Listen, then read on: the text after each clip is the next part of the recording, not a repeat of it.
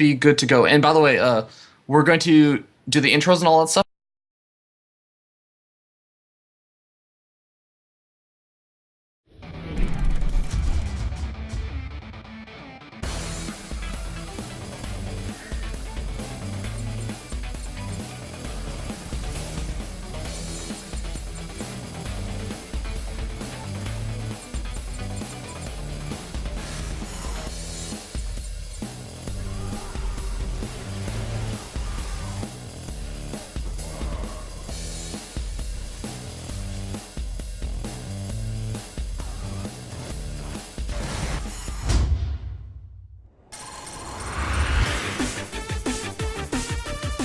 This Reaper Rasmus has already done a ton of damage.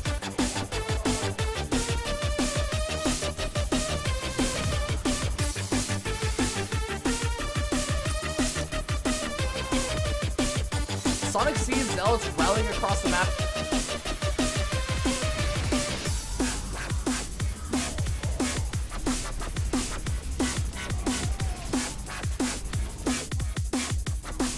And now the Tempers are actually vulnerable to...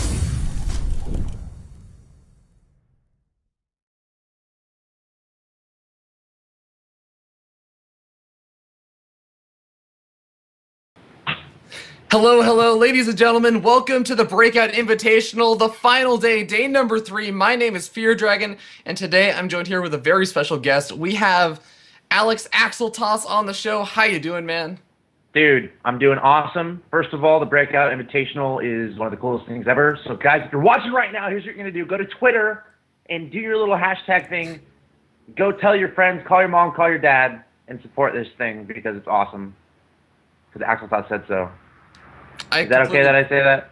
I just did it. Whatever. It's happening. It's happening. How are you doing, Fear Dragon? I'm fantastic. Dude, I'm excited, man. We have some really awesome players in the final semifinals. 4 players that have made it through their group stages. We have Core Gaming's Sonic, Core Gaming's Jon Snow, which, by the way, are going to be facing off against each other. That's going to be a team kill, our first team kill of the Invitational. And we also have Clarity Gaming's Saravati and Root Seeds' Bones, who are ex-teammates. So we have like an almost team kill going on for both. So what team were they on before? Both on Clarity Gaming. So Saravati still currently on Clarity Gaming, and Bones recently moved. And recently, of course, that's the feeder thing that goes in the Academy. For those who don't know, cool initiative. Anyway, go on. But yeah, with that being said, let's just talk a little bit about the tournament so far. I do want to actually note that we are going to again be seeing those two players play against each other, and we're going to be starting with Root Seeds' Bones facing off against Clarity Gaming Saravati. That's going to be the first match of the day. It's going to be a Protoss versus Protoss. I'm pretty excited about that one. Clarity Gaming Saravati being the one that advanced out with the #1 seed, and Root Seeds' Bones advancing with the #2 seed. And yeah, actually, also Jon Snow being the person from his group to advance out with the #1 seed, whereas I believe it was Sonic advancing out with the #2 seed in some pretty close games. Yeah, Sonic was #2 in Group A, Saravati #1. Do you think we'll see an Oracle in the PvP, Mr. Fear Dragon? Okay, here's the thing about these players, Axeltoss. It's this is going to be an amazing match, and we'll talk a little bit more about this in a second, but Saravati could seriously do anything. And Bones, we are guaranteed he's going to do the same thing almost every single game because he has faith in his one playstyle. We definitely saw that yesterday where we asked him, like, okay, you know, PvP, it's thought about as sort of a volatile matchup. You have to mix it up. You can't be too predictable. It's like, no, I think you could just do the same thing every single game. I disagree with that. And I was like, okay. So hey, you know, honestly, for any new players out there, that can be a great way to get better. Just do the same build every single game because you'll get like a muscle memory and you'll play faster and more efficient. Try it out, but kudos to the pros you can do in tournaments, right? Yeah, exactly. But you know, let's kind of start to move this along a little bit and give some shout outs to everyone that's actually been involved. So I mean, Axeltoss, you want to just explain to people what's going on just down below the video? Yeah, by the way, I think my webcam might be being weird, so I promise I'm not in an alternate reality. I exist, but fuzzy webcams are annoying. But yeah, guys, at any time during this, you can donate to the prize pool of this tournament if you really support the initiative and want to bump up that prize pool. You can also donate to the individual players. So if you see someone do an awesome play, or you're really inspired by how they're playing, you want to help support a particular player, you can absolutely donate to them. And you can do that all down below the stream. Definitely check that out and support these guys and support the tournament. Indeed, you can. And actually, we have some giveaways going on for people who do decide to support either the players or the tournament. We have t-shirts, thanks to Barcraft Apparel, at Barcraft Apparel on Twitter, by the way, who are giving us t-shirts to give away to members of the United States. Unfortunately, they aren't shipping outside to Canada or Mexico yet for this giveaway. Unfortunate, but hey, if you're in the United States, you're in luck, because the highest donors to either the prize pool itself or to any individual player themselves will actually be eligible for one of these t-shirts, as well as if you don't have any money, that's no problem. You can actually just tweet something at Barcraft Apparel, and they'll be choosing someone randomly. You can tweet them anything you want. You can just tweet to them about how someone needs to save Axel Toss from being absorbed into Wreck-It Ralph. You're getting pixelated, man. Am I? I'm sorry. Yes. It's all good. Do that, guys. Tweet about it. But yeah, also there's another thing going on with this that you guys can actually interact with, and that's the Go Imba. If you guys have been tuning in for the past 2 days, you'll notice that during the actual games themselves, we have numbers up in the top right-hand corner, and those percentages are how much each player is actually being voted with on goimba.com. You can go ahead and check that out. It's a completely free betting website. No real money involved. It's basically like liquid bets, except you can actually win a prize. And if you actually go to the goimba.com website, there'll be a little thing that says, I think it's a breakout challenge. And it's really funny because the people that do the best betting on the Breakout Invitational will actually, they'll get more credits and everything, and they'll be listed on that. The person with the highest betting will actually get a Twitch TV shirt. And the funny thing is right now that this thing started yesterday, and nobody has gotten a bet right so far. What? We have like 26 people who've already placed bets yesterday on this, and nobody has gotten it right. Nobody's gotten a single bet right. Adam SC2 is asking, how do we vote? It's really simple. All you have to do is register on the site. It's completely free again, and it doesn't even really take a whole lot. I don't think you even need to have like email confirmation or anything. Just register on the site, and you'll be given some free credits to start with. Just go ahead and click on any of the Breakout Invitational matches, and you can immediately just start placing bets on not only who's the winner, but stuff like who's going to get the first SCV kill, or who's going to get first blood, and all these other kinds of things. So it's pretty exciting. Yes. But Axel Toss, the one other thing that we are doing is we are using special maps. You want to talk a little bit about GameHeart? Yeah, GameHeart are they sponsoring this tournament? Is that what's happening here? So they're not sponsoring us, but we are the first tournament to use it for GameHeart Lite. Yeah, GameHeart's really cool. Basically, this guy went in his bedroom or wherever he was, he's in life. He's like, okay, I'm going to create. Yeah, he might have been in the bathroom. Who knows? Just like Fear Giant said, I want to create a tournament.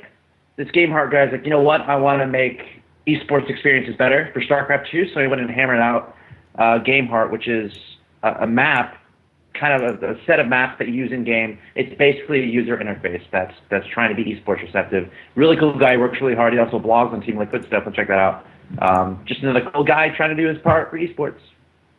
Indeed he is. And, one last thing is I do want to give a shout out to our actual final sponsor, who is Let's Kung Fu. They've donated a huge amount to the prize pool, already almost over doubled actually the prize pool, and that actually leaves us around like $2,153.83. I'm probably getting the cents wrong, but it's a pretty big prize pool, guys. So thank you so much for the donations, and a huge shout out to Let's Kung Fu. You guys can actually follow Let's Kung Fu is a StarCraft 2/Hearthstone podcast. So I know I'm interested in Hearthstone and StarCraft 2.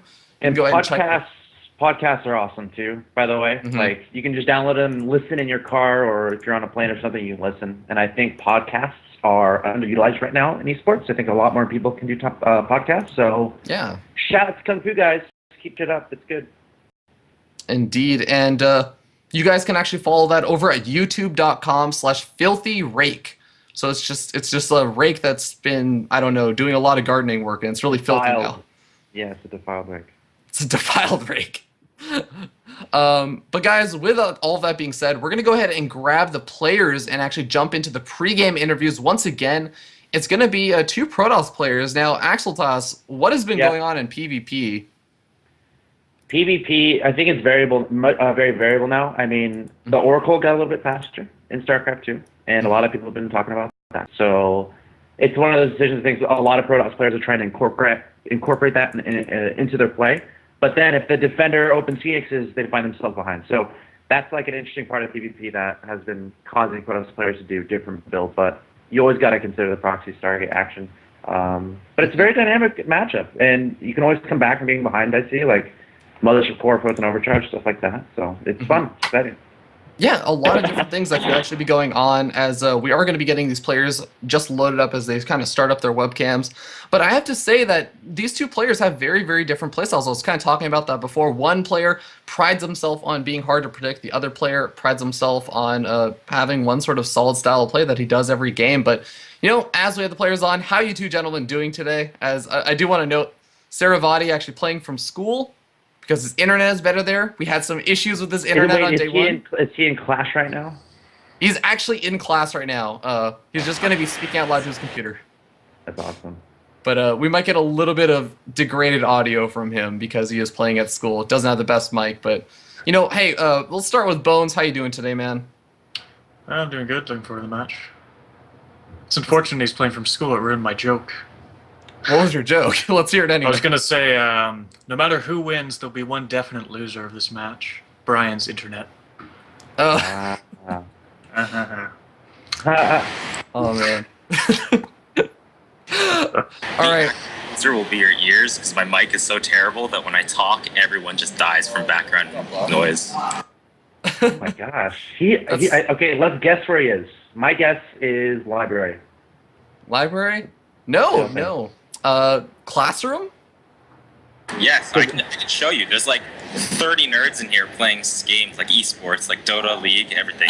We got Dota going up on the big screen too. What? What school is this? It's university. What university are you at? University of Alberta. Oh my god. Of course it's in Canada. Okay. Actually, that's another thing that's going on. Both these players, Canadian players, so should be pretty interesting. But hey, I want to ask Bones. You got to play, PvP right before you faced Saravati, and you played off against Hello Kitty. It was a pretty close 1-1 ace match series. You eventually took it 2-1, but you have a very standardized style. Are you afraid that Saravati is going to feel really comfortable against your style, especially considering you guys are former teammates? No. That's the short answer. Long answer is not really. It was double the length. Yes, that's true. No, I mean, there's definitely going to be some of that involved. He knows how I play. I know how he plays, kind of. By which I mean, I know that I don't know how he plays, because he's very unpredictable. If that makes any sense whatsoever. So we'll see if there's some mind games involved. All right, and Cannon Sarah. Rush. Cannon Rush. Build the Nexus at his natural, please. Photon Overcharge. I promise it's good. That'll be the mind game, man. He'll keep the Mothership Core there and never Photon Overcharge. Mind games. Just proxy the Nexus inside his base. Seriously, instead of 4-gating. You make it look like a 4-gate. Never mind. Axel Toss, come on. Ask your questions for a second. I'm telling people how to break the meta game. Axel Toss, you're giving Saravati tips right now, right before the game. And now they're both gonna think about it when this first game is gonna happen, and they're both gonna do it. And it's gonna be awesome. To each other, base trade. And then it will be front page on Reddit, and then both of you will make millions of dollars. So millions, literally millions. yes. All right, Saravati, though, I did want to ask, do you have anything special planned? You were an incredibly innovative player. You like to mix it up and go completely crazy, never being predictable. Is there anything that you want to tell us that you have planned without really giving it away? I'm going to open 13 gate. I'm going to go double gas. I'm probably going to build DTs. I'll transition into carriers, build mothership, kill my mothership, rebuild my mothership. And that's kind of how the first game will go. So Wait, let me I don't know. This guy. We'll have to see what I do in the games. All right, we'll see. The mind games have already begun. See, every tournament needs to do this because now they're both like thinking different things, and it's amazing. Oh man, that would actually be so crazy. Because actually, if you kill your own mothership, then the opponent is gonna see the mothership first, and then the entire rest of the game they're gonna be like, okay, where's that mothership? It's hiding somewhere. It's ready and waiting to like recall right outside my base in the dead airspace. All right, but gentlemen, final words. Bones, let's start with you. Do you have any last words for your opponent? Not particularly. Just hope it's a good series, some good games. Hope to see you guys in about 2 hours for the winners interview. I hope to see you too, man. It was a great conversation. He took the words right. Game, good series. We'll see you at the winners interview. Hopefully we get to a game 5 so we can play Ultra Zeme for the first time in the tournament. First time. It's got to be a first time for everything. I think it's Protoss' favored map in this matchup. All right, but gentlemen, we're gonna go ahead and kick you off the call because I enjoy my power trips and being able to kick him out. All right, get out of here, guys. Get out. All right. See ya. Axeltoss, we're gonna go ahead. So what's gonna happen here is gonna be DTs versus a proxy Nexus. Mm-hmm. Right? Is that what's going to happen, based on what they said? Okay, but yeah, wouldn't the DT player have a huge advantage because there's no detection then, right? The timing would be interesting because if he's building a Nexus in his opponent's main base, then he's close enough to be able to scout DT play. So he could maybe react fast enough to get detection out. What if you walled off with your Nexus? Like, it's basically like a giant force field with a ton of hit points. It is. Dude, not enough people are using the Nexus as just a wall. It'll happen. You'll see. Like Planetary Fortress from Terran. Same kind of deal. No, it was like the Macro Nexus that Artosis tried to make a thing. Macro Nexus. If there's any player who would try something like this, it would be Clarity Gaming. Dude, okay, listen, I'm all about creativity, okay? That's what I want to see. I want to see creative play. Mm-hmm. Not the standard stuff all the time. Yeah, man. So if me mentioning a proxy Nexus just inspires a player to do something that they different from what they normally do, then it's already worth it for me. Right? Yeah, it's definitely a possibility, man. I would not put it past a player like Saravati because he has done some crazy stuff. I mean, I've seen him play games against Evil Genius' Suppy, where he would actually take he'd take a Nexus on the opposite side of the map in this hidden expansion corner, and he would recall his probes from his main base over to that expansion. So that's the coolest thing. I love that stuff. It's good. Yeah. All this other kind of stuff. And actually, we do you play Protoss, by the way? I do play Protoss. This is like 2 Protoss casters and 2 Protoss players. It's the best. What's your favorite build in PvP? Let's see. That's a hard one. Okay, I have to say it's actually something that Saravati's done. But let's go ahead and really quickly introduce the players, and then we'll talk a little bit more about what could be going on in this and what my favorite build is. And do you want to take it with the first player introduction? Sure. I'm going to start with the guy in the bottom left-hand location, representing Team Seed. Of course, the feeder unit of Root Gaming. Kind of the academy of sorts. He is Bones. Oh, man. I hope I did that okay. I haven't introed in a while, dude.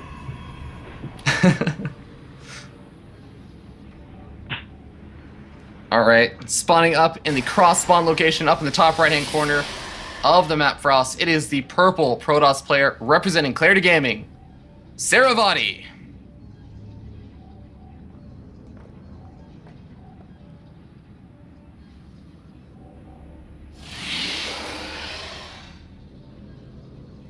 All right, so Axeltoss, you asked me a question. What is my favorite and you build? Dodged, you didn't answer me. I did not answer to you. Okay. I was shocked that he didn't give me an answer. So it is actually something that I've seen Saravati do, all right? He opens up, I actually don't even care about the opening. It's actually not even a particular build. It's just something that Saravati does with a lot of his attacks. He actually gets Temple Archives or Dark Shrine, whatever. He gets 2 Archons and a Warp Prism.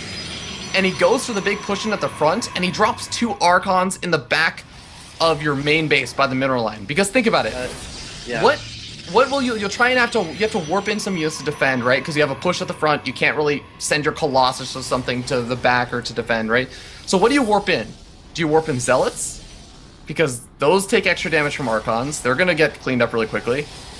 Do you warp it? Yeah, it's Archons are tough dudes. Yeah. That seems pretty cool, man. I feel like Dark Templar I might go to nowadays.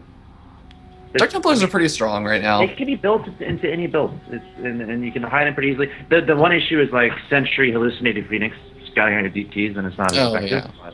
But, you know, it's like, by the way, really cool logo stuff. The Breakout Invitational one of the map. I just saw the Observer. Take a peek at that.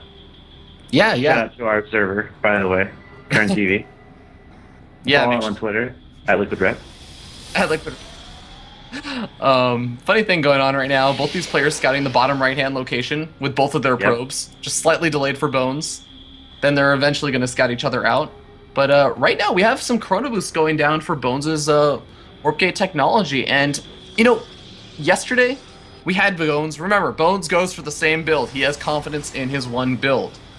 And in PvP, he likes to open up with, you know, sort of a Stargate or a Robo play, generally Stargate, and he'll transition out into just a handful of Colossus. So, I don't know, what do you think about the Robotics Facility play in the late game and Stargate play in the early game? I feel like on a map like this, when you go Robo play, it's going to take a while for your units to get across the field, like your Colossi and Immortals. So, when you're going Colossi, like, you're kind of forcing yourself into a timing push scenario, but it's such a long way where your opponent can defend fairly easily, I think, because that's so important, the rally distance across the map. So, that being said, I think Stargate is the go-to on a map like this. And I know I started that explanation before those two Stargates went down, but I promise that's what I was going to say. It's just because you're so much more flexible as a Protoss. You can spend most of your economy on teching and on Phoenixes. You can have a good amount of map control, but this is why PvP is starting to get really cool, is because Protoss players in PvP are going Stargate. And the main decision honestly comes if you get an Oracle or a Phoenix. And if one person gets an Oracle and the other player gets a Phoenix, the guy who goes Phoenix is going to be ahead. And we're seeing that actually happen right now. Actually, Axel Plus, I think this is just going back to that idea of Saravati having such a good read on his opponent. I think he knows exactly what Bones likes to do. He knows that he always opens up Stargate. And so, as you said, do you open up Oracle or Phoenix? And generally, if you are up against another Stargating player, you want to open up Phoenix. Yeah. And I think Saravati just knows that Bones is going to open up Oracle, so he's like, all right, I'll open up Phoenix, and I'll get two Stargates. By the way, we're following an Oracle, and it's like super duper fast. So, like, one thing that should be interesting to see, I mean, before that was the case as far as when you get the Phoenix out first, but now that Oracles are faster, I mean, it's honestly all going to depend on how much damage Bones can get done here. If he can get a lot of probe kills, then it's going to be automatically worth it for him. But if that Oracle gets tracked down before it can get into the mineral line, before it can cause some havoc, then you know, it might not be as well. So we'll see. Yeah, Oracle is starting to it's actually just sitting outside of the base, so getting ready to do damage. That's actually going to work out really, really well for him because the Phoenixes are moving across the map. They are looking for that Oracle, but he can't find him. So that Oracle could go in there and get some kills, and this might become worth it for Bones, but I don't think any units have been traded yet. It's interesting both players are going for expansions, which is fine. It means they're both recognizing the long rush distance and recognizing that they can get away with earlier expansions. Uh-oh, there goes the Oracle. There it goes! Probe run! Oh, there's actually, I don't think there's, okay, the Militia Core is at the natural expansion. He's going to eventually start to hit down that Oracle, but the Oracle's already gotten 6 kills, going for a 7th. Can again an 8th? I don't even know if he got that 8th kill, but... That was good. That was really good. It's a little bit interesting because Saravati has like 4 Phoenixes on the map, and you think one of them might have been able to spot that Oracle, but then again, that goes to show how big this map is and how elusive the Oracles can be nowadays, so... Saravati definitely not going to be too happy about that, and he's going to take revenge. It looks like he's swinging those Phoenixes across the map. And Bones going for Blink Stalkers to try to defend against this. That seems like a pretty standard response to go for that Twilight Council for Blink Stalkers in small numbers, and then later numbers or bigger numbers you go after the Archons. But Sentry's getting picked up. Those are some valuable units to be losing. Lost the Phoenix there. Let's see. So overall, units lost 87 to 700. Not the biggest of deals, but what is interesting, Robo Bay coming down from Saravati. So he opened up Phoenixes, and now he's going straight into Robo Bay, and his opponent's going Blink Stalker. Now, they're both still building probes, too, so it's not like they're going super mega all-in, but he got 2 Stargates, and instead of continuing with actually utilizing those, he's just switching right into Robo and right into Colossi, which is mildly interesting to me. What about you? Do you find that interesting, Mr. Fear Dragon? I find that really interesting because, you know, I think about it, he's going to be transitioning into Colossus, right? But the question is, he's going to be getting Colossus, and he is very soon going to be up against Blink Stalkers. So, without a big ground army to back that up, especially up against a player who's also going to have a Templar Archives finishing up, Charge finishing up, I mean, he's going to be, I feel like, very susceptible to a mid-game timing push from Bones. Could happen. We'll see. Timing pushes are tough on this map, though, again, because it's such a long distance. Yeah, that's right now we're seeing Phoenix is being annoying there in the main. It looks like a couple were caught off guard, and Saravati is going to retreat. But overall, it's going to be that decision. It's going to be how heavily is he going to invest in the Blink Stalkers. I mean, he's going into charge now, so he's going for charge lockdown. So this is going to become all about positioning. But both these players, they're playing fairly defensive. Like, we're not seeing any mega timing pushes. We're seeing third bases going down, focusing on their economies. And that's fine. They're showing a lot of respect for each other in this best of 5. Yeah, both these players are going to be going for that. I do have to actually say that, in general, I found Saravati to be the player that really hits a really big stride in terms of his early game micro. Okay. Whereas, and it's not to say that he has bad late game micro, but Bones really just has great control. He loves maybe taking advantage of that part of his play that he really likes or that he feels he's good at. Like another Protoss player that reminds me of is Baby Nine. His control is ridiculous. So he'll have a lot of crafty, 1 base push, 2 base pushes, and he'll have a lot of crafty micro.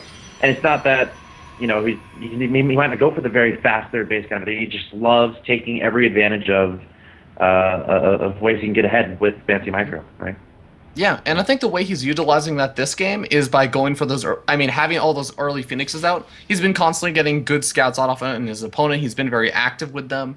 And behind this, he's going to be macro rampant army. So I think he's depending on all this early scouting information that he's been getting to take the tech advantage in the late game. But I don't know. How do you generally see like a lot of charge lots and Archons play out against a big Colossus army?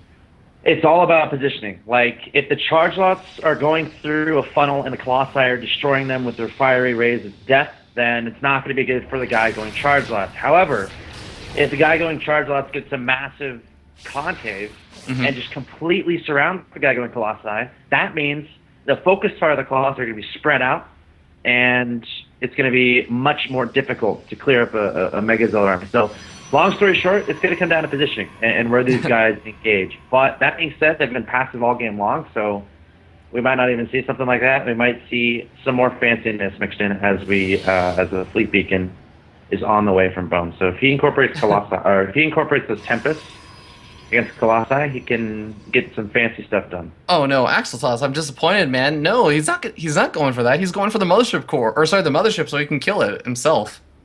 He's going to steal Saravati's. He's going to steal Saravati's plan. You called it, man. Are you a wizard? Did you get your letter from Hogwarts? I'm actually not allowed to answer that. Not until I'm a senior. Okay, fair enough. Good answer. But Saravati looking to get a bit aggressive now as he secures that Zolanga Watchtower. But ooh, Bones going to see that entire army coming in. And as you said, it's going to come down to positioning. So where do you think Bones needs to engage this? Do you think that it's right to retreat back to that choke? Well, Bones doesn't want to engage. He's the last thing on his mind. He's like, that's a big army. It's scary. I can't deal with those Colossi right now. So he's backing up, waiting for Tempest. Because once those Tempests get out, he can start taking down those Colossi. And he's going to be retreating all day long, focusing on killing those Colossi. That's going to be his main point. Now, Saravati, he's just waiting for those pylons to come up. And he's also putting down a fleet beacon and 2 additional gateways. So it looks like he's biding his time for now. And yeah, he is going to go in. He wants to hit before Tempest. He definitely has a compositional advantage right now. Yeah, once the Tempest get out, it all changes. It all changes, Beard Dragon, in an instant. Oh, we'll have to see how this goes as the Archons are going to rip apart those Zealots. And a nice time we're going down also for Bones. Bones having a concave advantage as well. I don't think that Bones could have asked for a better engagement over there. Yeah, Bones is happy right now because he's got those Tempests out, and now Saravati.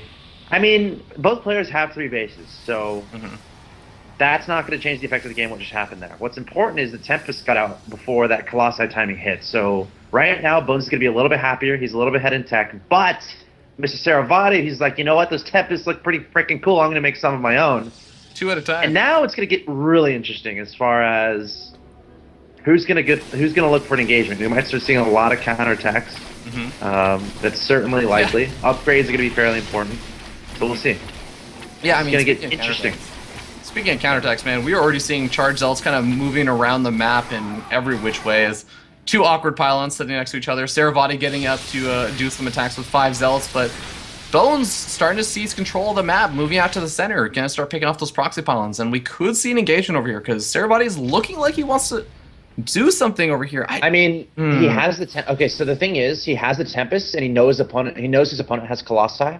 So he knows that those Colossi are going to take up some supply room that his opponent doesn't necessarily want. Because if you have a lot of Tempests and your opponent has a lot of Colossi, you can take those out pretty fast with those Tempests, and then you can consider your 200 army a little bit stronger because you have that tech advantage. So Saravati, he has to be so careful because if he engages this wrong and he loses a lot of Colossi to Tempests, then it's going to be very scary very quickly. So he has to find a way to make those Colossi cost efficient while getting a better composition out. It should be interesting. I mean, again, it all comes down to positioning and engagement. But for now, both these guys taking 4th bases. They're so passive here, Dragon. Neither of them really want to commit too heavily just quite yet. And I was kind of expecting this. They're both really smart, actually. I think that's what I'm reading here. Because PvP, it's all about those main engagements. And they're both realizing it. They're both assessing the risks. And they're like, okay, you know what? I don't think it's worth it right now. Let's back up. I feel like I'm smarter. I can play faster in a late game, and I can make better decisions as the game goes along. The player who extends the game the longest feels that they're the better player, and yeah, I think that's kind of the mentality as far as that's concerned. So.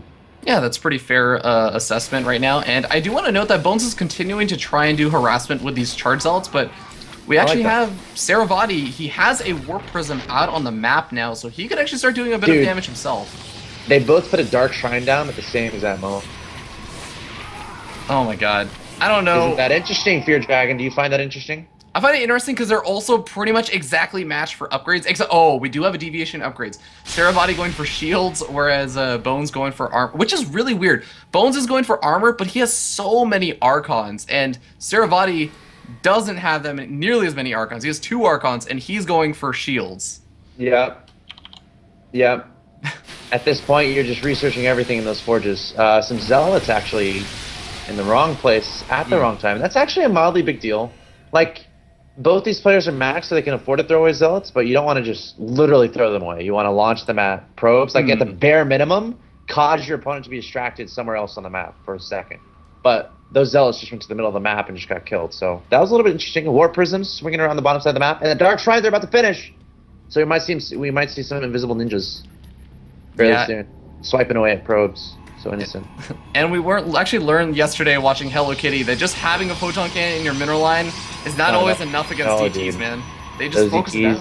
They will focus it down, take it out, and then they will be invisible again. Okay, here we go. Deployment. Bones has actually learned his lesson, man. He's actually throwing down like 5 photon cannons in his main base, but they are not up all just quite yet. The DT's trying to focus fire down those cannons, but can they do it quick enough? Looks like not. Of course, defensive DT's worked in. Very smart decision. So we might have a big engagement fairly soon. Both these players are maxed. They're getting impatient. They're like, okay, we're both on 4 bases. Counterattacks aren't working. Maybe we should actually fight in the middle of the map and make some crazy stuff happen. Right over that Breakout Invitational logo on the map, by the way. Quick shot of that. See Alaska there. Where are you on that map, Beard Dragon? I'm right around the O, on the bottom side of the O. Nice. I think you're on the opposite side, right? You're by the T. I'm by the U, the right side of the U, left side of the T. I don't know geography. Gosh dang it. Okay, so why are these guys? Yeah. Well, I can't see it. The army's on top of it. I can't see the map. I can't see it. So when is this main engagement going to happen here, Fear Dragon? Why aren't they fighting? Are they pacifists? Are they like, you know what? Maybe we should just be friends. I mean, they are ex-teammates. Maybe they're just trying to reconcile their differences. But I imagine bases. This is insane how passive they are. Sorry, go on. I think that we may be seeing an engagement after Bones finally finishes up these next 2 upgrades. Maybe one more upgrade for shields or something, but Right. I have to imagine they're going to be doing Okay, it. new question. You're Blizzard. Mhm. What do you inject into the game right now that makes them engage? A Blizzard. Okay. So a Blizzard Clever. that at 40 minutes or 30 minutes. Yep. Yeah, let's say 30 Yep. minutes. Units just start taking damage. Slowly. Whoa. Probes too? Unless they're attacking. What about probes? Oh, okay. Probes No, can I be don't fine, think but that's we might be seeing a big engagement over here as Saravati is getting chased back. But oh man, those Tempas are falling so far behind for Bones. So the Tempests need to be focusing on the Colossi, and is that going to happen here? Yep, now they're swinging forward. Some Phoenixes absorbing some of that damage. Storm's going down Ooh. too. Those are pretty impressive. Yeah. Wow. Whoa, Saravati's Tempas are actually taking a substantial amount of damage from those storms, and the Immortals are going to be actually a bit barren to these Zealots, but the Tempest reign supreme from Bones. So a lot of this comes down to how close Reinforcement Pylon is, and Saravati's is a little bit closer, but I think he must have, like, he's building 5 gateways right now, so I think he wasn't able to warp it. Because look at the money and gas of Saravati. He would love to make 1 billion units right now. He just doesn't have enough gateways, and that's so important in PvP, especially when you're going up to 5 bases.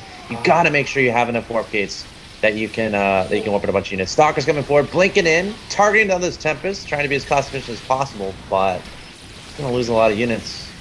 I mean, he is, but I think that this actually might have been worth it. I mean, he still has a little bit of a bank left, and if he can take out those Tempests quickly enough, he's going to at least be able to maintain maybe 1 or 2 of those Colossus?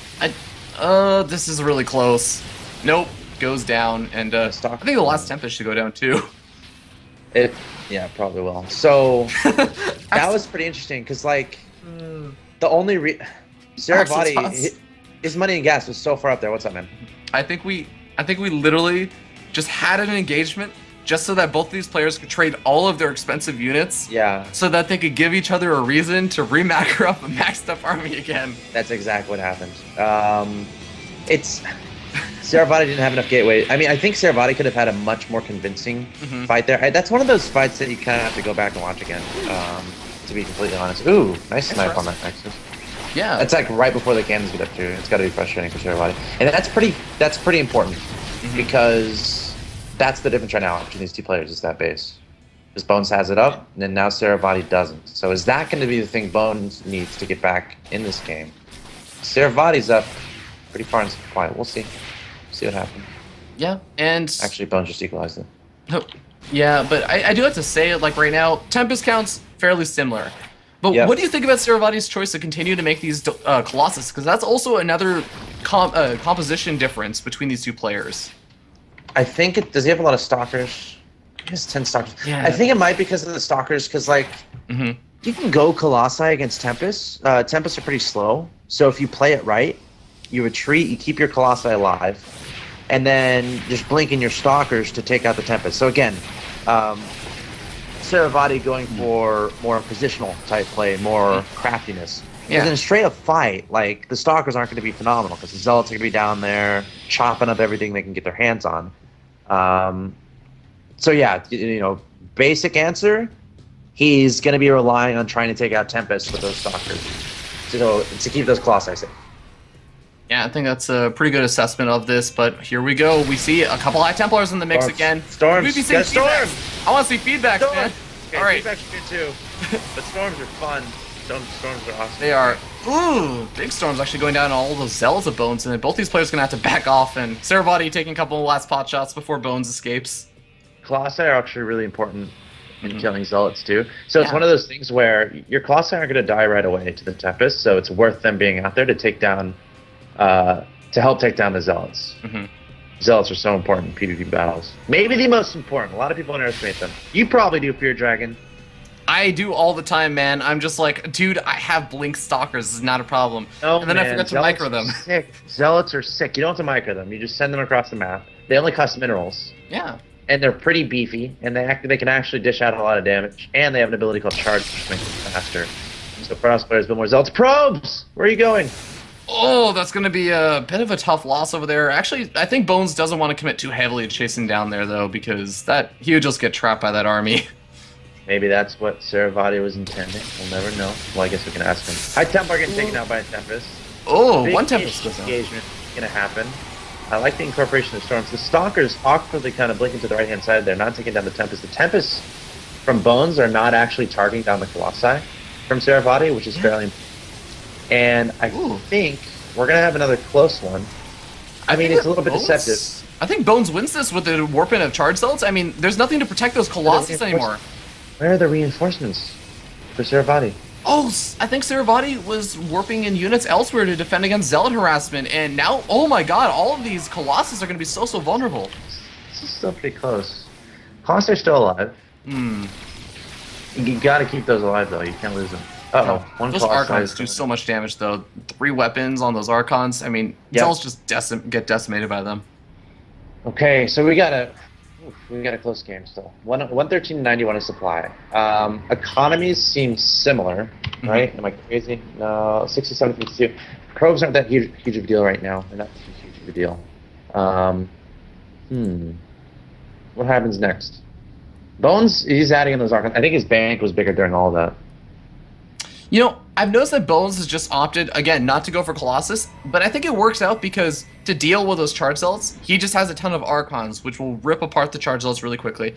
And I've noticed throughout all the engagements we've seen, Bones always cleans up the Zealots first. The Colossus, they start to do some damage, but they're mainly hitting Archons. And then the Archons, basically Bones has a ground army at the end of all these battles. Right. Like, again, big part of PvP battles is how close is your warp and pylon. And these Colossi, where are you going? What are you doing?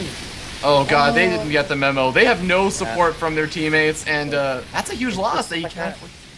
33 minutes of a game and a little mistake like that.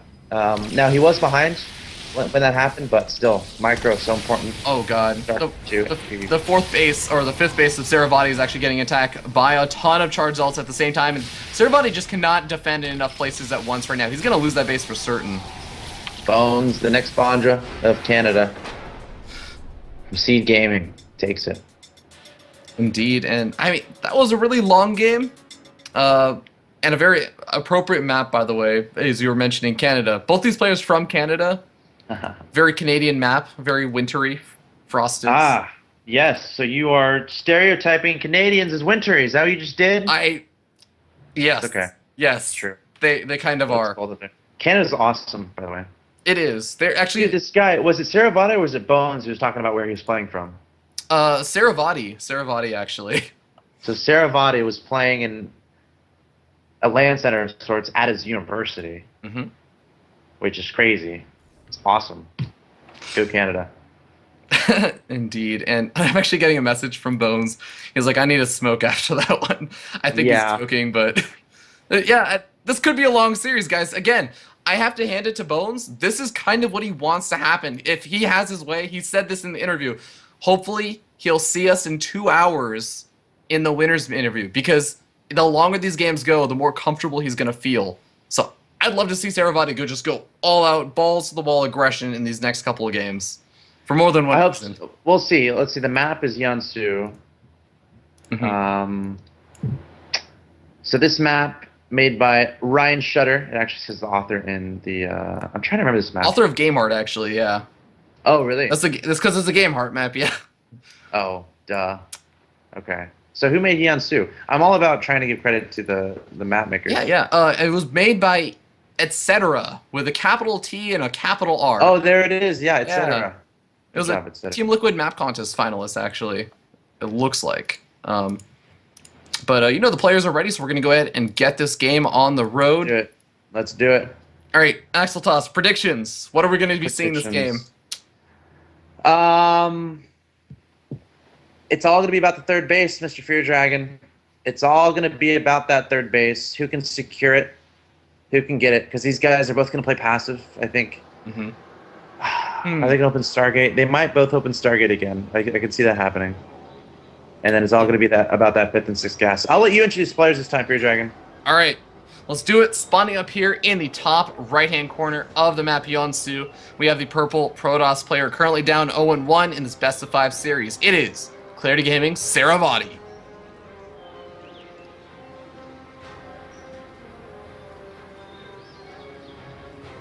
Oh my god, he has 600 APM right now. What's up? Playing like a beast. All right. Do you want to do this one? Wait, is my audio okay, by the way? Yeah, your audio's fine. Yeah. Anyways, spawning down here in the bottom left-hand corner of the map, we have the Root Seed Academy player, the captain of Root Seed Academy. It is Seeds' Bones.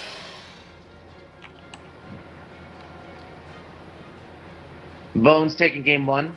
Mm-hmm. Playing like a patient man. Oh, they were talking about maybe my webcam. Oh, Sorry, yeah. Your webcam, I mean, I'm pretty sure you just watch Wreck-It Ralph. That's the only explanation. Pretty sure my webcam hates me, actually. That's a possibility, too. So Bones up 1-0 in this best of 5. Last game we played very patiently. Both players did. Ooh. What is going on here, by the way? Oh, okay. Oh my god, Bones scouts it out, though. Okay, here's the thing about Bones. He is a super safe player, and I knew about this. You told me about the map, and I didn't say Cannon Rush. This is obvious Cannon Rush map. Everyone does this. Anyway, go on, sorry. But, I mean, here's the thing. Bones knows about it, and Saravati's only just realizing after the pylon finishes up that that's going down. But look at that cannon placement. I mean, it's going to be so hard for Bones to still deal with that, right? It is. Let's see. He's targeting down nothing in particular. Targeting on the probe. Yeah. No, the cannon's going to finish. So the main thing here, he can't let that probe build stuff.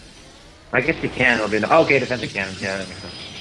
Yeah, I think that's actually going to work out really, really well for him right now because really, what can Saravati... Actually, you know what? I think he can maybe place a pylon behind there and hit the gateway. He can try to be fancy about it. I think there's a place he can put a cannon. Oh my god! Look at what he's doing. He's actually stealing he stole one of the gas geysers. He did not manage to steal the second gas geyser. I think Saravati was about to try and steal both gas geysers and completely cut off all gas income. That would have been pretty smart. As it stands, though, it's still when you steal one gas, you have 2 gas of your own. He's obviously kind of not abandoned, like moving on from the cannon strategy from here. He might try to poke down one more cannon to hit the gateway, but trying to get a tech advantage here. So we'll see if this works out. Cybercore, however, is a little bit faster for Bones. So overall, anything can happen, Mr. Fear Dragon.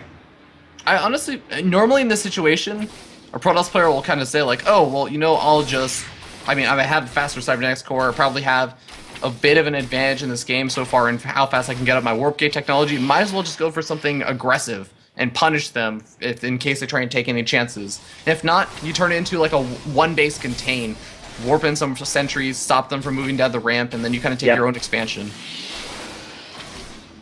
So where do they go from here? I mean, it's all about trying to identify, because like when you've been in games like these where it starts out weird and you're like, okay, what's going on here? How far ahead are you? How far ahead am I? Do I have any advantages? Yeah. The game is kind of thrown off its normalcy. Like a lot of players will do cheesy strategies on purpose to try to do that. Like Cass is a great example. It's just be like, all right, I'll throw down a proxy hatchery, something crazy like Cass. Throw my opponent off guard, and I'm in more a comfortable situation. In this situation, Saravati, he's the guy who kind of instigated all this by putting down the pylon cannon. He was the one who stole the gas while playing normal back home. So he's the one forcing Bones to play out of his comfort zone in a sense. Because Bones having to put down a cannon, having to deal with stolen gases. So mentality standpoint, Saravati might be feeling a little bit better. But again, it can go either way. Honestly, I 100% agree with your analysis. And not only that, but Bones is also a player, again, who likes to do the same build every game. Saravati does crazy different things every game. So I think Saravati is going to feel more comfortable in the situation in a lot of different ways. And I think this is actually just a really smart play from Saravati. And he's followed it up with a Stargate play and is getting out Phoenix. So what do you think about that decision? I think it's great because he has the 2 gases, right? He stole the gas from his opponent. So he 100% knows that he has a tech advantage. He has a gas advantage. And from there, it's just choosing how you want to take advantage of how much gas you have. He's going for the Phoenixes.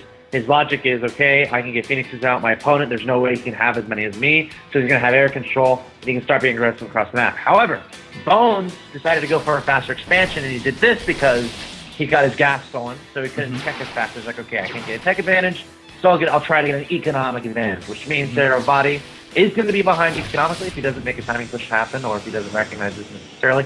He might be okay with that. He might just be like, okay, I'll put an expansion down on my own. Or he might try to be aggressive, pretty hyper-aggressive. He's got that forward pylon. He's going to scout this Nexus with the Phoenix. We'll have to see how many more gateways he has on. Yeah, here's run down Nexus. Passive. Ooh. Okay. I knew he was going to do that.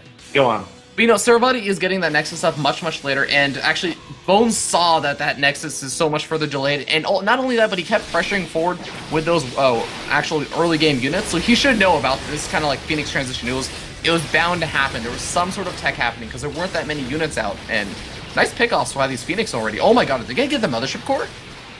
They're going to try. They're darndest. Actually, one Phoenix snipes out. That's no fun. Mothership Core stays alive for now. Very important unit.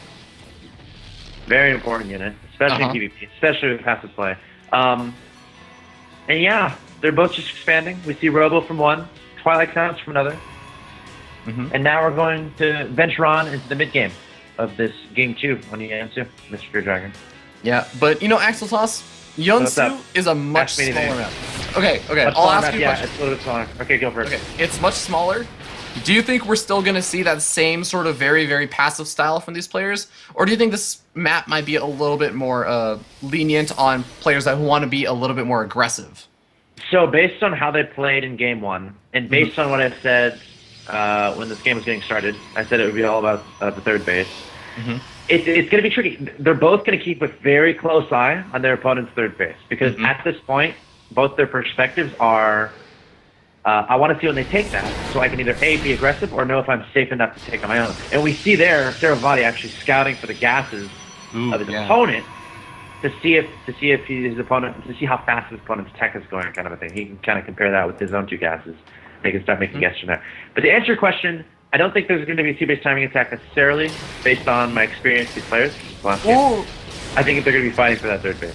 Yeah, nice pick off with those Phoenix on the Mothership Core, and Saravati definitely looking pretty good right now with how much damage he's been able to do with those Phoenix, and really, really nice control on them, and does have to be a little bit careful. There's actually a very conveniently placed pylon for Bones. It's going to protect at least a part of his mineral line. Yep. Nicely. I mean, Saravati got a nice snipe on the Mothership Core. Trying to get damage off the Phoenixes, but Bones doing a decent job trying to shove those guys away. And Saravati's got to be feeling pretty happy right now. Yeah. He can just fly anywhere he wants. He's picking up probes. He's seeing exactly what his opponent is doing. And I wouldn't be surprised if he takes the third base. Actually, hold on. I wonder if Bones is going for a mega 2-base timing push. Because he's got 2 gateways. He's got blink finishing. And he's got +1 finishing. He could try to do the timing behind that. What kind of unit composition would you go for the timing with? Just a lot of blink stalkers? Massive stalkers, yeah. I think that's what he's going to do. He's adding on more and more gateways. He's not teching up. He's not adding on. Oh, no, there's a high temp power card. You know what? I'm not surprised. Like, ultimately, the safe answer is going to say these guys are going to play passive, and they're just going to keep extending the game, because that's what they did in the first game. So, we'll see. Yeah, and definitely expect that kind of stuff out of Bones, and it looks like Saravati... It's a flexible build from Bones. He can decide at any point to do big 2-base push, or can fall back and take a third transition. Oh wow, Bones actually just got a Zealot all the way into the main base of Saravati. He scattered out the robotic space, so he knows, hey, Saravati going for Colossus once again. Even saw the Twilight Council researching something, so either blink or charge. At this point, I mean, it's probably going to be charged with all the Zealots at the front. Yeah. Also adding in Colossi to Saravati. So this is turning like last game a lot. But I have to say, Saravati has a big army advantage this game, or at least, he has a bit of a probe advantage and a little bit of an army advantage this game, so. A little bit deceptive because those Phoenixes, how good are they going to be in a 200-200 fight? Now, third base is going down for Saravati. So, let's see where he goes from here, because his opponent hasn't taken a third yet. Yeah. It looks like Bones is just now actually sending out that probe, so he is going to be taking a third. So does he scout this, and does he try to... Because, like, his best advantage right now is probably in the next 4 or 5 minutes before Max happens, because he has those Phoenixes. So you just snipe the probe. And he's going to have a little bit of an economic advantage once his third base finishes. So what he could do, transfer probes right away, and then just try his hardest to keep Bones from taking third. We'll see. Yeah. We'll have Colossi. Oh! Lifts up the probe and stops the Nexus from going down for a little bit longer. This is great. This is great play from Saravati. Mm-hmm. I like it. Good. Looks like Bone's trying to return the favor by trying to do a little bit of harassment over to that third expansion of Saravati, but the Zealots do get turned away by a really nicely placed cannon from Saravati. I mean, there's no way that Zealots will ever kill that cannon, unless there's like 40 of them. Yep, which might happen. Eventually. You never know. So there's that third base from Bones. Are they just going to max out again? Is that what's going to happen here? I mean, both of them are getting up their Colossus. They're starting to build up their armies, getting upgrades. Pretty even in upgrades, by the way. But, yeah, this is looking like it's going to be another macro game, Alex. Macro games are fine. Now, the things we can talk about in macro games is timing of fourth base. When they drop the fleet beacon is pretty important. Are they incorporating Storm? What kind of counterattacks are going to happen? Dark Shrine was a cool element of the last game. They both put the Dark Shrine down at the same exact time. So look out for these. Look out for these different things. Of course, you don't want to tech up too much in too many different directions, because at any point your opponent can push across the map. So it's all about methodically adding in your upgrades, adding in your tech, and not dying to any timing pushes. Yeah, and what do you think about just like how important is it to seize control of the center of the map? Because we see Saravati being very aggressive on the map, seizing control of those like a watchtowers, and having his army out there. Do you think that makes him susceptible to any kind of big pushes from, like, I don't know, the proxy pylons warping in zealots or anything? We'll see. I mean, Saravati is posturing in the middle, and positioning can be great, or like maybe denying your opponent's fourth base. And if you have the control of that middle of the map, you have pretty much control of those cliff bases, which are very important when Colossi are involved. However, look at this, Saravati actually gonna be sprinting in here. A Time Warp going to the Nexus. That was a mistake. I think he meant to Photon Overcharge. Oh, but man. Saravati isn't crazy, so he's gonna back up. He would have been crazy. And, I mean, he actually almost killed a pylon over there that would have been powering some things, but, I mean, Saravati is actually geared to be in a pretty good location over here if he attacks his natural expansion, and, oh, Bones is going to have to move up the ramp. That's not going to work out well for him, or I guess it could. I mean, the Nexus is taking some of the damage from the Zealots, but the Colossi are a little bit distracted. Stalker's blinking up. Looks like they're going to try to target fire down the Colossi from Saravati. Overall, Saravati in a little bit of a better position. Look at the Immortals. The Immortals able to get up close and personal with those Colossi. The Zealots even getting shots off. Great target fire from Saravati, and he's going to be super happy with how this is going. Yeah, I think Saravati had a really great position at the very end of that battle, especially with how he sent those charge Zealots in from the reinforcement wave. I mean, he got them right on top of those Colossus and everything, and now he's going to be cleaning up this natural expansion. I don't know if Bones is actually going to be able to get out an army to defend against this. Those two Immortals were so huge in that fight. Also, there was an economy difference there. Remember, Saravati got his third a little bit earlier? So he had a big boost, and he basically timed that push to try to hit before the big boost came in from Bones. And it worked out. And it looks like he's going to win this game. He gets tied to series. We're going to be 1-1, dude. Yep, indeed. And a little bit of Zealot harassment going on behind the middle line of Saravati's third, but not going to be enough. GG gets called and cleared a game with Saravati, tying up the series. He's like, you know what, Bones? You were fancy and cool and all by winning in game 1, but I'm not going to go out without a fight, and he ties it up. From his school, because he's playing in a LAN center or something at his school, which is really cool. I just imagine people sitting over his shoulder being like, do this, go for the cannon rush. He's like, fine, I'll cannon rush. What do you want? Could be. He's good enough to make it work. And that's funny. That game did start with a cannon rush. Yeah. Actually, started with him cannon rushing. And normally you consider the person who does that really far behind, but he managed to just come back in a big macro game. I love the gas deal. It kind of influenced the whole flow of that game. So that's cool. I like the creative play. I like knocking the game out of sync for the other players sometimes. It can be important in getting their heads. I think it's going to be a pretty strong way to play this out, especially for Saravati. But, I mean, we saw Saravati try and go for a fast game number 2. Do you think that would you like to see him go for a fast game number 3 as well? Let's see. The map is Belshir Vestige.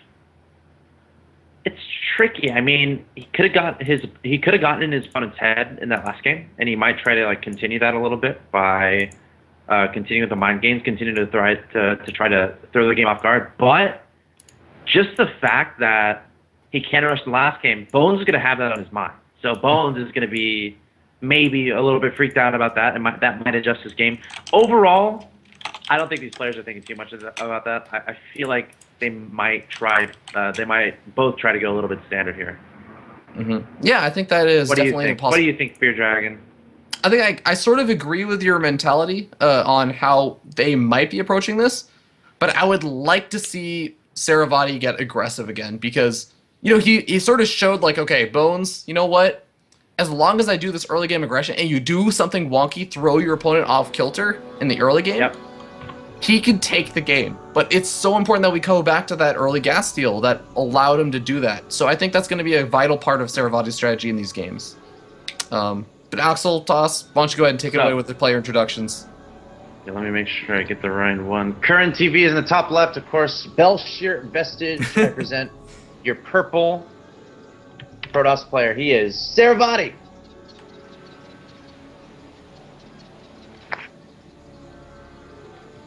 Of course, his opponent in the bottom right-hand location. He has the nickname of what a skeleton is made out of. He is Bones. Yes, indeed. Very bare bones on his breadth of strategies. Oh. Drinks a lot of milk, though, so that one strategy is pretty strong. And, you know, I love that. That was a good joke, Fear Dragon. That was cleverly done, my friend. You have no idea, man. You were saving that all night. I wrote that down at 4 in the morning last night. Yes. You woke up and you're like, perfect joke for tomorrow.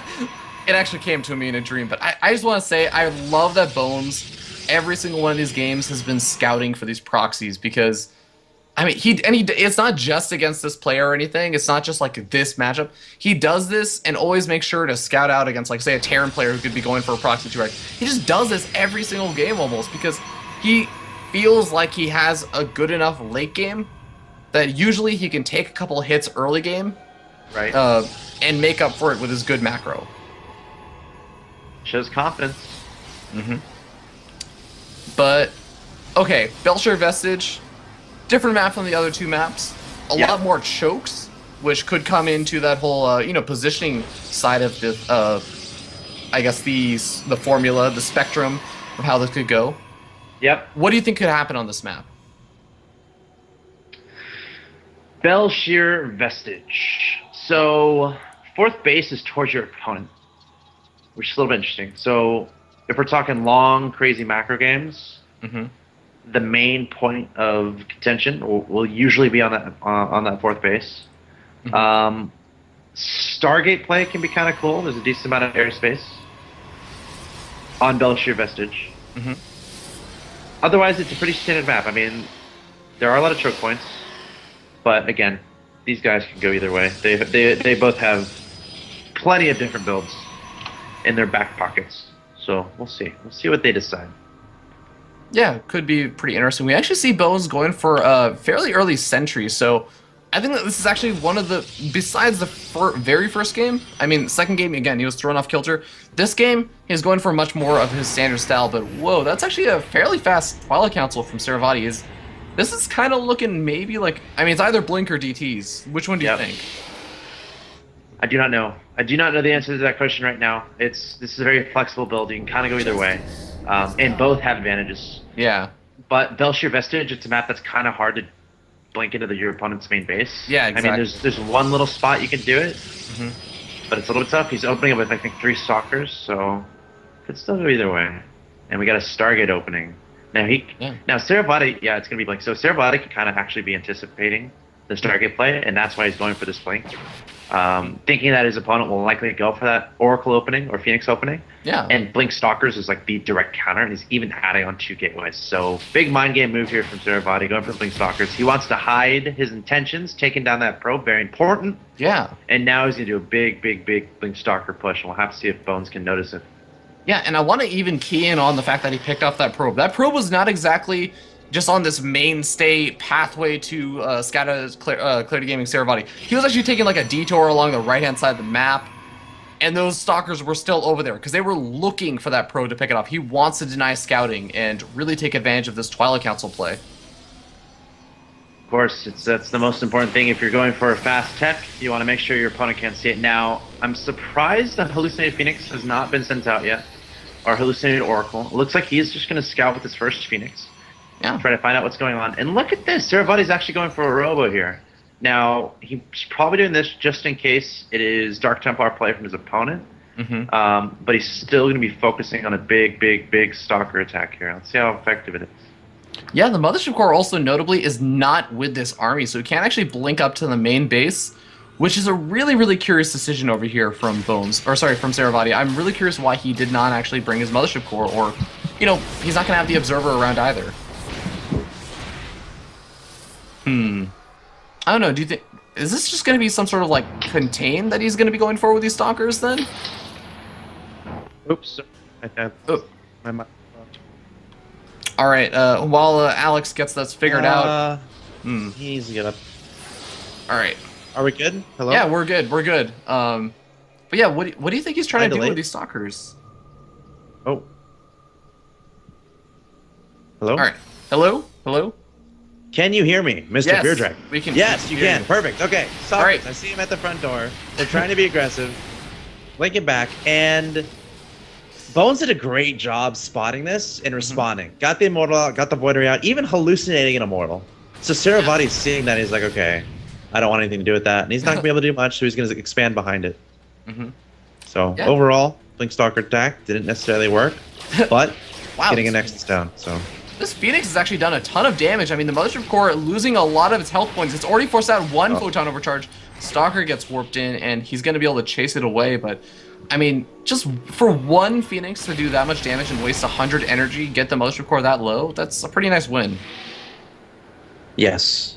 Just to be annoying, honestly. It's a lot of fun. But that Mothership Core is actually going to be pretty important if Bones decides to push out. He's got 2 Immortals, and he's not really proceeding his tech, so we'll see what he does. Okay, adding on another Immortal. Playing safe. Both these players very safe players, very cautious. Yeah, scouting with the Hallucinated Oracle. Bones is going to try and figure out what his opponent is up to, but he's going to lose the Mothership Core actually to those Blink Stalkers. A little bit out of position with his army, but yeah, that's Blink Stalker army just going to blink away and free damage, man. Pretty good trade. Is he going to try to blink in the main? There is an Observer up there. The Stalker's going up there. This might be a one-way trip, though, unless they sneak out. Oh, blinks off cooldown, and he blinks out. Nice control. So sniping Observers is going to be really important here, too. Actually, yeah. Ooh, that Observer is kind of exposed. I mean, they see each other, yeah. That's kind of awkward. Yeah, I mean, it's only sentries and a Stalker can shoot up. Gonna throw down a Force Field. Saravati blinking out. And these are just gentle nudges, just keeping each other honest. They're not, neither player is trying to win the game here because they're both teching quite a bit back home. Yeah, and I mean, I have to hand it to Saravati right now that he's actually making Blink Stalker harassment sort of work against 3 Immortals, or now 4 Immortals. So, but Observer is finally going to get sniped off, and that's going to put an end to this. I don't think Saravati can do a whole lot more damage over here. So Saravati is going for a fast third, and this is actually pretty darn fast considering the context of this game. And his main goal right now is... Bones, I have Blink Stalkers at your front door. I want to keep you scared of me.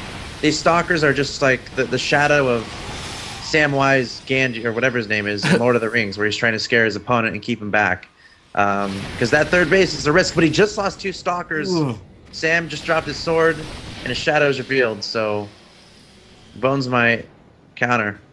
I think it's going to be a pretty strong idea to counter, but he does need to set up some proxy pawns, I think, if he wants this to work. Yes, that's so important. You're very right. He's not, though. He's setting up a 3rd Nexus, and does he have a probes moving across? No probes moving across the map, so I guess he's just pushing these Blink Stalkers back, trying to regain some of that map control, and then he's going to push or just move back. He cannot afford to overcommit over here. There's a sentry with full energy. Okay, let's see what he does. It's 4 Immortals, though, and 4 Immortals is like a very scary thing at this point. 2 Immortals here from Saravati. He's got 3 Immortals of his own, and there's going to be a recall. Blink Stalkers jumping in there, trying to have some fun. Having a little bit of fun jumping in the time warp. Not going to work out too well for them. Actually, that'd be so cool if you could jump into a time warp and jump back in time. Those Stalkers do not want to go with that army, I can assure you. They appear at the other side of the map, they just get blown to smithereens. No, what if you could jump back in time by jumping into a time warp? Whoa. You're moving faster than the speed of light through a time warp that slows down. Oh. Actually, would you be moving at the same, just like regular speed? Well, if they're going back in time, we wouldn't even know about it because we'd stay in time. If you're talking about it from a commentator perspective. Just like 2 minutes ago, 3 Stalkers appeared on the map. Unless you're saying we have the ability to jump into a time warp. Oh. That'd be kind of cool. Well, yeah, it would change the world. But time warps don't exist in real life, unfortunately. Not that we know of just yet. They haven't been invented yet. No. But, if you know, Force Blink Stalker is going to blink into the main base over here. There's a photon cannon there, but, I mean, a couple of probes already going down, and, I mean, if Bones doesn't notice to put his guys back in gas, that's going to be annoying. Even just getting a scout off on the Colossus, that's a really nice win over there for Saravati. Oh. Colossus saying, get out of here, Stalkers. This is my house. You're not Came to the allowed. wrong neighborhood. Yep. Now he's going to guard that pylon with his life. So, both these guys playing passive again. Saravati with a supply advantage, 133 to 102. Remember, we are tied 1-1. Semi-final of the Breaking Out Invitational. Both these guys living in Canada. Saravati playing from School. University of Alberta. Where does Bones go to school? I actually don't know. I believe he's still in high school right now. He's still in high school? Yeah, dude. I think he's a senior. I think it's a senior in high school. Pretty young. What a boss. I wish I was that good at StarCraft at this age. That age. Apply yourself, man. You can do it. I believe in you, Fear Dragon. It's okay, man. I'm just gonna go for that caster money. Caster money. Yes.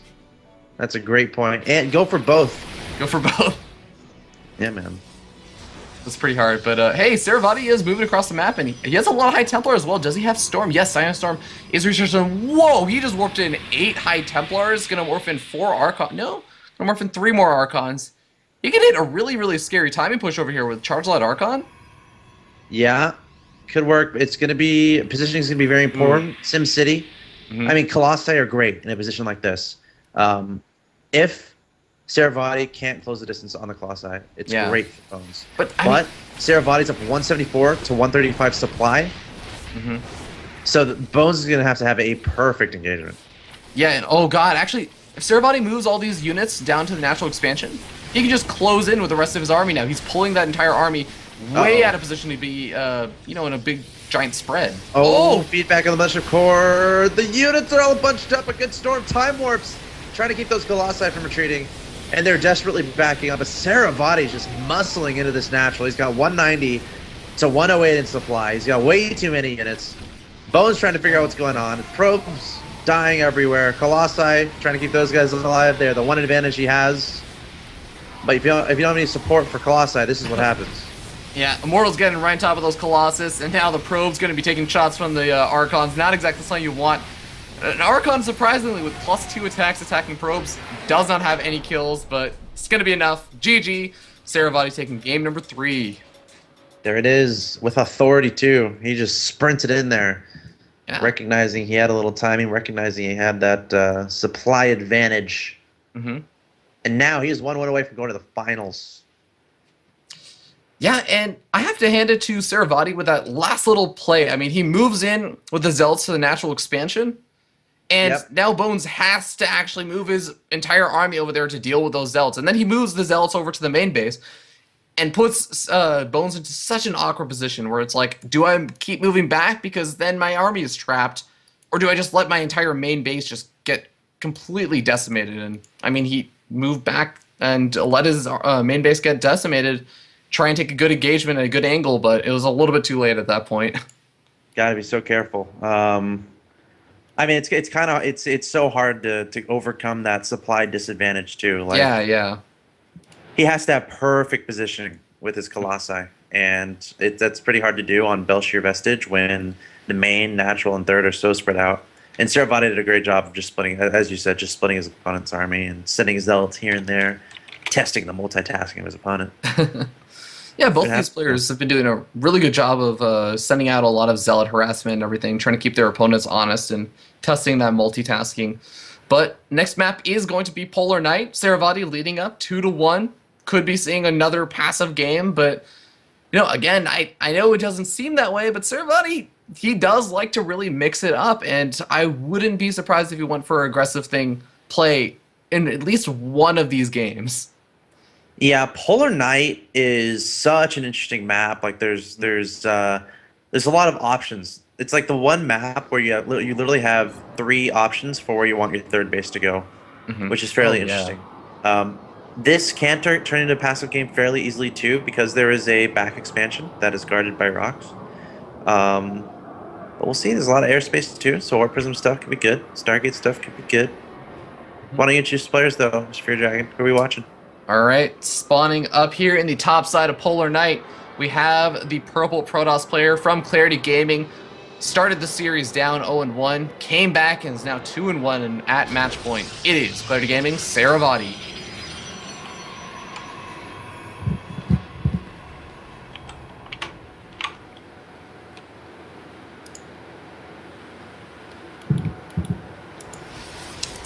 And spawning down here in the bottom side of Polar Knight, we have the green Protoss player representing Root Seeds Academy as their captain. It is Bones.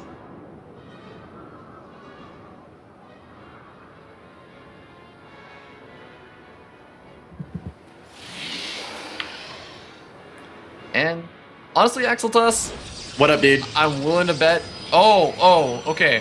What are you willing to bet? I was gonna say something about like the mid game, the early game, or like the late game and stuff. But let's talk a little bit about that forge that Saravati has down, and these 2 probes that are coming out once again, second time in the series. My mic is having issues. I apologize. I missed what you said, All right. but I with it probably. All right, I hope so, man. What did you because say? What did I disagree with? There's a What did I- there's a forge down and a pylon going down because we're seeing a second cannon rush for the second time in this series, and Was it scouted?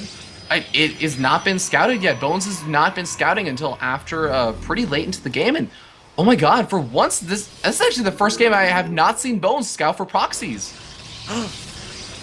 Okay, he knows now. Trying to zap down that probe, saying, "What are you putting up there? Don't do that." And now he's gonna target down that pylon. And I He think the sees pylon. the cannon on the low ground. Saravati's just like, you know what? I want to go to the finals right now, man. Oh my god. That pylon's gonna finish up, and so is the cannon, man. He's gonna get down another cannon. Oh no! Oh, This is God. going. This is tragic. This is a tragic situation for Mr. Bones. He might be knocked out of this tournament right here. Yeah, 2 cannons already going down for Saravati. Cybernetics core gonna be finishing up to what avail? I mean, I guess he's gonna have enough for a mothership core, which might help out, but even the mineral line is gonna be under attack very soon. Chrono boosting out a stalker, but those cannons are gonna finish. Oh man. I think all Saravati needs to do right now is plant down 1 photon cannon at home just to defend against any kind of crazy shenanigans that can go on. Because I mean, we see Bones warping a pylon on the other side of the map, but I don't think it's going to be able to do much in time. This is pretty rough right now, Alex. I really don't know what Bones can do at this point. I mean, Hey, okay, photon cannon gets canceled. One of them does go down, and we have Stargate coming out right now for Bones. So he could maybe get out of Void Ray or something. If he can get out of Void Ray, he could target fire down his opponent's Nexus, kill it fast enough, and just chase down the probes before they can get up another Nexus, turn this into a base trade. What do you think? I mean, he's in a tough situation. He's just going for anything he can at this point. Maybe an Oracle. Just get out a really fast Oracle and just hope you can just destroy your opponent's economy. He has enough money for a Nexus, Yes. so he's gonna place that down. Mm-hmm. No, but he can't build an Oracle if he does that. Okay, he just Oh. is he supply blocked? He's at 20. Okay, he's not supply block, but he's gonna build the Void Ray. Oh, okay. Does he okay. realize it? I mean, now he can only really build assimilators, and he has a Stalker out as well, which is He useful. can't build a Nexus. He has. So this Void Ray has to win the game. That's what has to Oh. happen right now. There is a photon cannon down at Saravati's main base, and he's chrono boosting out a Stalker. But I mean, there's a vulnerable point where that Nexus could get taken out. It's going to be hard for Bones, but maybe he can do it. He's getting out a militia core and a stalker, so if anything, he just keeps his militia core near his cannon and waits for Photon Overcharge. Stalker is very important to stay alive as well. I would just group up next to that Nexus with the Stalker and militia core. Void Ray, you gotta kill that. It's priority. Target that Void Ray down. Oh my god, it gets that pylon. Oh!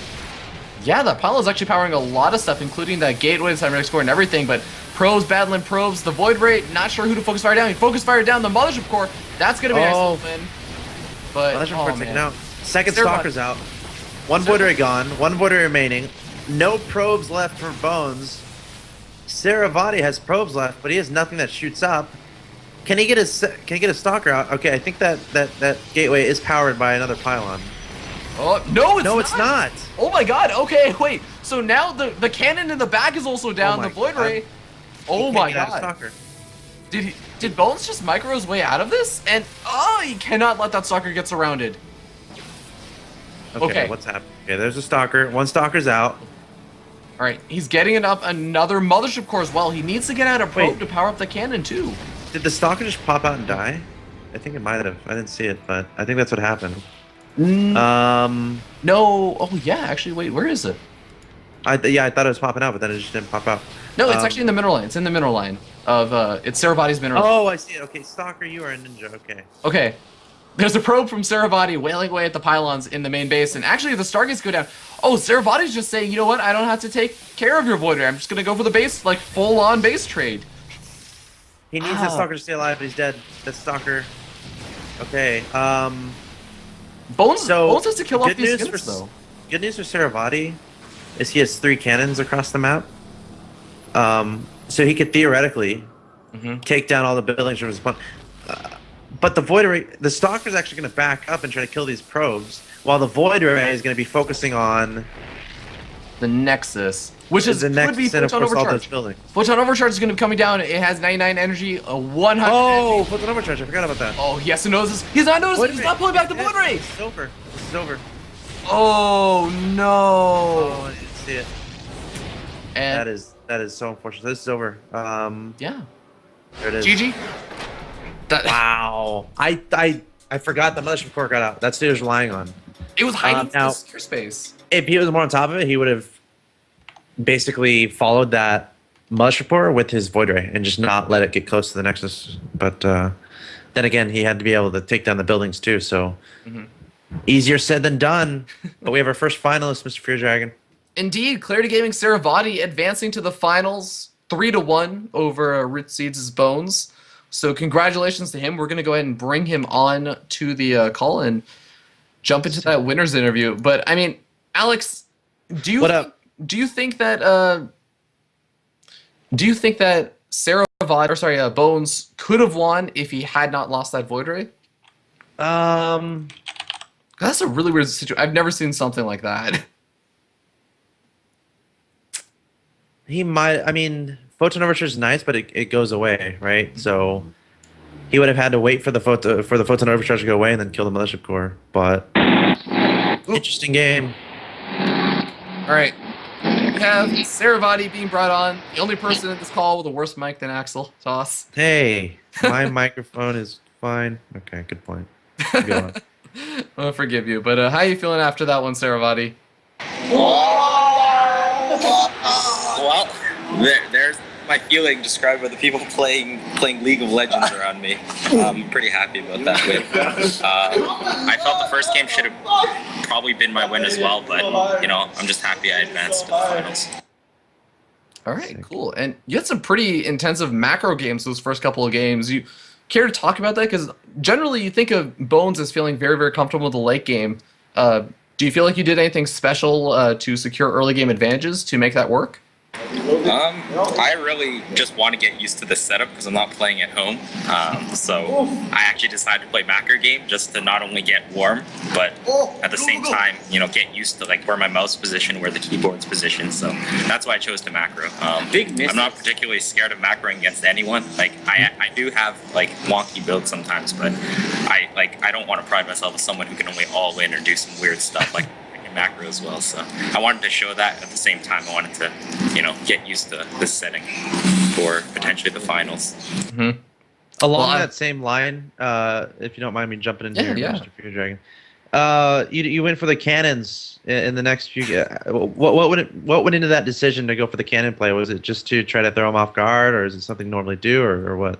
I feel against about 99% of the players, they don't actually know how to respond to cannons properly. So as you saw the first game, he anticipated I would do a cannon rush. He scouted it really early, but again, he didn't have the optimal response. So I came out of that quite far ahead, I would say. I stole his gas. I had a huge gas lead. I had a huge probe lead. So a lot of people don't really know how to respond to cannon rushes. So I feel that I'm more prepared when it comes to that type of game. Like, I know who's ahead, who's not, what you should do, whereas a macro player like Bones, who I know rarely ever cheeses, probably doesn't have as much experience in those different situations. So I felt if I opened with something wonky, I brought it to late game, there'd be more decisions that had to be made, and I would overall make better decisions than he would, just because I've been in that position way more than he has. Mm-hmm. Yeah, it makes a lot of sense. So smart. Sick answer, dude. I like the idea of playing to the opponent, not just like the opponent's race and what they could be doing, but what your opponent is going to be doing. But you are going to be facing off the winner of Core Gaming Sonic versus Core Gaming's Jon Snow. Do you have any preferences on who you'd like to face, Zerg or Terran? I'd rather play Sonic. I personally feel Jon Snow's a bit better. They're both great players, though. But I feel that I'd get a lot more people interested in the NA scene if they saw my PVT rather than my PVC. As far as playing them wise, I honestly don't really have a preference, but just to show some cool builds and stuff, I'd rather be PVT final. You want Aram? Well, that is already going to influence my decision on who I'm sort of going to be rooting for, because I want to see some cool builds, man. And you're definitely a big innovator for them. So thank you so much, Saravati. Do you want to give any last shout-outs before we boot you off the call? Yeah, so just quick shout-out to my team, Clarity Gaming. Are you serious? ClarityGaming.com. You can follow them on Twitter, Twitch, anything. Follow me. It's probably somewhere on this page. We're doing a really good job of promoting players. If not, it'll be on the team thread. Shout out to my friends who are just supporting me. So good for that. Shout out to the council, because they know who they are. But that's it. Yeah. All right. Well, thank you so much, Saravati. Clearly, his friends watching that game on the delay right now on the stream. That's obviously what's happening right now. That's exactly what's happening right now. I was freaking out like that too. But we are going to boot Saravati off of the call. So thank you so much, Saravati. We will be seeing you in the finals. But with that being said, guys, he is really knows how to make the right decisions in those kind of games, and especially against who he's playing against. But with that being said, we are going to jump into a quick break. I do want to remind everyone that about two things. One, you can donate directly to the players if you like Saravati's play, or even if you like Bones' play, you can go ahead and click on their images down below. If you can't really decide who you want to donate to, you can always donate directly to the prize pool. And either way, you'll be entered into a bit of a giveaway, depending on, if you can donate the most amount to either one of those for a t-shirt from @BarcraftApparel. And if you don't want to get involved with that, you can always tweet @BarcraftApparel for a chance for that. And another giveaway is actually being done thanks to GoImba.com. They're giving away a Twitch.tv t-shirt for the person who's the most successful at calling and betting out on all these matches. It's completely free, no real money involved, so you can just go ahead and go to GoImba.com, place your bets, and see if you can win that sick Twitch.tv t-shirt. Go for it. No one has guessed right yet, right? That was the case before the broadcast started. I actually need to go check to see if anyone's done it so far. But guys, we're going to go to a quick break while I go ahead and check that out and get the next game set up. Don't go anywhere. We'll be right back with Core Gaming Sonic versus Core Gaming's Jon Snow.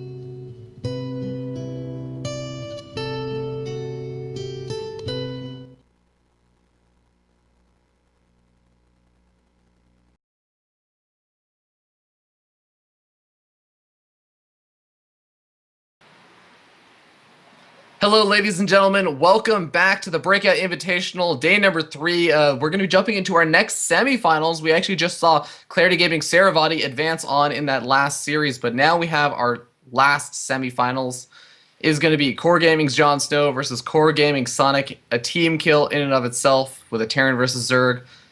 Only one of these races is going to advance on, and who will it be? How you two gentlemen doing today? Pretty good. I'm doing good. Was really excited to play.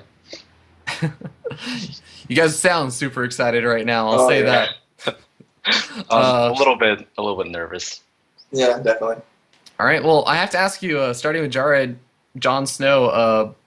I believe that you normally would maybe practice against Sonic for Zerg versus Terran. So, what was your plan coming into today?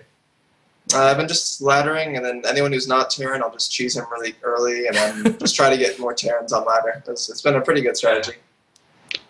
All right. And Sonic, what about you? Do you have a lot of other Zerg practice partners to play No, with? I don't have any practice partners, in fact, just ladder. Wow, okay.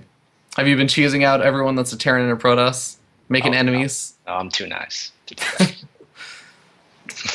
All right, got to give Jon Snow a little bit of advantage then. He's had a bit more practice against the correct race. But that's all joking aside. Pretty interesting to see. What are you guys planning? Do you guys have anything super special planned for your opponent? Or, of course, I'm asking you this with them literally being in arm's reach. So just feel free to spill all the beans on your upcoming strategies. If it gets to the ace match, I'll probably play Protoss, for the easy wins. It's actually not against the rules. I don't think that was written in the rules. Another PvP. I'll play Protoss as well. Oh god. All right. That way you can make oracles. Oh Yeah. the Oracle Oracle's mono hard. battle.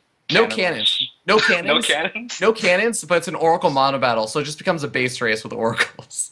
All right. That'd actually don't do that. That'd be really boring because we'd hit points where we'd just be like, all right, these guys are waiting for the energy to come back up. Envisioning each other to death. Oh, dude, that'd be a total waste of energy, man. You need all the energy you can.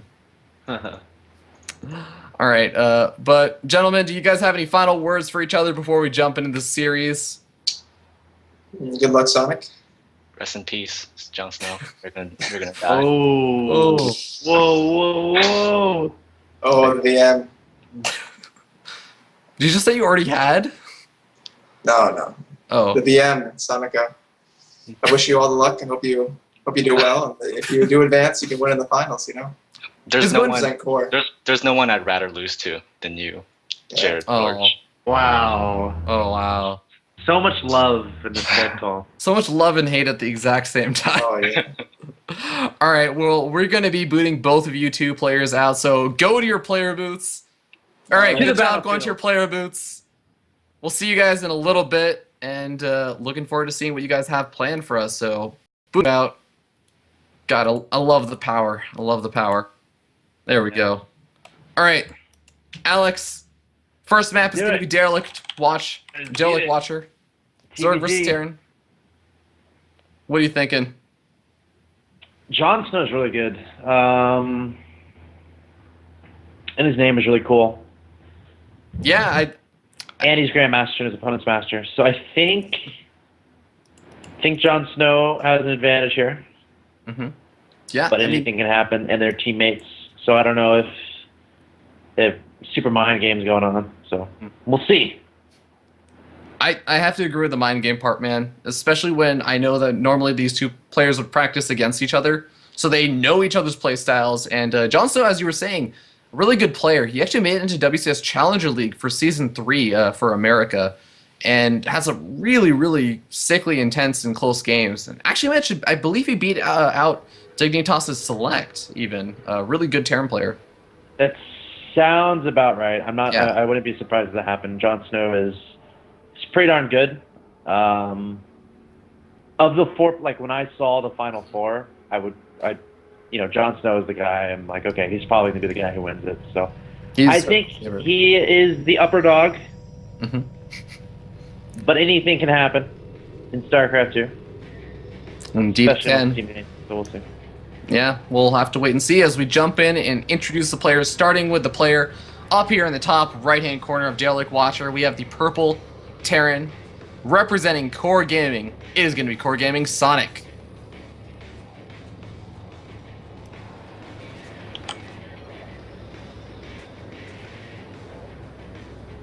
And spawning down here in the bottom left-hand corner of the map, giving shout-outs to his manager and coach, Malad, is going to be the pink Zerg player, also representing Core Gaming, Jon Snow.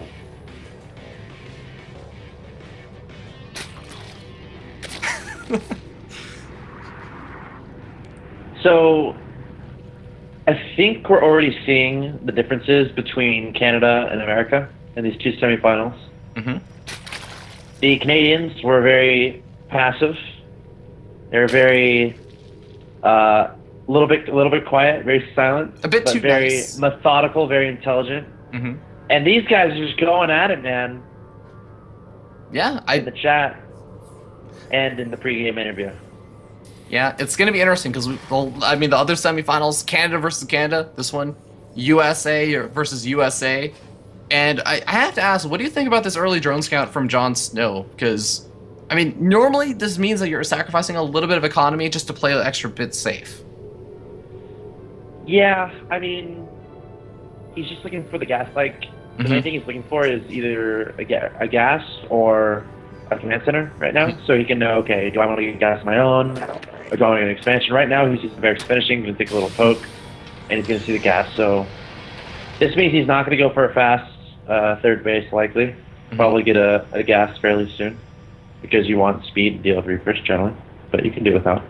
But yeah, I'm okay with the early drone scout, especially in the first game, best of 5. You got to make absolute sure you know what's going on. Yeah, especially against a teammate, man, because the teammate would be like the one who's like, oh, no, I know this guy. He's not gonna worry about any of this other stuff. That's the teammate is the one that's gonna proxy 2-Rex you. Yes, so he's like, gotta make sure. I know what you're up to. You were talking some trash in the pregame lobby. I want to know exactly what you're up to. So yeah, I like the Jon Scout. It's good. And now the Reaper's going to come across.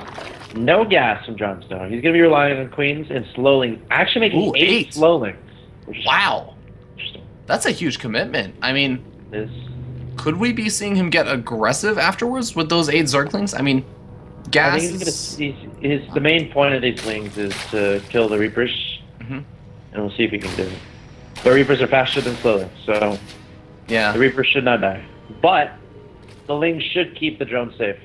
That's the main idea. And he doesn't want to mine any gas because he wants as many queens and as many drones as possible. So overall, I'm kind of okay with this 8 slow Lings. And I like how he sent 2 across the map because the way this build works, the 2 Lings can get across and kill the SCV that's making the command center. And if your opponent doesn't spot that, it can be very annoying. So, but Sonic is a little bit too good for that. He's able to take down those Lings. Yeah, it does buy Jon Snow a little bit of time to get out those queens, though, so he will be able to ward off those Reapers for a little bit. And I think that what Jon Snow has basically been doing is... Oh, whoa. Actually, we have double gas geysers going down. Is this a little bit early for double gas geysers? Just like a tad bit? Because every Zerg player's had like it's a feel thing a lot of the time. Generally on 40-45 is when you'll do it. Okay. That's nothing amazingly crazy, but yeah. We'll see what he does. Like what he wants to go for is probably either a layer or speed. That first time with gas. Yeah. Actually, that's true. I guess. Oh, Sonic! Oh my god. This is both Reapers. That's actually really huge right now. I think those kind of nerves that Sonic was talking about in the pregame sort of showing right now. Normally he has pretty good control. Yeah, you don't want to lose those 2 Reapers. That's a little bit unfortunate. Jon Snow did a nice job being sneaky with Queens. Have you ever heard of that? No, never, because Queens are slow. But he was sneaky, took down those Reapers before Sonic can notice it. Not a massive deal, but it's a decent deal. Yeah, and we do see Sonic kind of following all this little Hellion aggression along with the Reaper aggression up with some Cloak Banshees. Cloak is being researched, about halfway done. And, Jon Snow's already scouted this out with an Overlord, it would seem, and he's already thrown down the Spore Claws. Theoretically, he should be able to handle this really, really well, and take himself a nice little advantage. That cloak. Wonder. Wait, was that scouted? I don't think it was. I think it Oh, was. Yeah. Oh. Okay. So if it was, then they should be prepared for this. I mean, adding on queens is just great. Yeah. But the layer is only about 20% of the way done. Mm-hmm. Yeah. He He has spore collars. He gets spores. Yeah, he's got spores. He's gonna be fine. Mm-hmm. Jon Snow's good. Take my word for it for your dragon. I think he's pretty prepared, man. He knows Sonic's playstyle pretty well, and this is definitely something that Sonic likes to do, is going for these Cloak Banshees, almost Wings of Liberty style. But Banshee going to be coming in over here, can still do damage even if it is detected. Yep. Taking down one drone. Now the question is, what kind of damage does this Cloak Banshee need to do to make it worth it? Mm-hmm. Yeah. And is he going to make any more, or how quickly he's going to transition? Another thing to look at is upgrades for these two guys. Mm-hmm. We got 1-1 already well underway for Jon Snow. And because the Terran went for the early Cloak Banshee, he sacrificed preceding his upgrades. So his 1-1 is going to be a little bit later. Yeah, but look at this over here. A lot of Hellions actually out right now for Sonic. Uh-oh. And they're going to be kind of trapped, but honestly, I'm not sure if they're trapped in there with the Queens or if the Queens are trapped in there with them now. Yeah, I think the Queens are going to be happier with the situation. Trying to take down some drones. The Ling's actually swinging on in here. And Jon Snow is going to take down these Hellions. This is Another really good situation for Jon Snow. Mm-hmm. Yeah. Taking down the Reapers earlier, taking down the Hellions, but he did make a lot of Lings there and didn't make a lot of drones, so it's important to note. Also, tacking on a Spire. So he's going to want to go for a Ling, Baneling, Muta style. Where's the Baneling? I'm a little bit surprised the Baneling nest isn't up yet. Yeah. I'm actually really surprised about that. But generally, you want to make your Baneling nest as your layer's making, so you can get Baneling speed right when the layer finishes. But it's all good. Jon Snow knows what he's doing. There we go, Baneling nest. Yeah. Good job, Jon Snow. I guess you can delay it if you know your opponent's going for a lot of Hellions and Banshees early on, because then you don't really need them to push off or ward off against big Marine pushes early on. very, very true. Delays all those timings. Yeah, but ooh, I like this little move from Jon Snow. Just gonna delay this third expansion with a little bit of creep. And actually, he has a lot of Zerglings out there, so can Sonic actually safely push down and secure the third? Oh, Marines. Oh, Widowmine. And run. Oh man, Jon Snow, he wants to take out those Widowmines and stop them from taking out that Overlord, but it looks like he's gonna take all pretty big hits actually. He loses almost all those Zerglings, but does have some still left over. Gonna come in over here and try and go after these Marines. Marines stemming up. Have to medevacs, have to load up actually, and that command center is not gonna be able to land for a little bit longer. So we're seeing, I made that point about the upgrades earlier. We kind of saw that there. Those were 1-1 Zerglings against 0-0 Marines. So that was a big part of why that went in Jon Snow's favor. But, you know, the Zerglings can't shoot up, so the command center will be fine. And Sonic going to resecure that. But 7 mutas about to pop. Fast mutas of death, so they're going to try to get some damage done. However, turrets already going down. So Sonic did a good job scouting that. And this game will continue. It will continue on, and we're actually seeing Sonic start to get a little bit aggressive, moving out across the map. I mean, Sonic is normally a very aggressive player, but I'm curious how much damage he's going to be able to do. Even with the missile turrets up, if those Mutals are in high enough number, they could still do some damage if Sonic's out of position, but I don't know. What do you think? Are the Mutals going to have to come back immediately to try and deal with this? Pretty big utility behind the mutas is helping deal with the medevacs. So it would be nice if they were back home, but another big utility is getting damage done as fast as possible. So I think he will end up pulling those mutas back. The last thing you want to do with the mutas is nothing. If that makes sense. Man. Does that make sense? Big Widowmine hit. Actually, killing 9 Zerglings and 6 Zerglings, and I think another 5 or so on the other last Widowmine, but yeah, a lot of damage being done. Widowmines can frustrate many a Zerg player. You know, I mean, Jon Snow has 67 drones, which isn't too bad for a Zerg player on 3 bases right now. Oh, dropping the main base, actually, of Jon Snow. Going on over here, kills off a couple of those drones, but Mutals should be able to clean up just nicely. Spore Crawler. I think a Spore Crawler actually killed that. Spore Crawlers are so valuable. Zerg players at home, make more Spore Crawlers. They're good. It's only a dead drone. Drones are ugly anyway. Oh man, tell that to the guy who made StarCrafts. Those things are adorable, man. Well, yeah, Jonathan Burton Jonathan Burton, good is guy. able to make very cute drones and very cute StarCrafts units. In his web series, StarCrafts, go check it out, youtube.com. Love that stuff.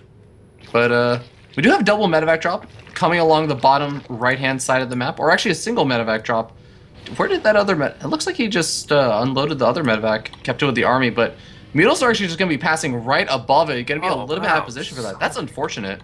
I kind of like this from Sonic. He's trying to attack in many different directions. He's got 2 medevacs floating on the top left. Our observer's skills are going to be tested. Get ready, Curran. You're going to be tested right now. Because there's a drop at the bottom, there's a drop at the third, there's a push up in the front. Sonic is everywhere, like Sonic the Hedgehog and Jon Snow trying to hold the wall. Spoiler alert. Yeah, Jon Snow being tested as well, as those Mules are going to clean up that drop over at the bottom. A lot of those units at the front also get cleaned up, but it's the drop over at the third expansion that does a ton of damage, managing to kill off a hefty number of workers. I mean, so far this game, Sonic has already managed to kill 45 workers. And takes a nice little worker lead, even with Jon Snow kind of powering back up on those drones. Yeah, that's actually really impressive. Units lost is pretty even. You know, this is a pretty close game. Sonic is playing this very well. I'm considering he lost the Reapers and Hellions earlier. It was looking a little bit interesting. But we're seeing some vulnerabilities. Oh, upgrades actually might get targeted down here. Armory is gone.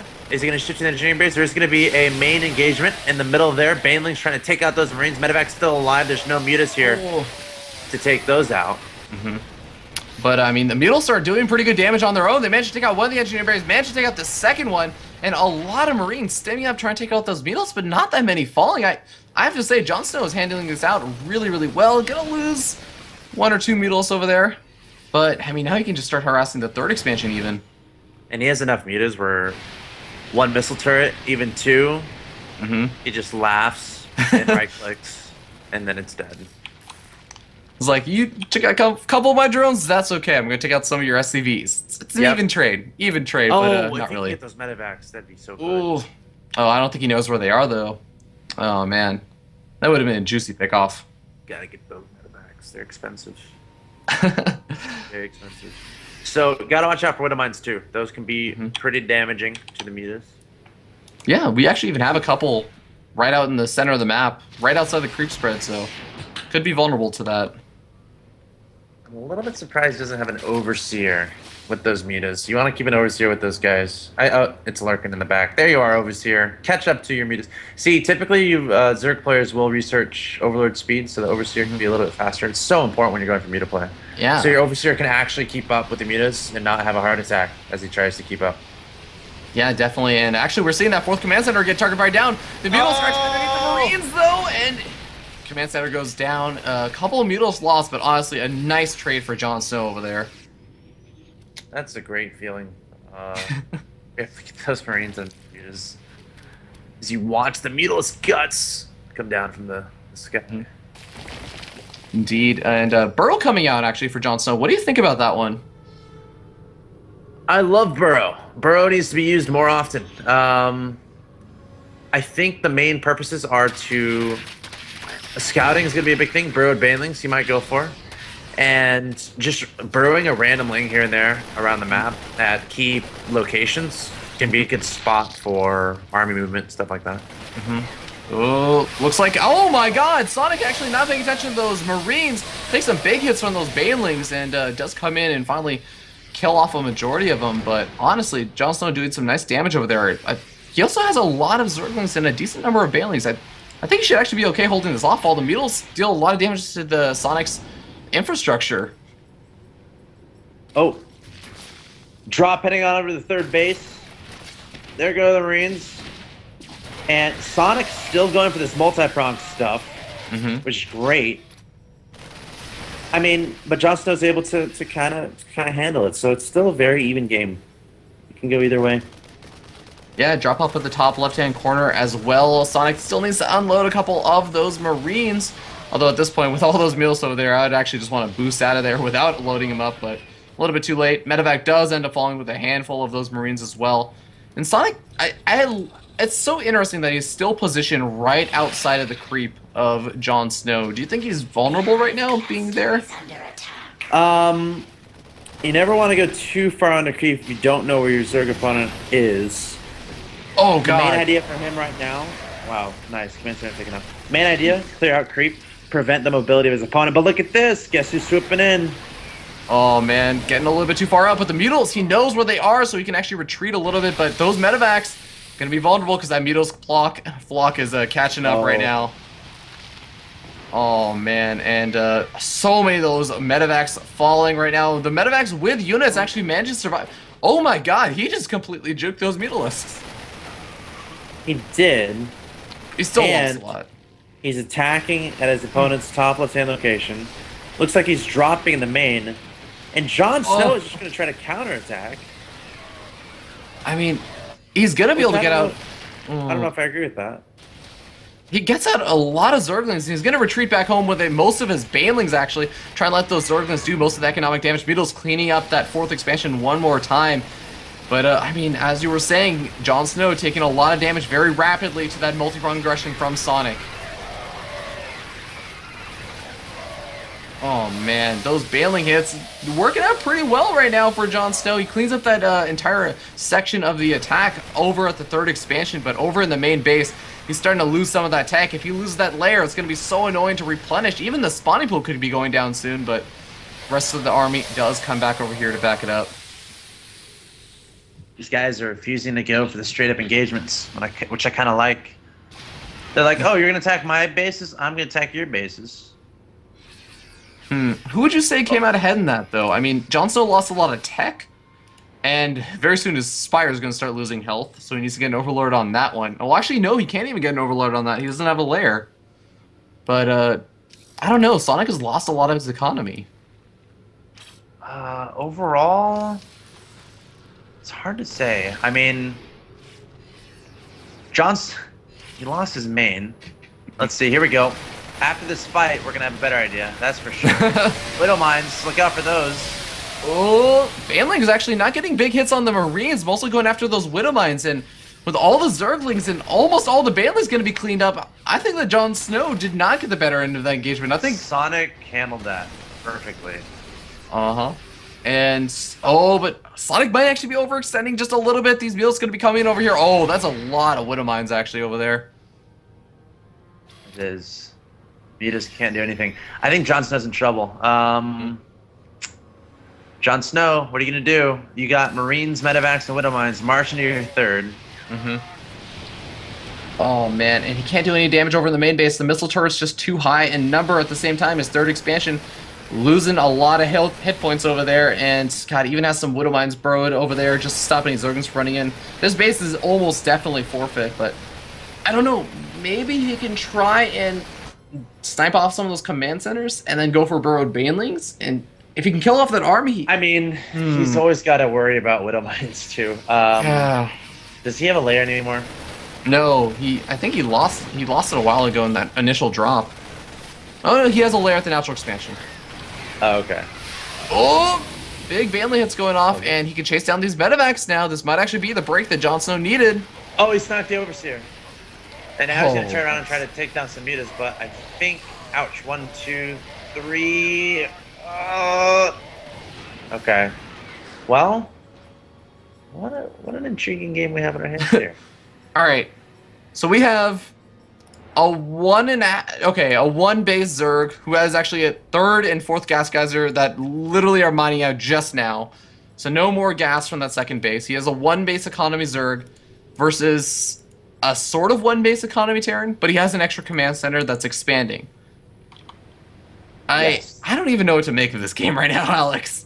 Mutas are good. Mutas are great. Mutas are always going to be good in a situation like this. Good upgrades too. The main idea, dealing with extra bases, you can really try to isolate those, and killing Medevacs. Medevacs are like so important right now for the Terran because the Terran has no money. So every Medevac you kill is like huge. So Marine's going to be tasked to defend this fourth base. You shall not pass. They're saying.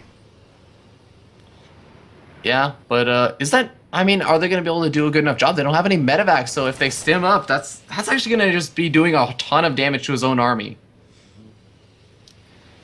And he's looking for the turn. That made a wrong. Did not get the memo. It's like, yep. Here for the party, guys. He was just trying to hang out with his friends, and he gets killed. Uh-oh, another Muta taken out. Yeah, Muta taken out, but again, no medevacs out. Okay, 2 medevacs going to be coming out, and a couple of bandlings being morphed in at the center is... Actually, if you look at this positioning, Sonic is really split up between his 3rd expansion and his 4th expansion. He can't really defend both very easily. That's a great point. And Jon Snow's going to take advantage because he's Jon Snow. He's pretty good. He's going to isolate that 3rd base at the bottom right. Some Lings ran in there to soak up the Widowmine shots. And Muta's actually going to target down the turret. These SCVs are toast. Never had a chance. 3rd base getting lifted off. So Marine's going to come try to help out Muta's. Ooh. Oh, God. I don't know if that was good.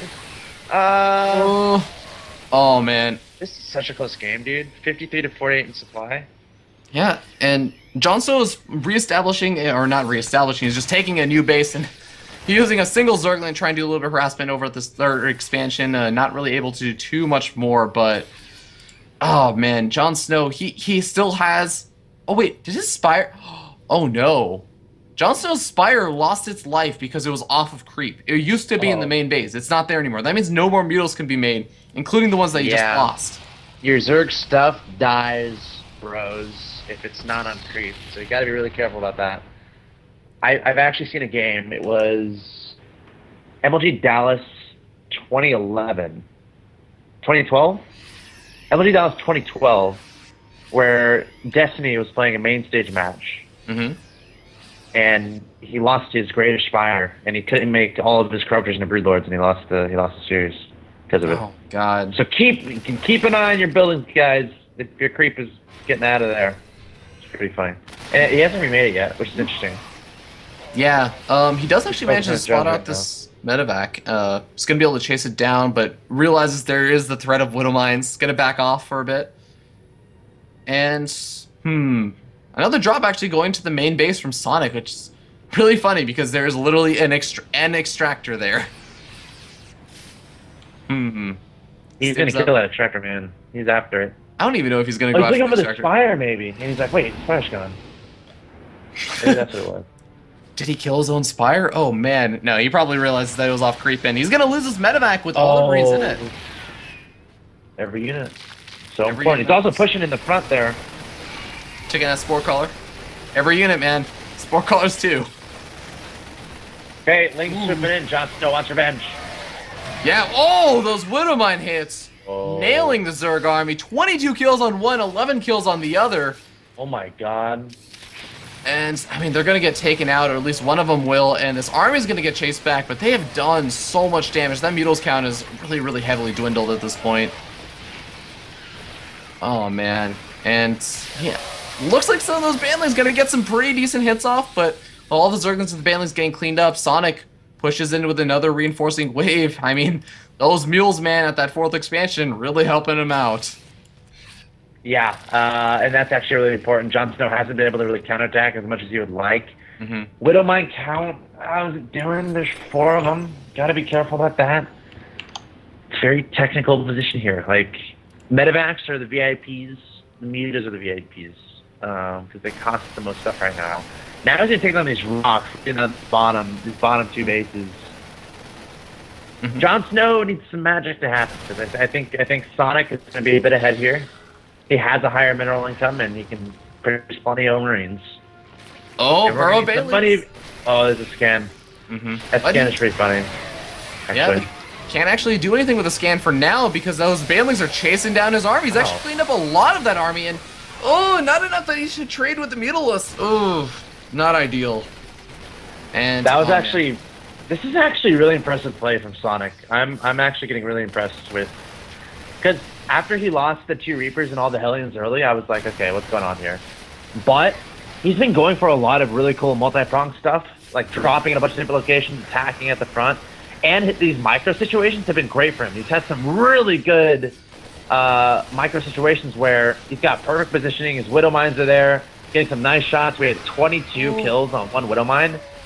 And now, he's got these Marines, he's got these medevacs, takes down the rest of the mutas. There's the GG. Sonic takes it like a boss. Well played. Well played, Really well. Sonic. Look out, North America scene. Sonic is coming. Sonic is actually who I dub the natural, because this guy, he basically, he kind of took a break for a little while. Wasn't really playing too much. Said he was just kind of watching streams, and they said, you know what? Okay, I'm gonna start practicing. So he comes back, enters a Zotac Cup, for North America, beats Tefl after having like barely played, and he's like, okay, awesome. Let me start practicing. And now you can see, like, this guy plays pretty well. He had a little bit of nerve issues, I think, at the beginning of the game with those Hellions and everything. But, I mean, when he's been practicing and he's had time to prepare, this guy can really, really accomplish a lot. We'll see if he can keep it up. Mm-hmm. Jon Snow's pretty good. But Sonic's like, you know what? I want to go to the finals. Remember, guys, you can donate to the prize pool and to the players. If you think Sonic's play was sexy, go throw him some money on PayPal. I know you'd appreciate it. Indeed. So all those links are just below this video. Just click on their images. It even has their names there in case you don't know what they look like. I know I didn't know what a lot of them look like at first. That's okay. That's the part of the purpose of this tournament, right, Mr. Fear Dragon? Indeed. It's about exposing these players that are worth knowing about. These kind of players that, like Sonic, who I honestly am expecting that in the future we'll be seeing even more of him in maybe some bigger places, bigger and better places. We'll see. We shall see. Of course. Did you see the WCS changes? I did, and actually, I'm really curious what your no pressure for an official statement from Axel Toss, but curious what your thoughts are on them for these kind of players. I need to actually. I've been so busy recently. I need to actually. Dude, I've been just trying to stay away from all StarCraft stuff recently. So I was just. I still have to read through them, but I will offer you an opinion later if you hit me up on the Skypes, yo. Sounds good, man. People seem to be pretty optimistic about them, so I'm like, okay, that's fine. Yeah, a lot of people seeming pretty happy with it. But Blizzard knows what that's like. The thing is, I'm not gonna like Blizzard knows what they're doing. They're smart guys. Yeah, I think it's gonna work out. But as soon as these players are ready, we can go ahead and jump into the game. Just waiting for the ready Sonic. Maybe collecting his thoughts, thinking, okay, won that last game, but it was a bit of a crazy one. Yeah. I mean, I honestly want to say favors his style. Like, when you're in those smaller engagements and you can have the opportunity to micro out your Marines like that and make sure that you're just taking really cost-efficient engagements, that's the kind of stuff he wants to be able to do. It was fancy. It was fancy, crafty Marine micro. I liked it. Can he keep it up? There's Jon Snow. He's not one to forfeit a fight early. He will come back swinging. I'm sure. Yeah. I mean, Jon Snow, defender of the wall, man.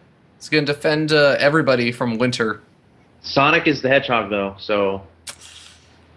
He's everywhere, man. He can move pretty fast, dip and dodge.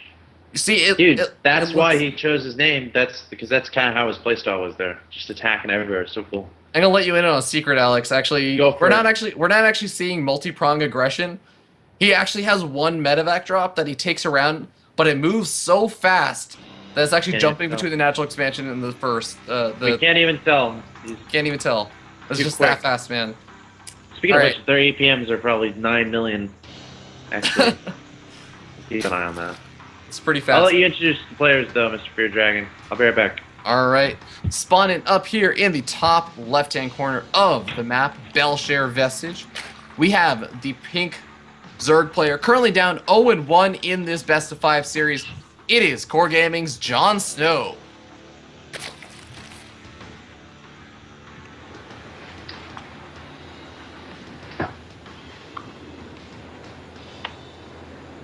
And spawning down here in the bottom right-hand corner of the map as the purple Terran player, representing Core Gaming as well, but not giving that shout out to his manager in that first game.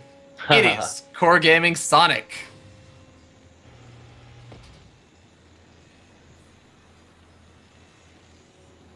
All right. Sonic, to do a refresher of how the last game went. their openings at least.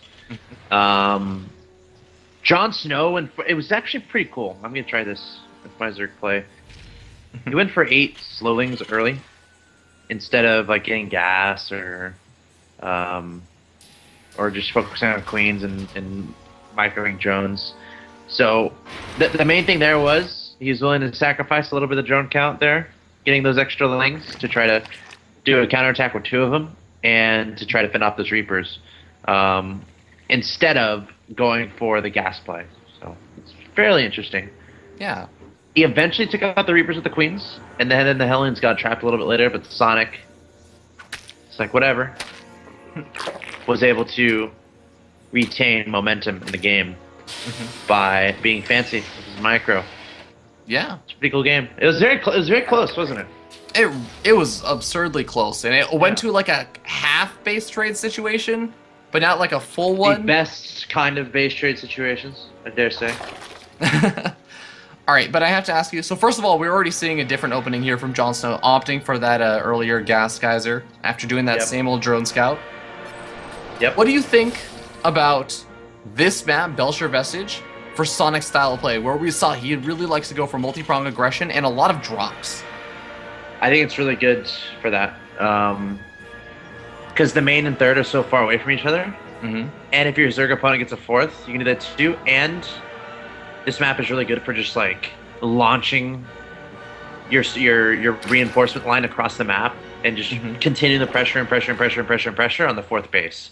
A lot of Terrans will get 3 bases and just focus on those upgrades and then just have a relentless pressure, medevacs everywhere, and just keep the Zerg from getting a 4th base and try to slowly crush them to death.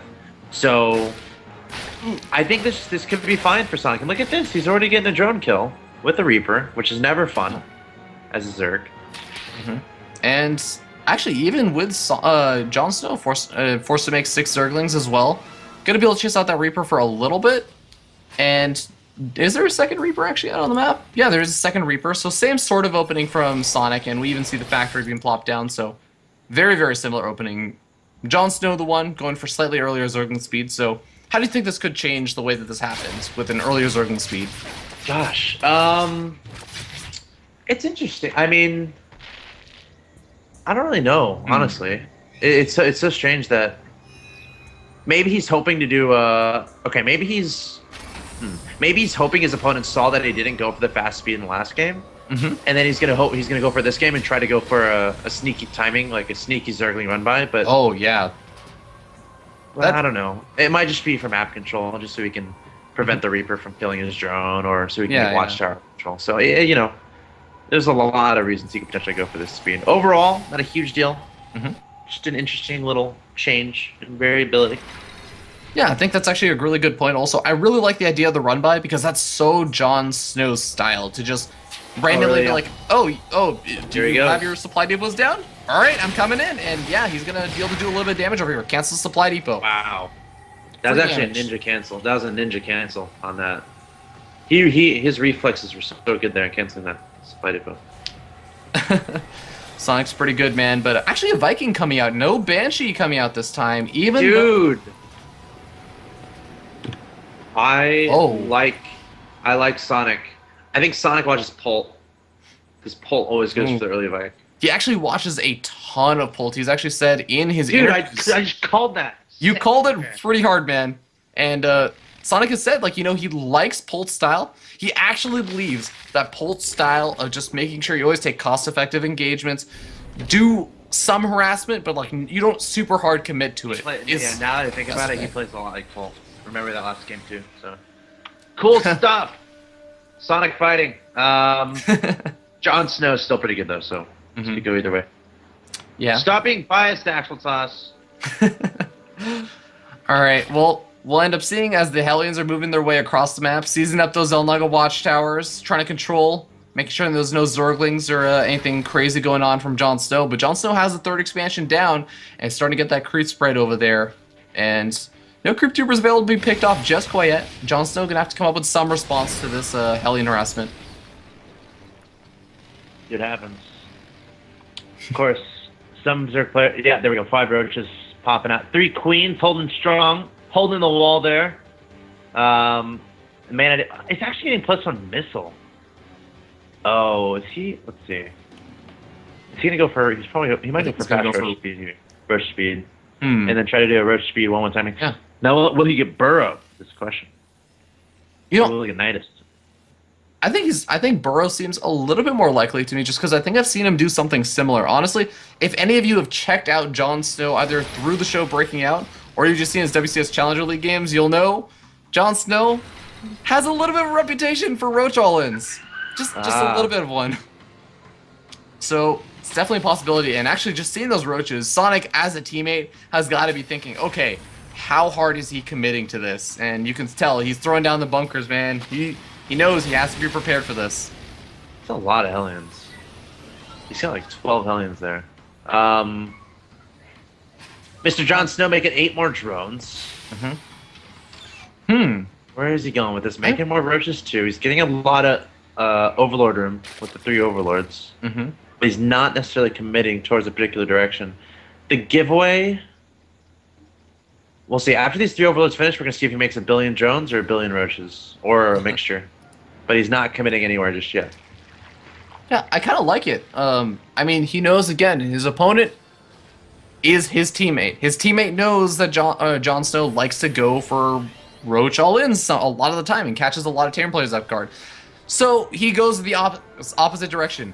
He gets +1/+1 and, you know, is prepared to do it if he needs to. And is also going to be able to use those roaches for a bit of defense against any kind of pushes. But then sends them across the map, pushes the Hellions back, and then immediately he knows Sonic is going to be thinking, well, okay, how hard is he committing to this? And actually, we can see that Jon Snow just droning up behind it pretty heavily. Oh. Okay. Hydra's dead. Yeah, and +2 missile. So... Oh. Tries to go for this round. I'm a guy who... Roach Hydra is an interesting composition to me. I don't necessarily think it scales incredibly well as the game goes along, because once a Terran player gets out Marines, Marauders, and Medevacs, like it's really good against Roach Hydra. Siege Tank coming out for Sonic. I'm wondering where Jon Snow is going to go with this. Like, if he's going to transition, is he going to Nidus? He's going to go for Infestation Pit, go for like Swarm Host or something, or is he literally just going to stick on Roach Hydra? He might just do a big Roach Hydra 2/2 end game push type thing. Yeah, it's a possibility. As we end up seeing these roaches, I mean, they are pretty mobile for the most part, so they are able to come over here to this 3rd expansion, snipe off actually a couple of free Hellions as well. This army is actually a little bit too small to deal with this roach count. Sonic. Be careful, Sonic. Oh man, bunker already going down. Could lose. He has some siege tanks though, and that is going to really, really help him out. Something like... there's a drop. I think there's a drop of the 3rd, maybe. Yeah, there's a drop over the 3rd. And... Or run by. Of sorts. I'm not sure, because I don't know if those Hellions were in those medevacs, but anyway. Hydra's actually taking a lot of damage from those Hellions, get taken out pretty quickly, and this drop is staying alive for quite a bit of time. Hydra's unable to snipe off those medevacs. One of them does get pretty low, but should be able to get out of there A-okay. And this Viking looking for Overlords, but not that many Overlords out on the map, actually. How many kills does the Viking have? Any? Just two. That's not bad. I mean... Yeah. 2 Overlord kills the Viking. That's great. Just fine. Yeah, and you force your opponent's Overlords to kind of come back and retreat. It's guaranteed damage to scouting in a sense. I like it. It's cool. Terran players, try it. So this is the big Roach Hydra push we were talking about. Yep. 2-2 finishing up. This could be pretty strong. But I'm worried. There's those siege tanks. I mean, they're going to be really, really strong in this situation unless he can catch his opponent completely off guard by going to this 3rd expansion, which it looks like he's going to do. And I like that he actually sends 1 roach up to that location and just scouts out to see, okay, where is your army? Not at the 3rd? All right, that's cool. Just going to stop that 3rd from mining for a little bit. Nice little win over there. Picking some units in a medevac, going for a drop. Completely abandoned that 3rd, didn't even try to defend it.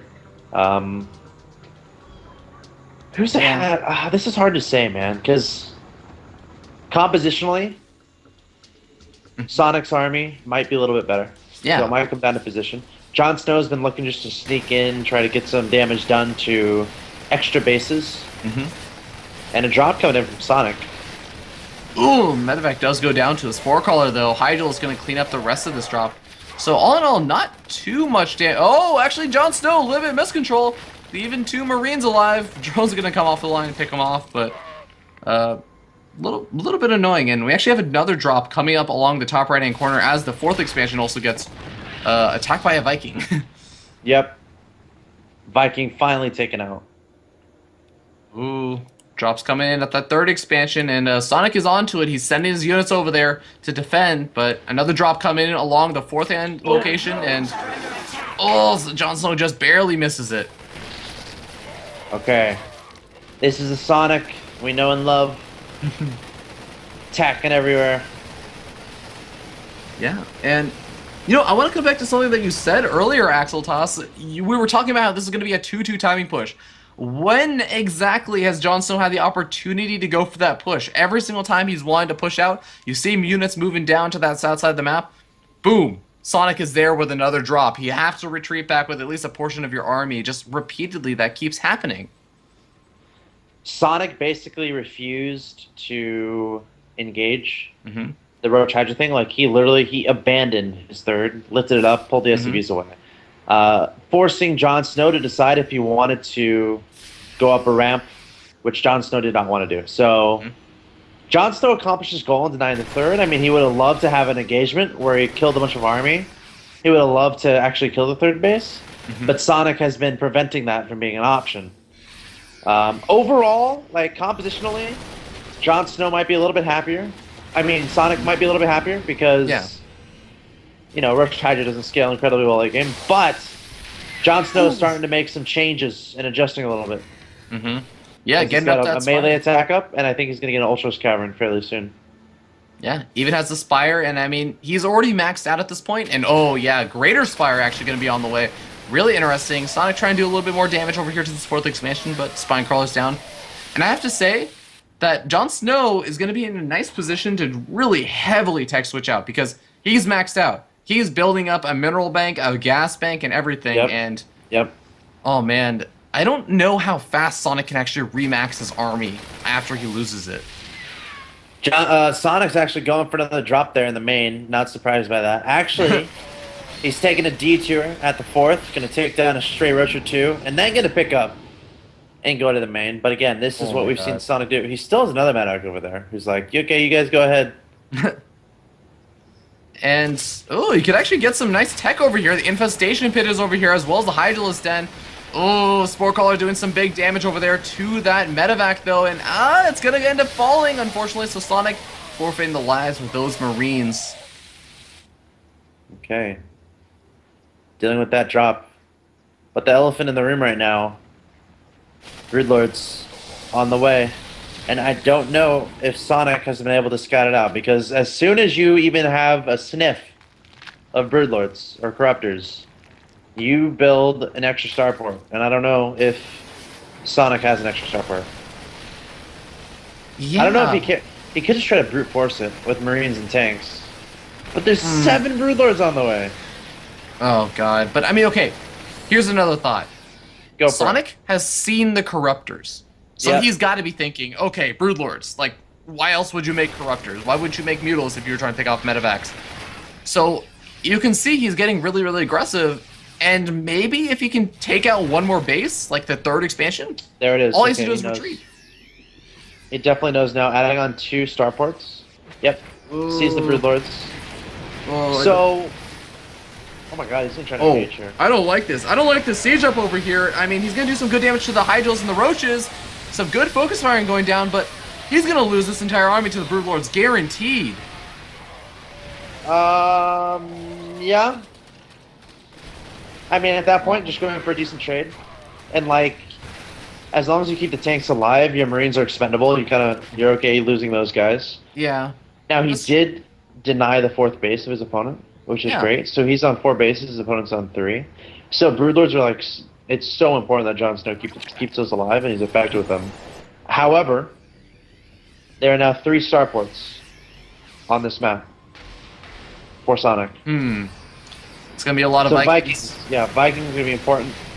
deal with the Brood Lords, and this is the brute force method I was talking about. Without infestation fungal growth, Marines can do this. They can just charge forward, kind of ignore the Broodlings, and target down the Brood Lords. But look at these reinforcements coming in from Jon Snow. Oh. A lot of Roaches coming in, a lot of Hydras too, and now Sonic is going to have to back up. Oh, one stray Roach also at the 4th expansion, picking off SCVs slowly but surely, and Sonic did not have the attention span to take that care of that Roach as well, and oh my god, he's losing all of his Siege Tanks. Jon Snow is pushing through. Broodlords are good.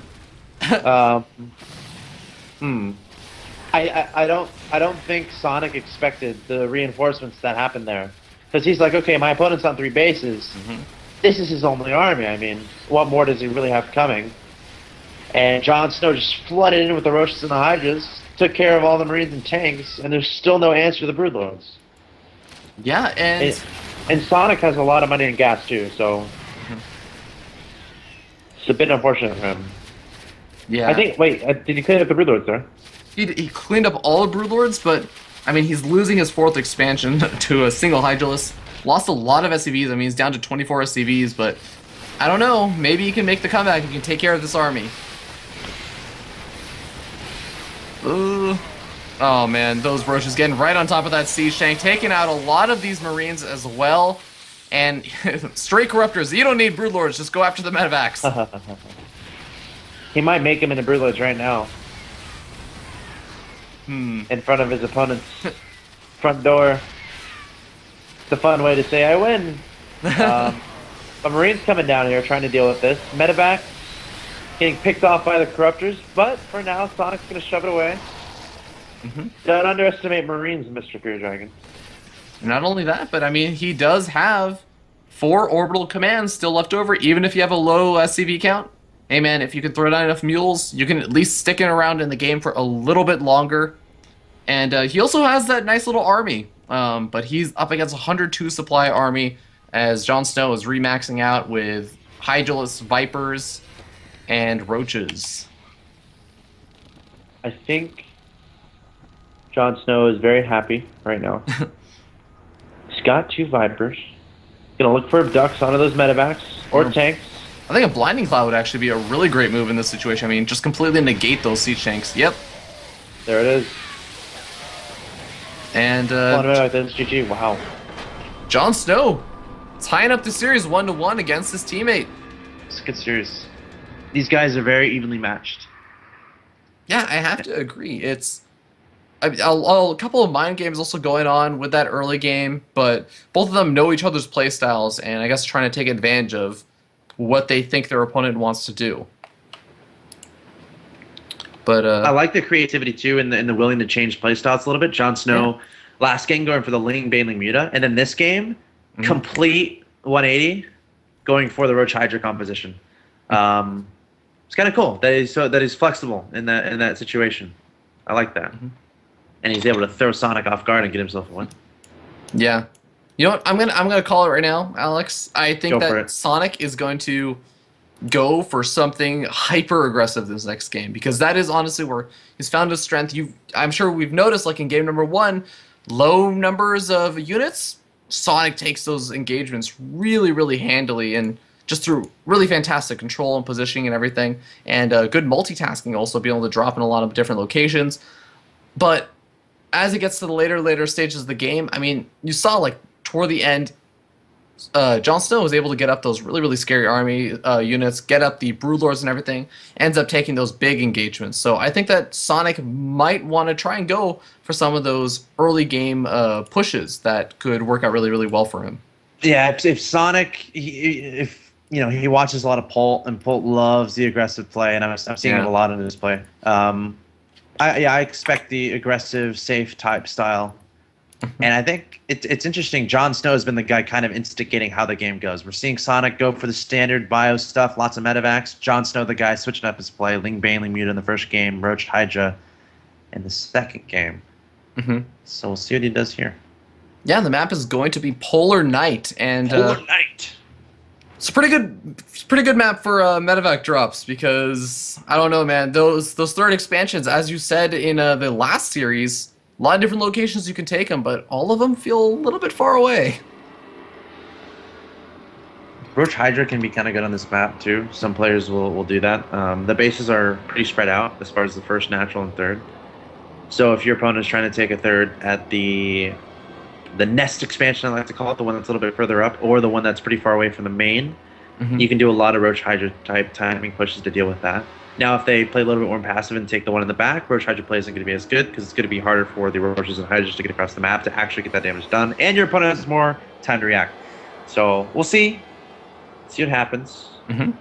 I think the main decisions are going to come from Jon Snow though, as Sonic has been loving his standard bio stuff, relatively fast upgrades, and of course keeping an eye on your opponent's scouting, stuff like that.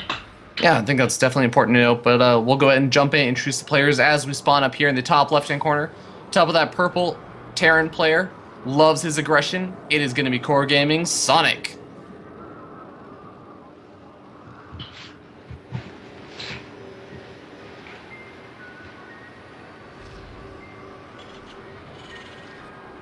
And his opponent spawned down here in the bottom side of Polar Knight as the pink Zerg player.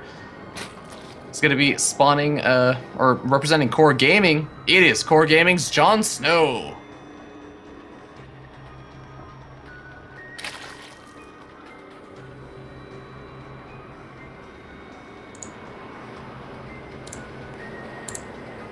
All right. Gas opening from the Terran player. Thinking Reapers, and no gas down just yet for Jon Snow. So do you think he's going to go for a similar style to game number 1 then? We'll see. There's the pool. What's gonna happen in this game? Let me think. You know, I think game number 1, he did a pretty good job, despite getting a very late gas, of holding off Sonic's early game aggression.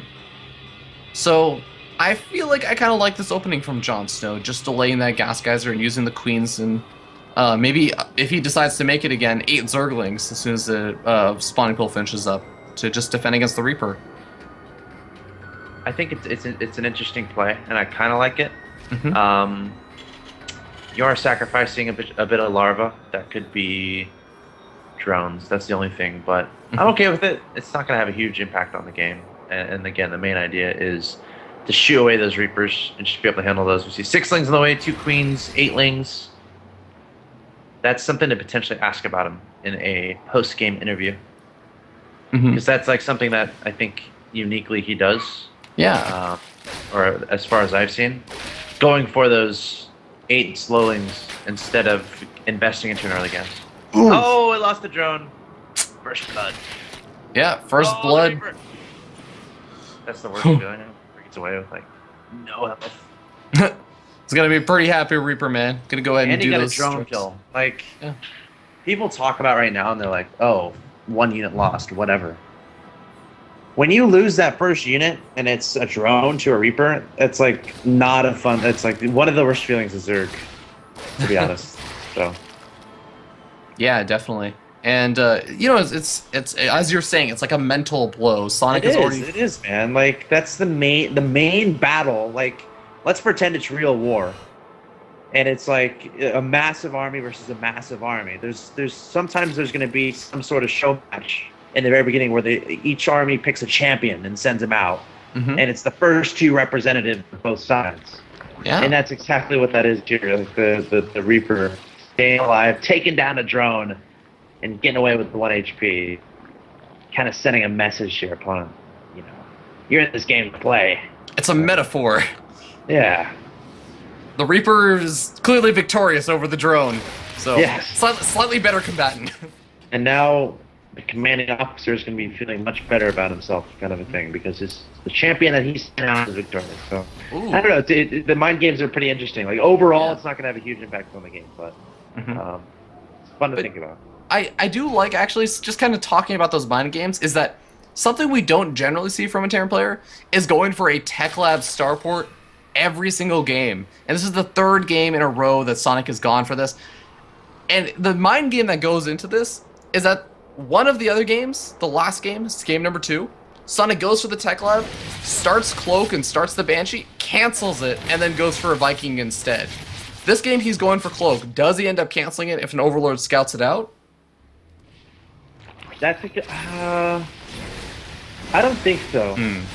I don't think he would. I think Sonic is going to be comfortable enough with his micro to make it happen. Actually, speaking of comfortable micro, oh my god, taking down one queen. These ones are slow. And again, this has a lot to do with not going for speed earlier. That's another main reason Zergs go for speed, is so they can kind of halfway deal with this. Another queen falling. A third queen is vulnerable. Oh my god. And this queen's going to be pulling drones there. This is... Uh-oh.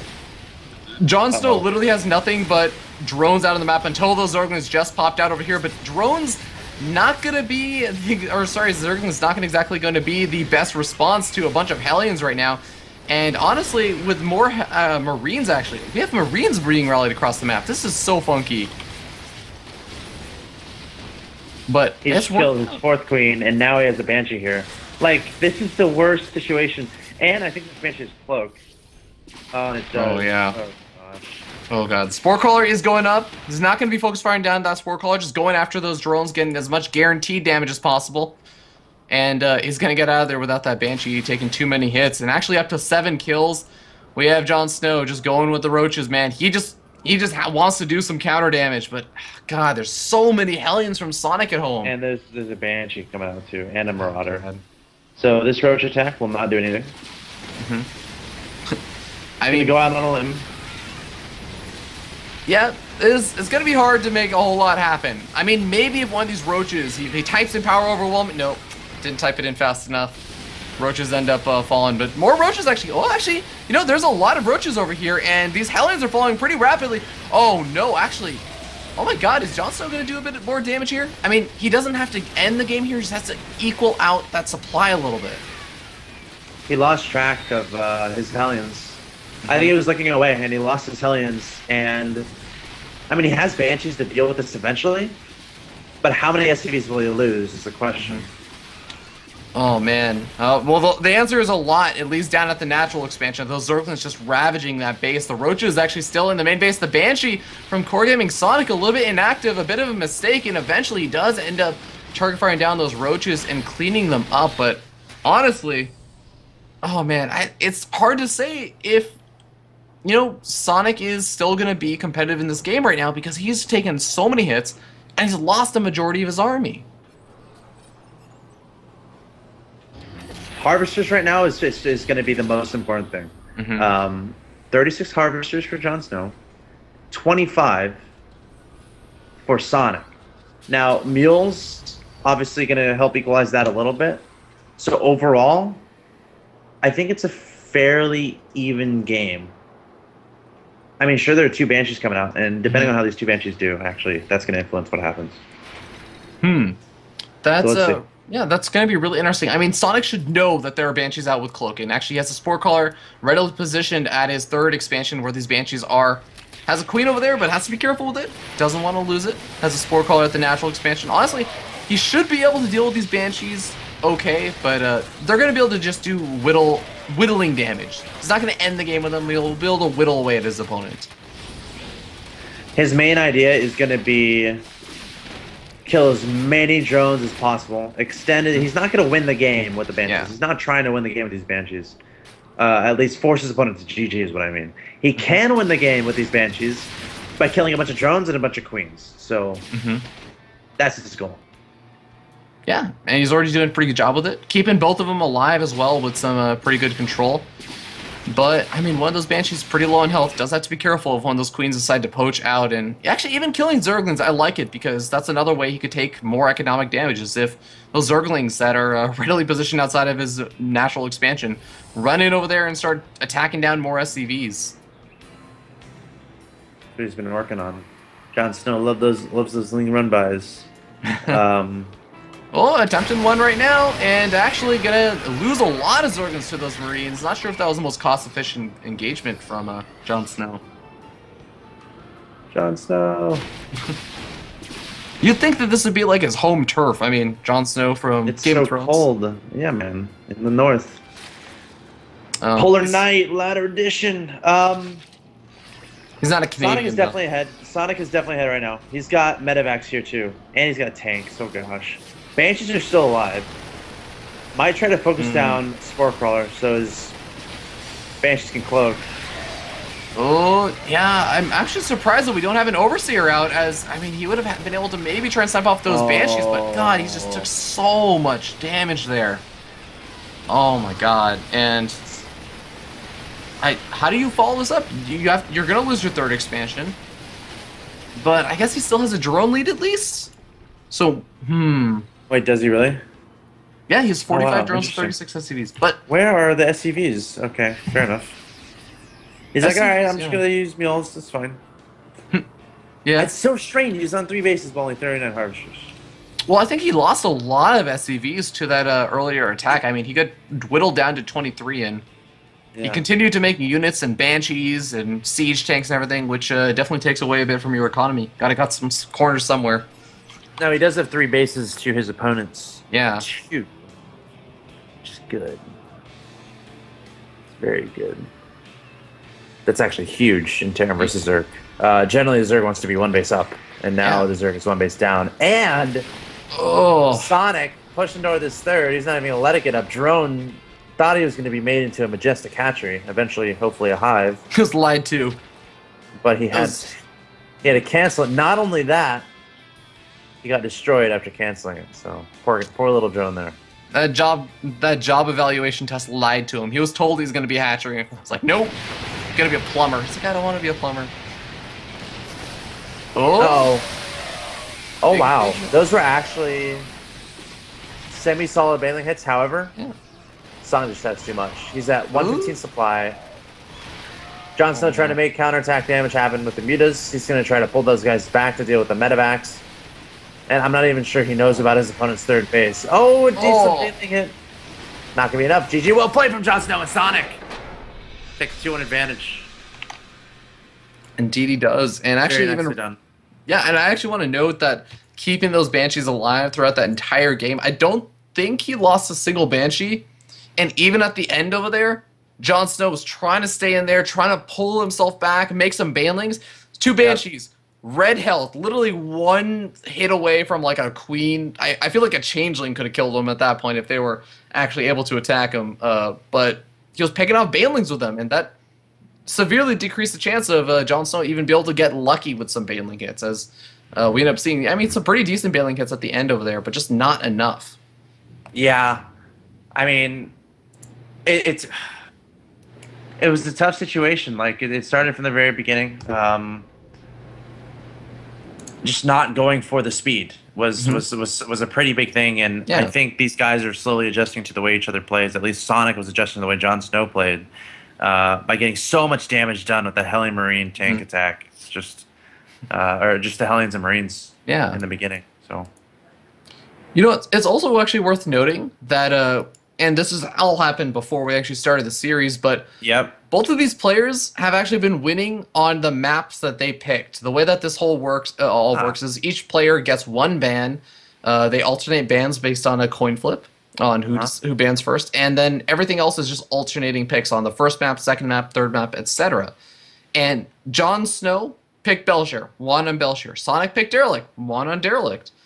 And Sonic also picked Polar Knight, won on Polar Knight. We're moving on to Jon Snow's pick of Star Station. And I'm curious how this is going to go, because theoretically, if we follow that same logic, Jon Snow wins this. Is this the new? It's the new one. It is the new one. It's the all the maps are basically the latter edition maps. Yep. Okay, sick. Good. I'm excited to see again on this map. So Sonic, he's up 2-1, and it's funny. Didn't Saratobi? Saravati? Saravati. I mixed up the T and the V. Didn't he ask for a PBT? That's what he did. For. He said. So he's probably rooting on Sonic right now. He's like, all right, bring on the PBT. I got this. Definitely. I mean, Saravati, he is known as the innovator. I mean, this guy comes up with crazy builds. He once told me that he came up with a build where basically he said, okay, you know what? Zealots, 2-shot Zerglings if they have +1 attack, right? Normally in a Protoss versus Zerg. But instead of researching +1 attack, he gets a really super early, like 6 minute and 15 second or something attack with Zealots and a single sentry.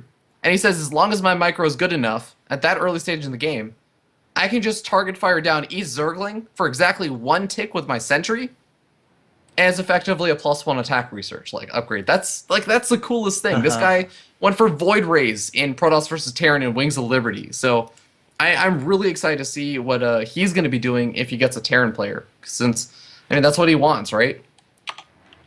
That's actually a really interesting point. Okay, we'll see though. Jon Snow has some work to do. He's got to win 2 in a row. Sonic, he's 1 win away. And Gun down his gun. Yeah. All right. Map is going to be Star Station. What's the prize pool up to again for the final? You know, I have not checked it since we started the stream, but it was around over $2,100 for the prize pool. Thanks a lot in part to donations from you guys, the viewers. So if you want to donate more to the prize pool or to any of the individual players, just hit any of the player icons below. Yep. Or even hit the just the prize pool donation, the general prize pool donation. Just punch it with your fist. Do that after you actually hit it. Donate.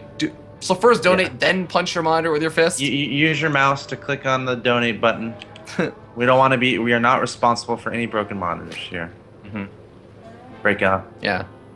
North American. That's actually the reason why we did this. This has all been one giant scheme to break all the monitors. And then we're going to announce our sponsorship from, I think it was ISO? The guys who make the monitors? I can't remember. There's a lot of guys who make monitors. Yeah. There are ISO, quite a few. Acer, Ben Q is really supportive. Yeah. Anyways, guys, let's go ahead and jump in and introduce the players as we spawn up here in the top left-hand corner of the map, Star Station, on top of the pink Zerg player, representing Core Gaming. It is Core Gaming's Jon Snow.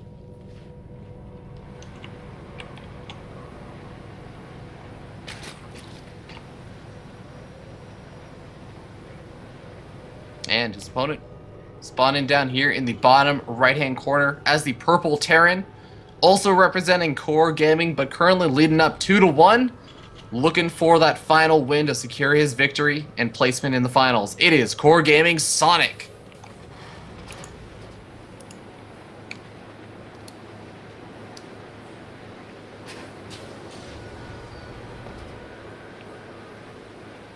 And Axeltas.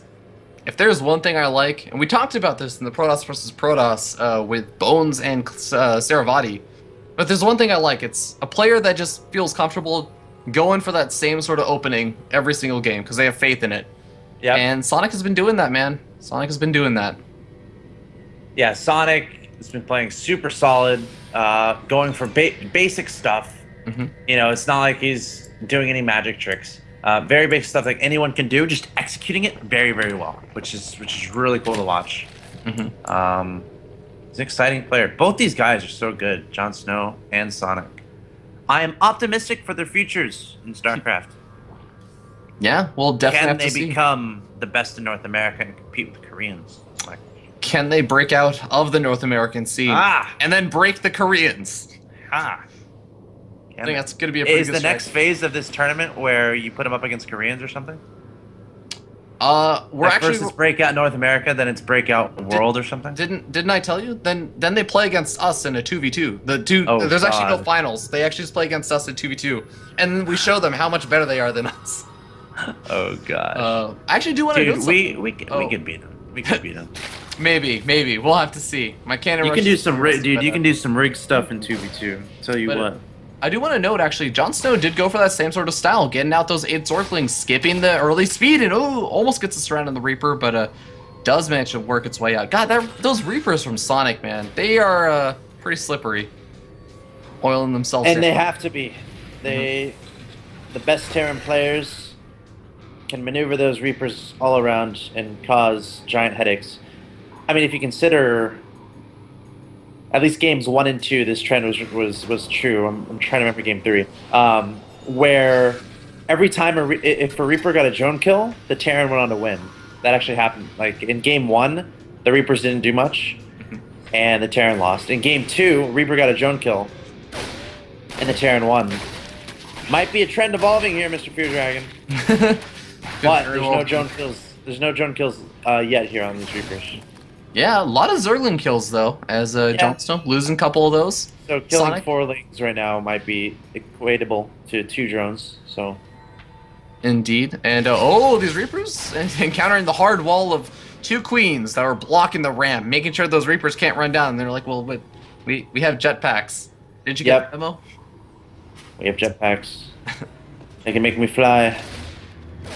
Oh, And gonna go for that drone kill. kill. Drone running away. Oh man, Jon Snow really wants to keep those drones alive, and he looks like he's gonna be able to even be able to pick off a single Reaper. Second Reaper taking some hits, and gonna get out of there to tell the tale of his poor buddy. Got a little bit overzealous. That is really fast layer. Ooh, that is a really fast. Oh my god, and we have 4 gas guys just gonna be down. Alex, I think that there's a slight chance we might see some aggression from Jon Snow very soon. Yeah, he is going for a Mutalisk rush, I think. Yep. Seems like it's the most likely scenario here. And considering Sonic has been going for more or less the same thing every game, the only switch up that he did was one game he got a Viking rather than the Cloak Banshee. But, I mean, Jon Snow is probably going to assume, okay, probably going to be seeing Cloak Banshees again. And oh, the Reaper comes in over here, he spots out the Spire, or sorry, not the Spire, the Lair, and that is going to be a huge tell. But does he cancel the Banshee? And looks like he's not going to. Not going to cancel Cloak yet either. Can you tell how far along the layer is when you scout it being morphed? I don't believe so, but it was still relatively early on, I think. So, yeah. I think it's still even for when that Reaper scouted, he's got to be thinking that's kind of an early layer. And where's your third expansion is going to be another big thing. Like, is it hidden somewhere on the map? No, I don't think so. Probably not. So I wonder, is Jon Snow, is he going to go directly across the map? You know, this might be just to deal with the Banshees too, which is fine, and the Hellions. You think so? But he's still got a bit of time until the Mutas come out. Because, like, if he knows his opponent has been doing this strategy, or he's kind of recognizing that. So you'd be like, okay, if you're going for Banshees again, I'll go straight for Mutas, then your Banshees won't do any damage whatsoever. Sorry. Yeah. But another side of that is if you just sprint to your opponent's economy really fast, and your opponent's going for the Hellion Banshee type stuff, that doesn't shoot up. No, Sonic! Oh, man. And Sonic, who normally has this really good control, loses control of his Hellions for just a second. I mean, they were sitting there idly just saying, okay, we'll wait for the drone to come over here to the third expansion. No, the Speedlings are there. And now they're going to be running across the map. Is Sonic going to have anything to defend outside of just this little bunker? Oh, Banling's being morphed in. Alex, I think that Jon Snow smells some blood right now, man. Banshee coming in at the back, doing a little bit of damage, but it's out of energy. Queen picks it off, and these Banling's going to be able to knock down that bunker wall in. Okay, Jon Snow, remember, he needs a win here. He has to win, and he's going to be going for it. Banling's exploding on the bunker, knocking it down. A single Marina Marauder not going to be enough. Banling's put out to those SCVs. Oh, they're so weak. And the Zerg is going to be able to pick a lot of them off actually really quickly. This is still going to work out pretty well as every single SCV at the natural expansion goes down. Wow. Okay, that was really good for Jon Snow. He's up 81 to 46 in supply. Just a little good. Decimated the worker line. See you later, SCVs. And, oh god, there's 10 Mutals coming out right now as well, so Sonic's hopes of, maybe, okay, you know what, I'm still a good drop player, maybe I'll make some drop play happen. Nope, Mutals going to be out on the map and being ready to harass. He needs every single Marine at home to actually defend against these Mutalisks. Oh boy. Okay, so Jon Snow sprinting into the main there. I mean, we got 2 turrets. Those are very nicely placed turrets, if I may say so myself. Yeah. Marines lurking nearby. Supply depot gonna get taken out. And, Marines looking like they want to almost flank. They want those Mutals to go in, man, because then they can just catch them from behind. But, not going to take the bait. Jon Snow still doing some decent damage, but taking a lot of hits from that missile turret. Has to be careful. Just gonna back up. I mean, his main goal behind all this is just secure that third hatchery. Yeah. Get that droned up, and don't die to drops. Speaking of, and the Mutas are great in dealing with drops. Obviously, try to track down those Mutalisks, or the Medivacs, excuse me. Indeed, and a lot of Banlings being morphed in, but the Mutals going to be out of position to deal with this drop. He just now sees it as that Free spread there. Oh, He's you not think he's going to going. catch this? Oh. Yes. He Oh. will. Marines are like, let us out. Like, pick us back up. So Jon Snow's not going for upgrades here. So we're about to see a billion banelings morphed in. And He's gonna go for just a big bust.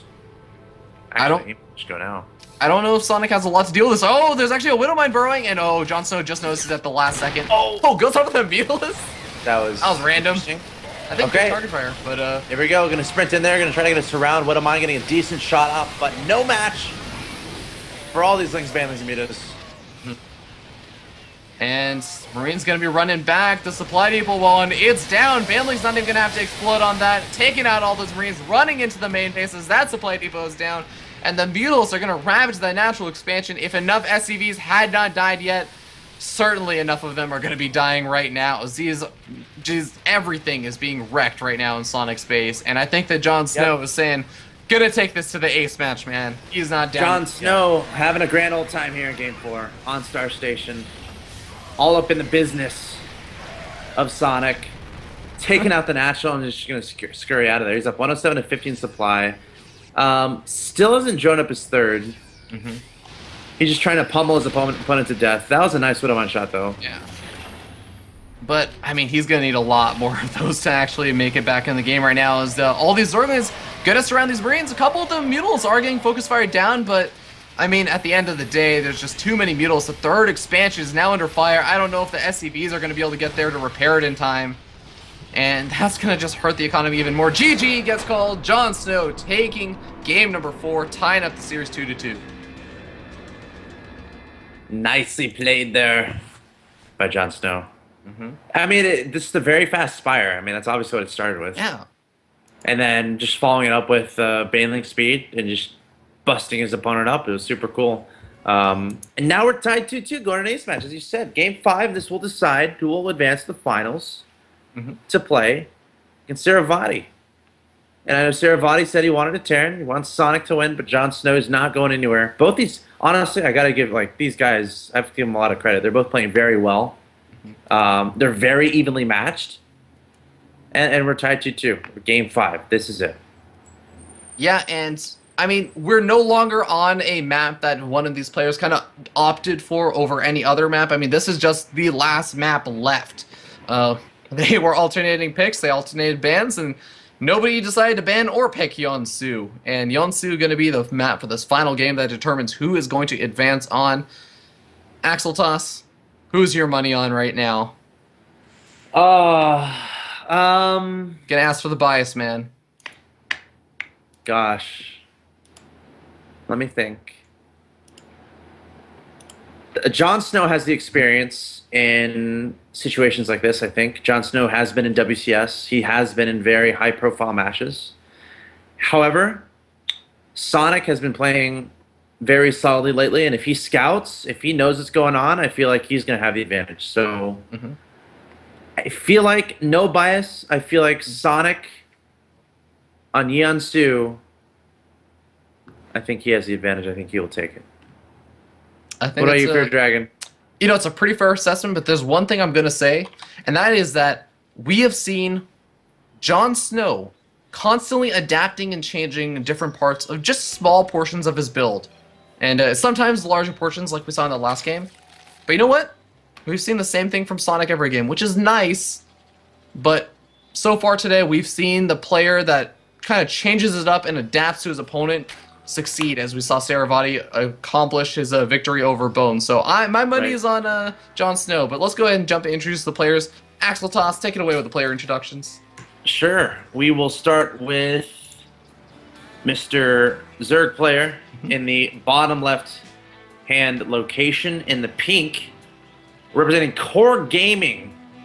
He is Jon Snow.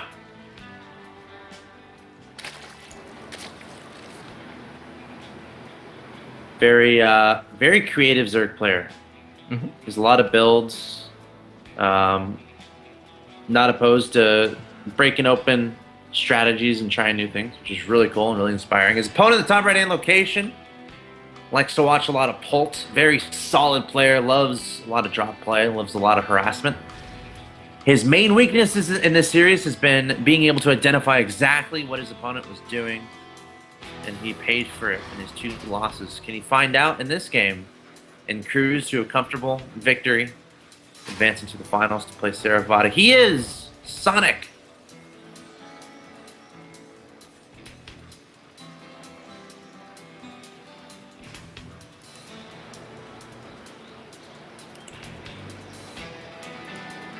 All right, and no surprise over here, Axel Toss. Refinery already down for Sonic. He's already mining that gas. He's ready to go for that double Reaper opening, as we've seen in every other game. And honestly, on a map like this, who could blame him? Not too bad of a map for Reapers. Nice little ledge that you can jump into the main from, and you can also jump into the main from that natural expansion. But Jon Snow is the one I'm waiting to see how he's going to open this up. Is he going to go ahead and grab that early gas geyser, or is he going to go for that kind of unique 8 Zergling style early on to hold off the Reaper aggression? Right. Probably the 8 Zergling thing. Mm-hmm. He's been Statistically. I kind of like. I mean, I kind of like it. You know, it's fun. And sending 2 lings across the map too. He just spotted that command center going down to the natural, so he could send 2 of those lings right across the map, dodge the Reaper, and try to deny that command center. And that's a huge asset. So going up to 6, going up to 8 lings. There it is. 2 queens on the way. Now speed is going to be a little bit later, and we saw on, I think it was Polar Knight, the same thing happened, and Sonic was actually able to do a timing to kind of exploit the lack of speedlings. So he's going to spot no gases here. He's going to spot his opponent doing the same thing. Let's see what he goes for. You know, wouldn't be too surprised if Sonic just said, you know what, yeah, plop down that factory, get a reactor on that barracks, and yep, exactly what we're going to actually be seeing if you look at that production tab. And Sonic is going to follow it up the exact same way. I would be surprised, actually, if we didn't just see Cloak Banshees come out once again from Sonic. He definitely hits his stride again with that early game aggression. Zergling scouting out that not the refinery, reactor on that barracks, excuse me. And it's going to know, hey, Helliot's going to be popping out, but no big surprises there. Oh, okay. These gases are definitely a bit early, right? 5-minute gases? Yep. Double gases? It might, I mean, again, it's not insane. But it's not super delayed. Like, yeah. We'll see.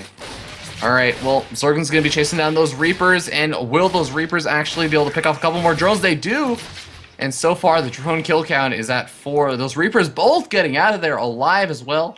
But I will note, you know, we did not see Sonic scout out both of the gas guys be taking. He actually saw one of them start to build, but I think that was actually, he might have just thought that that was a drone trying to escape the terrible, terrible doom that was those Reapers. Probably. I mean, you called the man about the Banshees, by the way. Give you some kudos on that. We got the starport lifted on over to that tech lab. Layer on the way, cloak on the way. So we're seeing pretty standard stuff. The main thing right now is both players trying to find out what the opponent is doing. That's the main thing they're looking for. The Terran, Sonic would love to see the timing of the layer, love to see the timing of the third base, timing of the gases. The Zerg player right now is looking for additional barracks, additional infrastructure, additional tech, or a third base from his opponent.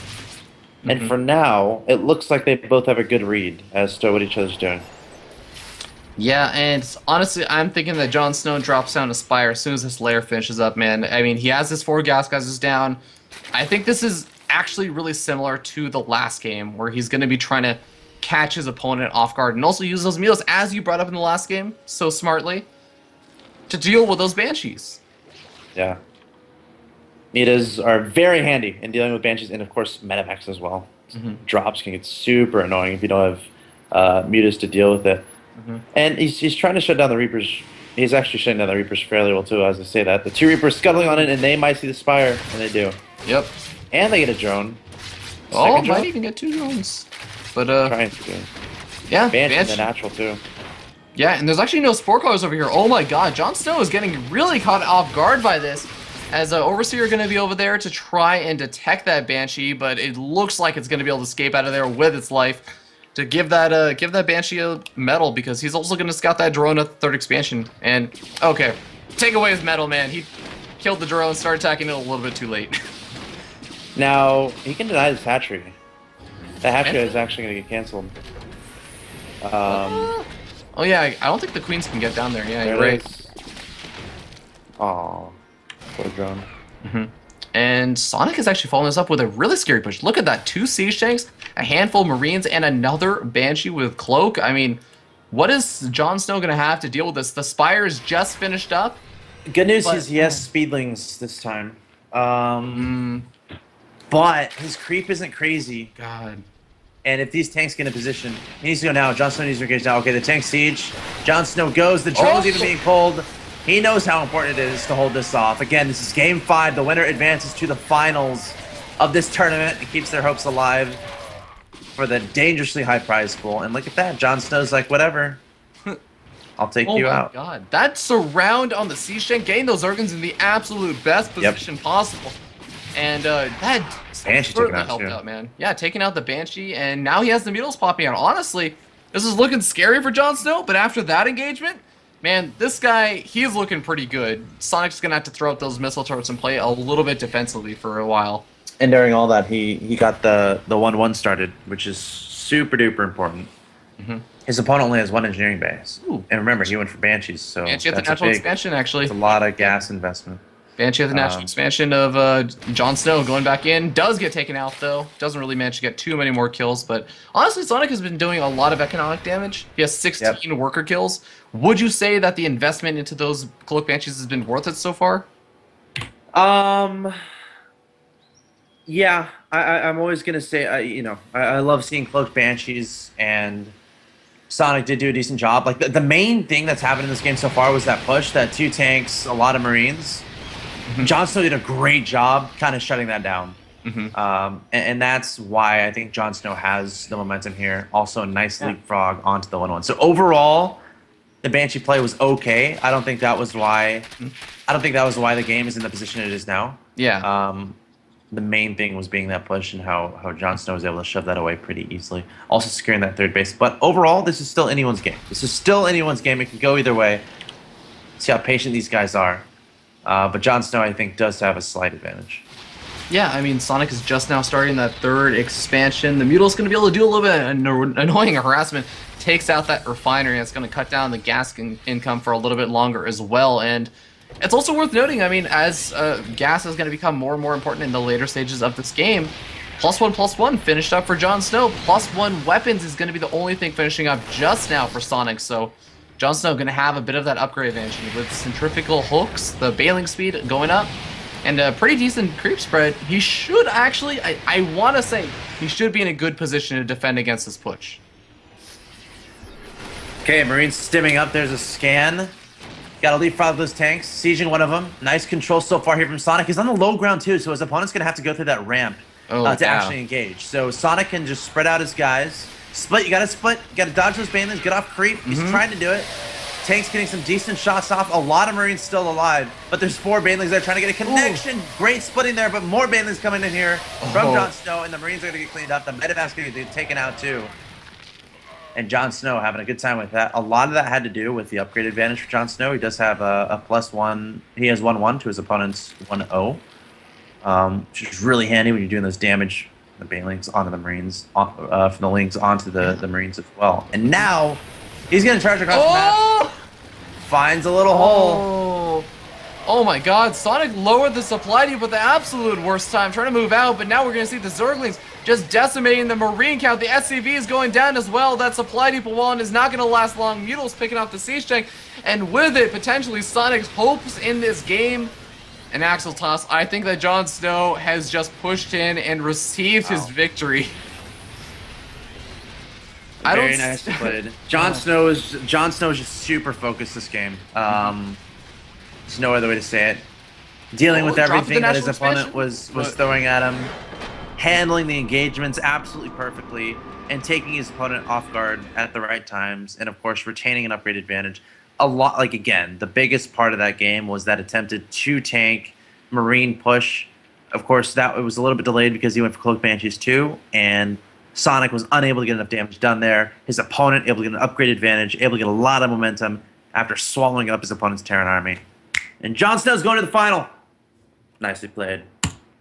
Indeed, and I'm really anticipating how I really want to learn more about that kind of opening that he kept doing, and also the adaptations that he made. Because again, Sonic goes for the same sort of style every single one of those games, whereas Jon Snow makes those adaptations to the player he's playing against. He says, okay, tries the 8 Zergling thing, and it works out pretty well, and he tries another thing, tries to go with the early Zergling speed, doesn't work out so well. We see 8 Zerglings openings with no gas the entire rest of the series. We also see him do things like go for that very fast 2-base Mutal style, and hey, it works out really, really well, and it's a great adaptation to what Sonic was doing. So let's go ahead and grab him into the call and get his actual thoughts on that game, and as well as actually his next series that he's going to have to play against Clarity Gaming Saravati, who is the other finalist.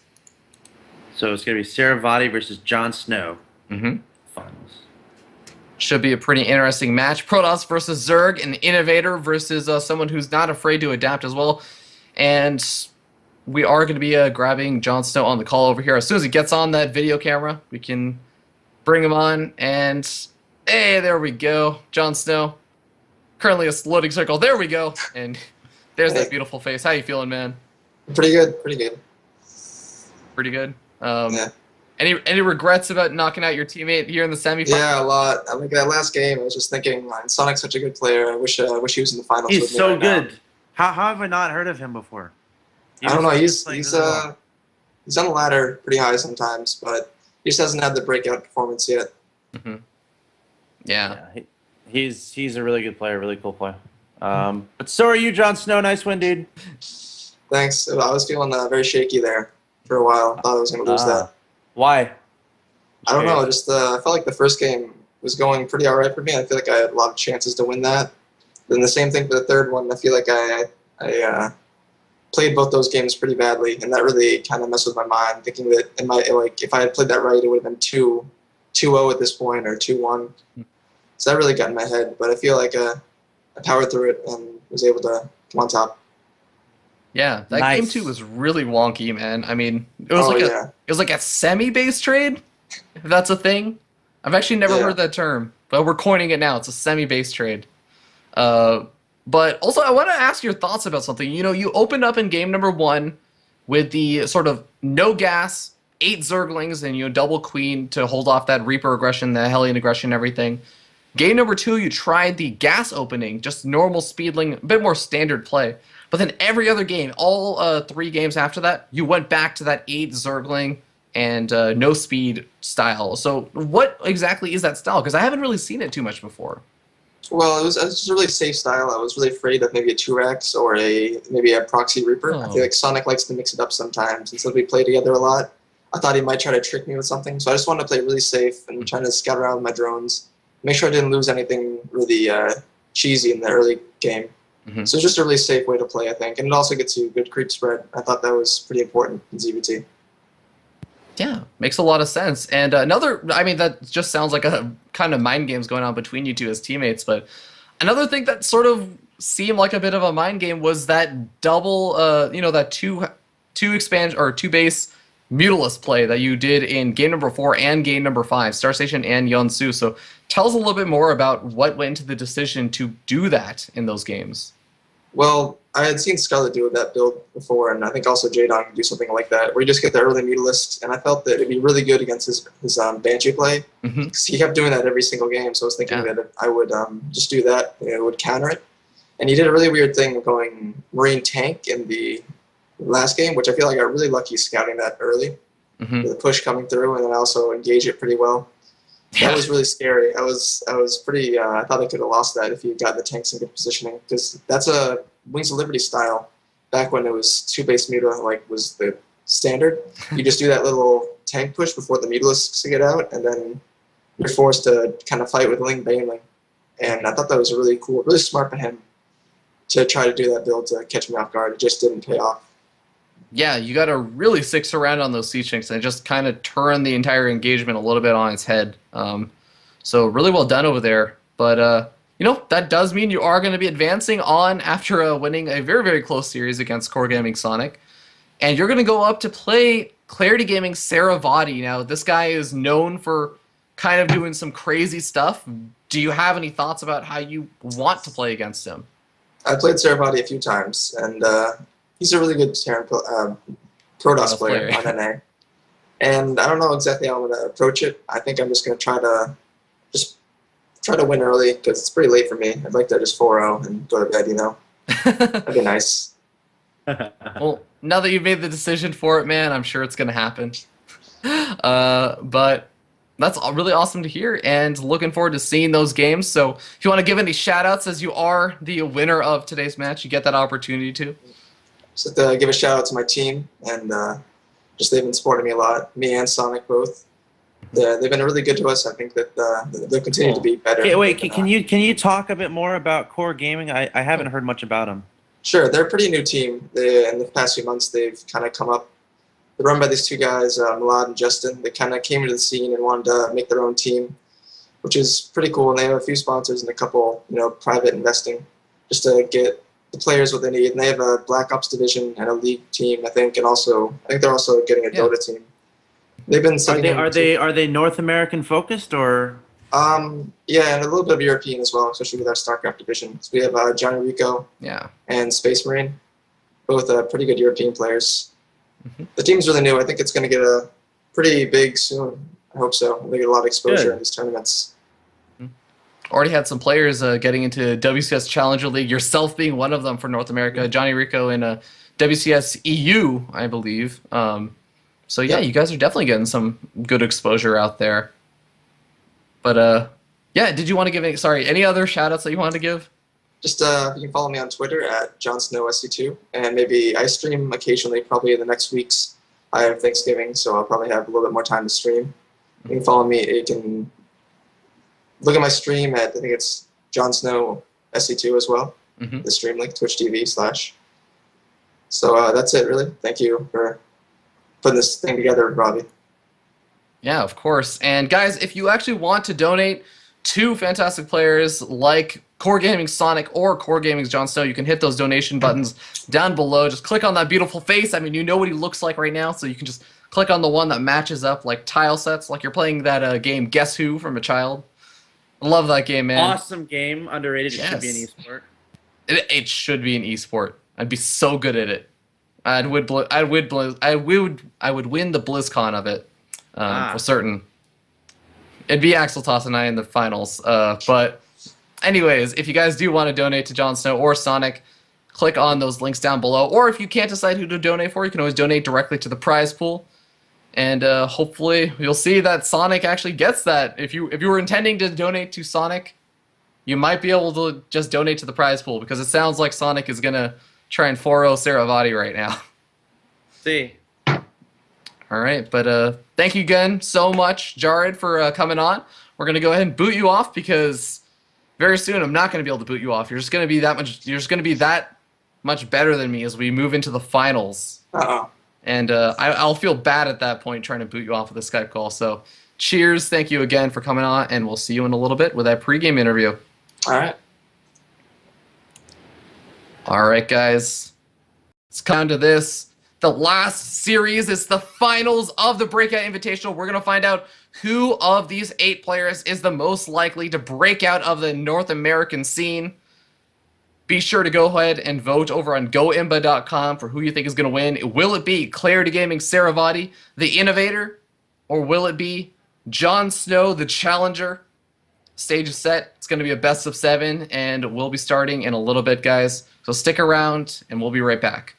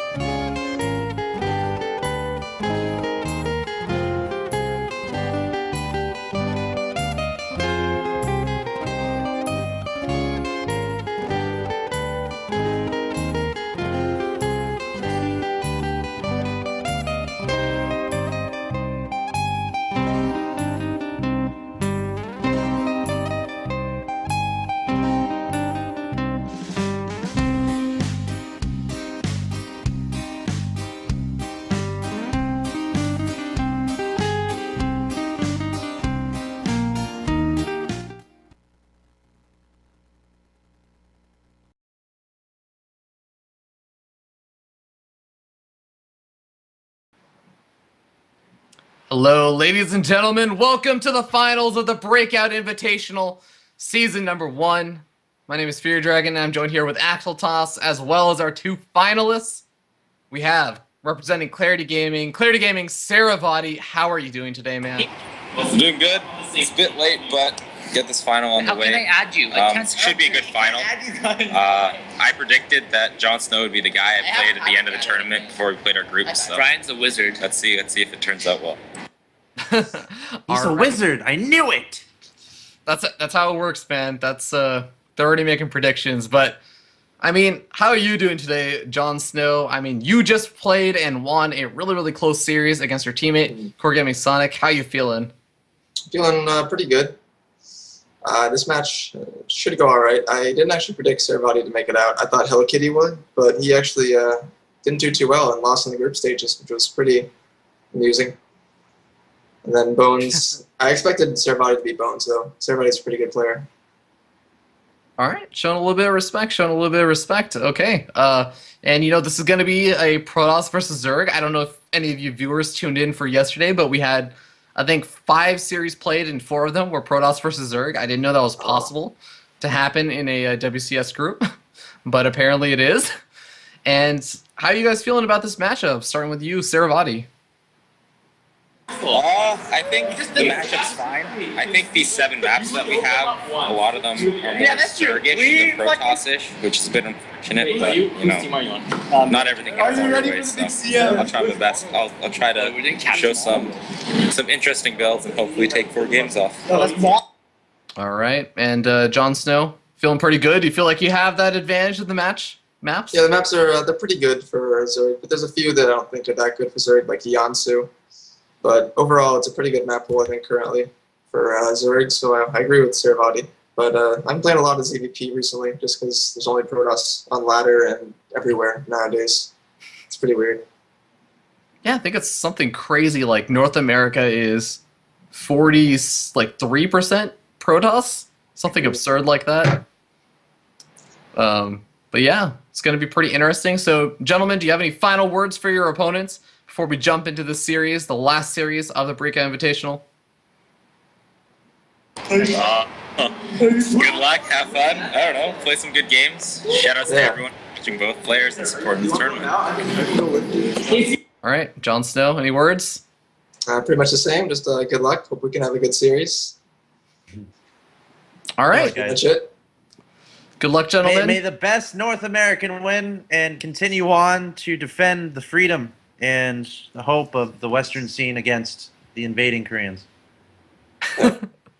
Yeah, I'm expecting one of you guys to be competing at BlizzCon finals next year, but never know. Best of luck, gentlemen. Go to your player booths. All right, good job. Good luck. Good luck, guys.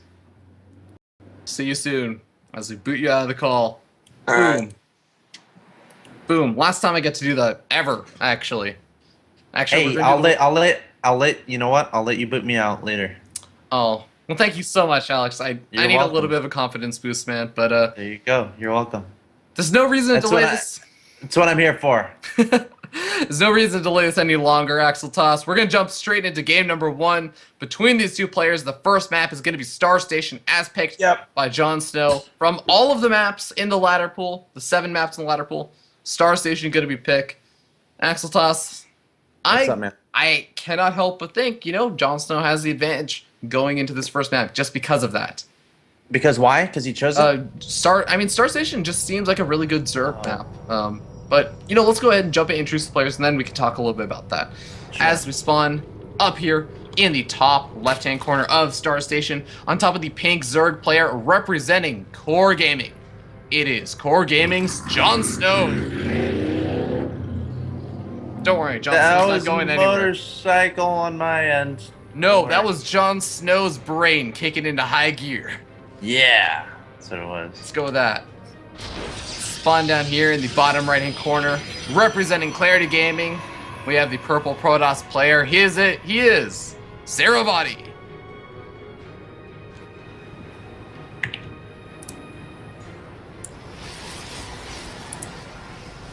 All right. This is it.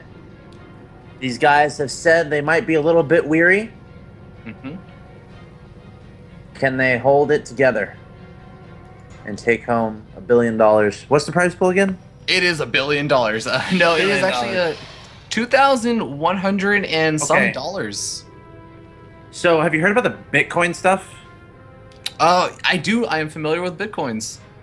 Okay, because I was reading about it today, and it looks interesting.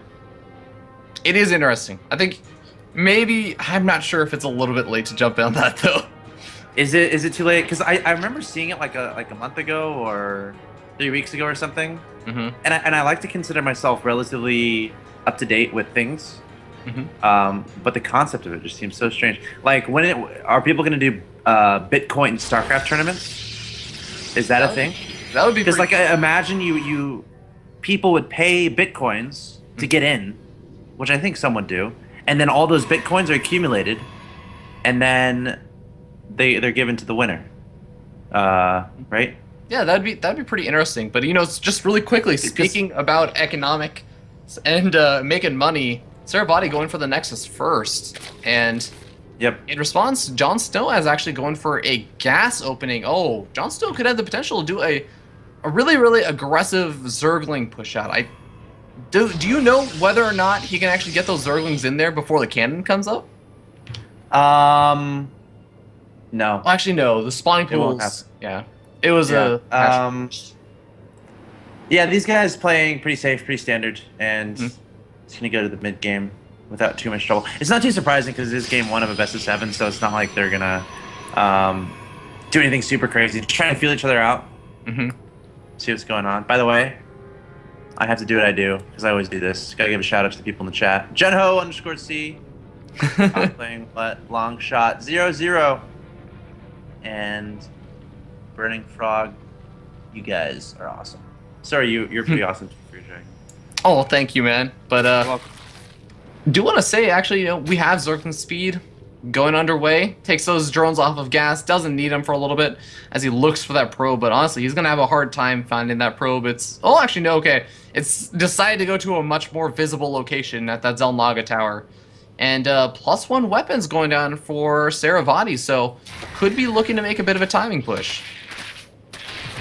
We'll have to wait. We shall see. I mean, it's the early. Thing with PvZ, the thing with PvZ is like, it's usually up to the Protoss to do the timing pushes, and it usually does revolve around that +1 out of the Forge. Like they'll add on 3 additional gateways, be at 4 gateways in total, and they'll or maybe 3 gateways, and they'll try to hide a pylon somewhere, and then try to go for some zealot sneaky attacks. Yeah.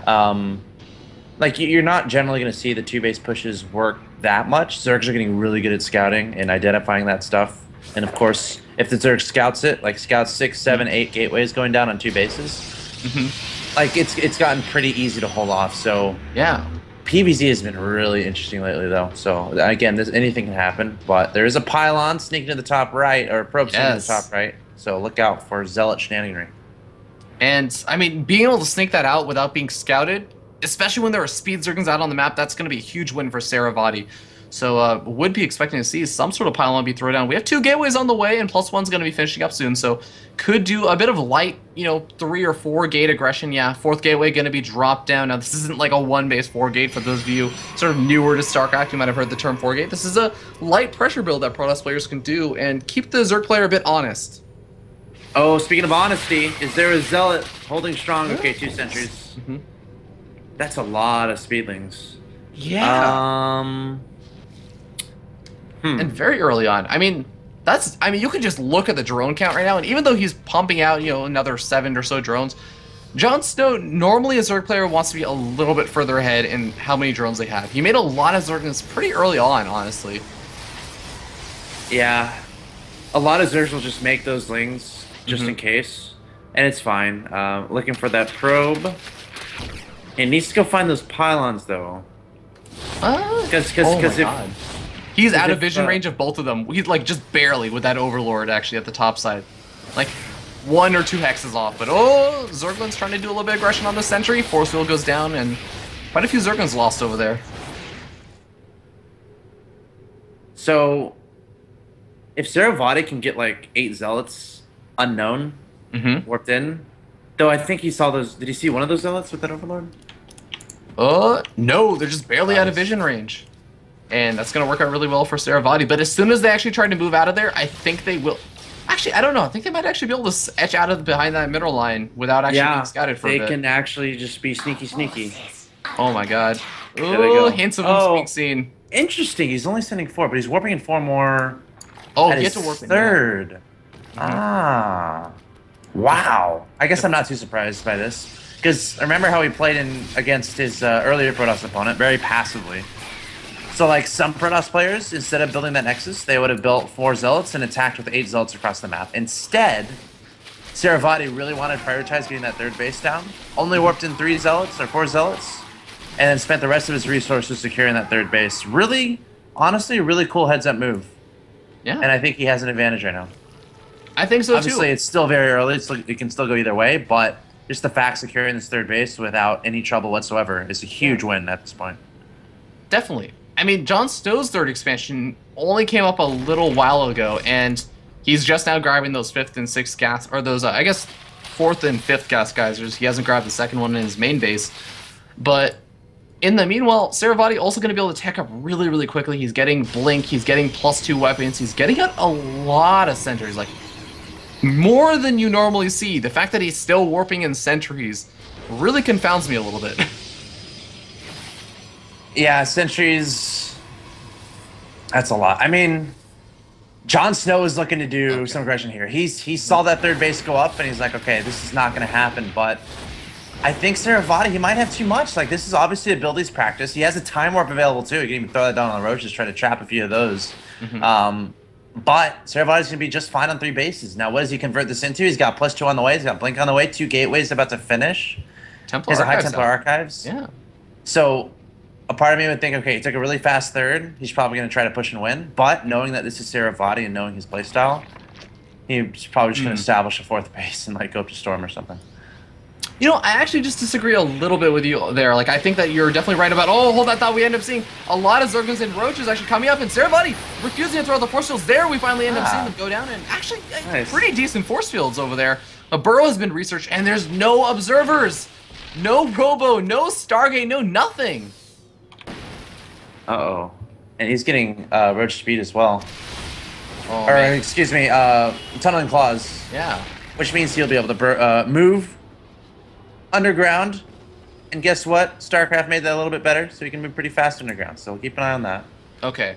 So Tunneling Claws is going to finish up at almost the exact same time that Robotics Facility is going to be able to chrono boost out an Observer just around the same time. So Saravati is not shouldn't take too much damage from this, but there is going to be that very slight 5 or 6 second window where you can attack and there's not going to be any Observer. Maybe attack and burrow underneath those force fields. As you said, there's a nice little speed buff on those. This is a really cool build from Jon Snow. Here he goes. Roach is coming up, and he's going to burrow pretty quickly here. Force field's going down. Tunneling Claws is not yet done, so he's waiting a little bit before throwing down the burrow. Time warp. There's the burrow. No detection. And he's got, I mean, Saravati has to know that Tunneling Claws might be in existence, and now he should know. Yeah. He's got it scared. And now we get to see really fast burrow dodges. Yeah, Observer's out though, and actually a nice time warp going down over here. And does he? Where's the Observer? The Observer's just look at him go. Oh, he's gonna charge underneath, taking out sentries, which is great. Behind this, making Hydras. He's got Hydra range as well on the way, +2 missile. Just being annoying. So at this point, like, his economy isn't fantastic. I mean, Saravati's doing a decent job pulling this off, but Saravati hasn't really been progressing his tech beyond getting an Observer out, relying on just exclusively being Stalkers, which could work, considering they're pretty good against Roaches. The Roaches scuttling backwards. But Jon Snow up 170 to 138 in supply, and he's got Hydras in production. So I don't know if Saravati has enough in this composition to break Jon Snow, considering those Hydras are about to come out. It is a hard call to say as, you know, Saravati's continuing to push across the map. Those Roaches are taking up a lot of supply, so it is a little bit deceptive, but I have to agree, man. There are a lot of Hydras out, and I think Saravati does have some good force fields going down, and is his Blink Micro actually good enough to push in over here and take out those Roaches and Hydralisks? Stalkers Blink Stalkers especially can be really good against a Hydra composition. man. You gotta blink back those weakened ones. That's exactly what Saravati is doing. Showing off that Blink Stalker Micro, and now man, doing an offensive blink, showing how confident he is. And now Jon Snow's in trouble. Yeah, he is in trouble, but he's moving. Saravati's moving onto the creep. Was the Observer taken out? Oh my god, this Observer was sniped, and that has to have been an actual target fire down. The Blink Stalkers getting a little bit too aggressive, ends up taking a lot of damage from those Hydras, has to blink back. Oh, yeah. And, I think Saravati might have overcommitted just a tad bit onto that creep. That's a lot of Zealots, though. And he killed a lot of drones. And, I mean, Jon Snow's trying to stay alive, but this is a lot of Protoss. You know, +2 missile just finished. And that's it's actually really showing itself right now. Saravati's a little bit confused. He's going to back up, getting Immortal, getting Storm. Yeah, actually, he had the Templar Archives out for such a long time, but he really didn't have the opportunity to do much with it. And a little bit unfortunate, he has 2 probes stuck in that main base over there. But he's going to go ahead and back off. He's done a good amount of damage, and he reduced that drone count to 50. And even though Jon Snow's on 4 bases, again, 50 drones, not the ideal situation for him. It's not. He does, like, the good news is he has that Hydra tech out, but the bad news is his opponent's getting Storm, which is really good against Hydras. Yeah. And Saravati securing a 4th base on the right. I'm not sure how much ability Jon Snow has to actually prevent that from getting up. Yeah, and Jon Snow actually is a player who has discussed, he dislikes having to control a lot of units in the super duper late game, and I don't think he's going to feel as comfortable as it goes into that super duper late game. Whereas Saravati, I mean, he's getting up all the right units to be able to handle his opponent's army. He has those High Templars out. He has he has decent upgrades. He's actually starting to fall a little bit behind as that Carapace upgrade is finished up for Jon Snow. But I mean, I feel like he's going to hit a really, really strong timing right now. Yeah, I'm not sure. Like, Jon Snow needs perfect positioning. He needs his entire Zerg army to just be in a giant circle around this, and he's converge from every single direction. If he's super fancy, burrowing roaches and getting the roaches underneath, because I don't see an Observer here, man. I don't. Am I blind? I could be blind. I might be blind. No, I should go to the doctor. No. Should I go to the doctor? I could go to the doctor because I might be blind. Oh, no, there is an Observer, but it's at home. It just got made so out why of the robotic facility. Get underneath. Yeah, it would be really strong. Get underneath the High Templar, burrow underneath, and take him out. Now, he doesn't know his opponent doesn't have an Observer, so maybe burrow 1 roach, send him forward, see if the roach dies, and then you can know if you can go for that attack. Yeah, it's certainly. Oh, look at this spread. God. It's a good start. But is it enough? The roach is coming forward. Time warp. Storms are beautiful. The force fields going down as well are pretty good. Jon Snow trying to come in from every single direction. There's too much Protoss here, though, Mr. Fear Dragon. Yeah. Oh my god, those Immortals just wrecking those roaches. 7 kills on 1. GG, well played, gets called. Clarity Gaming, Saravati taking game number 1. You know, creativity there from Jon Snow is pretty nice. But Saravati on top of it. A lot of that came down to how fast he got that 3rd base. Yeah, and yeah. I also like how he did it. He did it with that zealot aggression, and he warped in for zealots. He was so patient. Yeah, so patient, so cool, so refreshing. the future of the North American scene is bright. Let's say that. It really is, man. It's bright, and right now Saravati just 1 step ahead of Jon Snow with that torch. But we're gonna be jumping into game number 2, and again. Actually, I actually not again. I actually completely called that wrong because I said Jon Snow. This is the map that he picks. Star Station, a Zerg favored map. Never admit you're wrong as a caster. Never. Let me give you some tips really quick here. All right. You guys might have misheard me earlier on, but I was saying Saravati was going to win that game, and he just did. But this is another map that Saravati actually picked. It's going to be Belshire Vestige, and Belshire Vestige is a pretty nice map for a Protoss player because there are just so many different chokes and different places that you can abuse force fields on this map. And I am really interested to see how exactly Saravati is going to open this game up. Yeah, Gosh, Jon Snow has to be so aware of the timing of that third base. It's like so important. He was worried about the zealots in his main, and he wasn't able to be aggressive towards that. And then he spent a lot of his resources trying to deny that third base when it was a little bit too late, which delayed his Burrowed Roach timing. It was a very creative strategy though there from Jon Snow. Very creative, very cool. But it just did not hit in time. But Jon Snow's strong enough to make the comeback happen. So we'll see what happens. I'm excited. I am as well, man. And currently Jon Snow set to Terran, not exactly the ideal situation for him. Switches over to Zerg. And as soon as we get the ready, we can go ahead and jump in and introduce the players. As, again, they're going to be playing on Belshire Vestige. And honestly, again, I know that Saravati's been playing very, very patient games and everything this entire day for the most part, especially against Bones. But he is, again, a player who's not afraid to throw out something kind of crazy. We saw him go for cannon rushes against Bones, even though those shifted into longer macro games. Right. I wouldn't be surprised to see him do something absolutely insane. Like, go for, I don't know, a one base all-in. He's the kind of player who would figure out a way to make it work. We'll see. Like, perspective-wise, Saravati, he's up 1-0 in a best-of-7, and he's feeling great. I would not be surprised to see him go for another economic build. It's going to be up to Jon Snow to make some stuff. And Jon Snow, he kind of revealed a little bit his intentions earlier, saying he wanted to go for a bit of faster games, which, you know, as a Zerg, I feel like there's a limited amount of timings you can really go for. I mean, he tried to go for that Burrowed Roach timing. Zerg is more about reacting to what the Protoss is doing and extending the game much later, staying a base ahead, and trying to overwhelm. So it's going to be tough for Jon Snow. He's got to come up with something. Maybe a fast speedling thing could be cool, like a faster pull, faster speed, and try to do a run by type thing. Yeah. But Saravati has been so on top of making sure his stuff is legit and making sure he doesn't leave any holes in his play, and he's been basically shutting down the run by attempts that Jon Snow has been going for. So we'll see.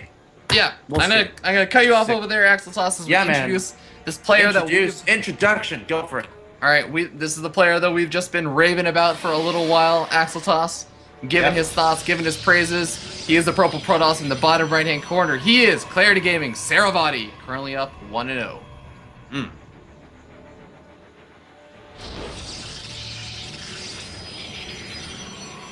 And his opponent, equally impressive, although currently down 0-1. Representing Core Gaming, he is the pink Zerg player. His name is Jon Snow.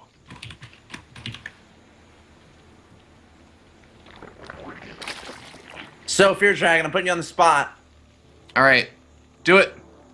Let's hear it. Who's winning this series? Is Saravati gonna 4-0 it like nobody's business? Oh man, you know, I don't think I can call that far ahead, so I'm gonna completely skip out of that answer. But I will call this game, and I have to say, it's looking a little bit better for Saravati because, again, I have to just come back to the map. It's Belshire Vestige. This is a great map for a Protoss player as long as you can find a way to put on a little bit of pressure, do some damage to your opponent's third expansion, and there's a lot of potential for that with force fields. Again, there's so many different ways to cut off your opponent. But Jon Snow still has a shot because Jon Snow is also one of those players who will do things, and we actually saw a little bit of this in that last game as he tried to get those really solid engagements. You can do a lot of kind of weird wraparounds that your Protoss opponent isn't expecting. And I've seen him do this in a lot of different games, including in his games in his group, actually, the other day against the Protoss player. And if he can do that again and abuse a Protoss player who tries to go for a big force field push or a timing push that involves a lot of sentries, he can actually also edge out that big advantage. So I want to say, if I had to make it, if you put a Reaper's gun to my head, or two of them, I would say Saravati, but it's not decided by any means. And whoa, 4 Zerglings getting awfully far out in there into that main base right now.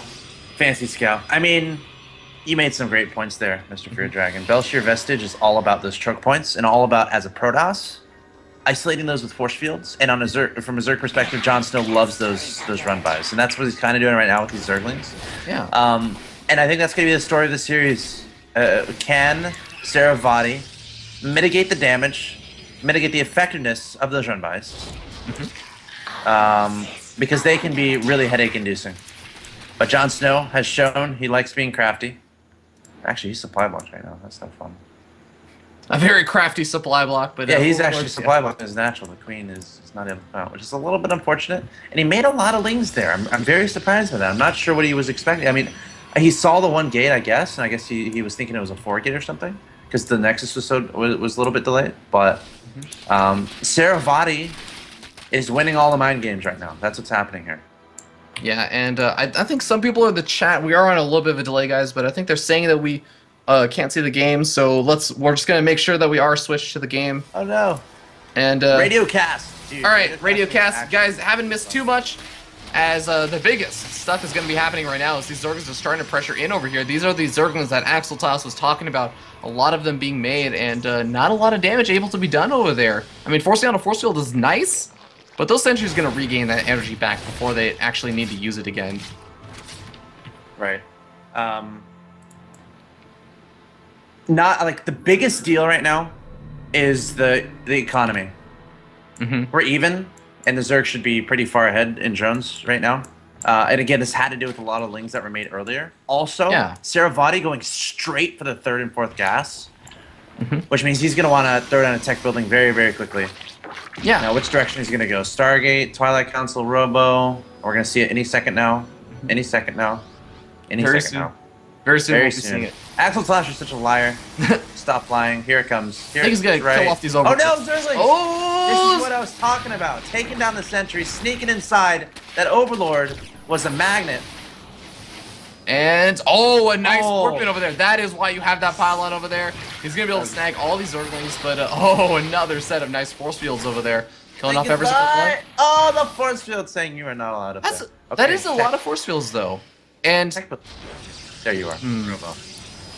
Okay, I do want to come back and note something that Jon Snow did, and it goes back to what you were saying earlier about all the Zerglings that he's been making. And again, he's made a lot of Zerglings that really heavily delay the timing of that 3rd expansion. I mean, it really didn't go up until around almost 7 minutes, and it's just now gotten up. He's not mining from it, and oh man, I'm a little bit worried because he's lost so much of that Zergling investment that he did. He did a little bit of damage.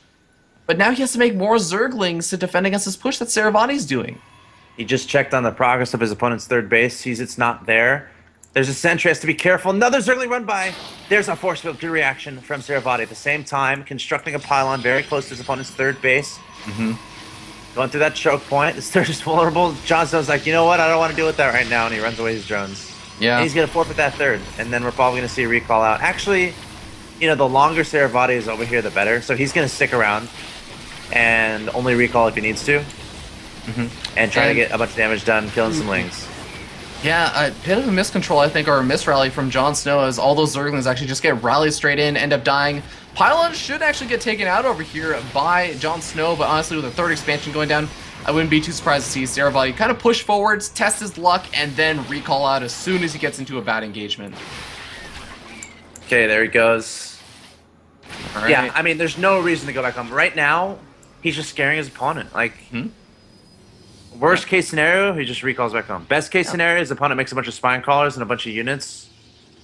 And that's pretty much what's happening here. So, yeah, Saravati's pretty far ahead right now. God. Yeah, he's going to get a queen as well. That's going to be very, very annoying for Jon Snow to deal with. Hallucinating Zealots actually tank some of those spine crawler shots, and they actually last for quite a bit of time. Zerglings coming in from the flank, though. Hydral's also coming in. Big force fields going down, and there is the recall from Saravati. He says, nope, done enough damage. You made enough units. I'm just going to go home.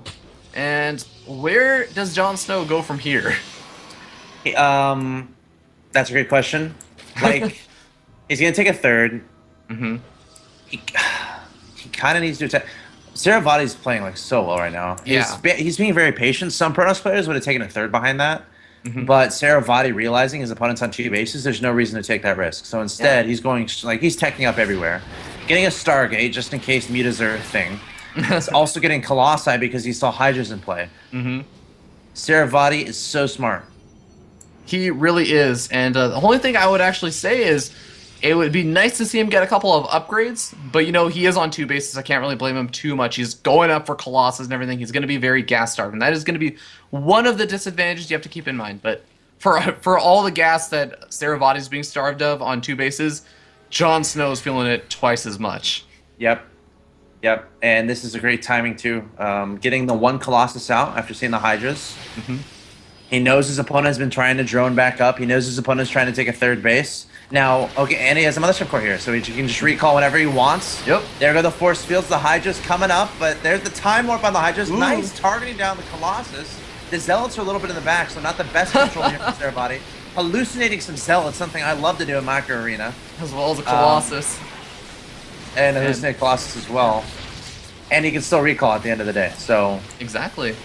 And you might even be able to get a couple of free Spine Crawlers over here as, you know, he doesn't actually have to recall that Mothership Core, getting a little bit overly aggressive, throwing down a Time Warp instead as he just feels like he smells blood. He's going to push in over here. A lot of Zerglings around, but honestly, I don't know if it's enough. The Hallucinated Colossus not doing as much damage, but these Stalkers easily picking off tons and tons of these drones and Zerglings.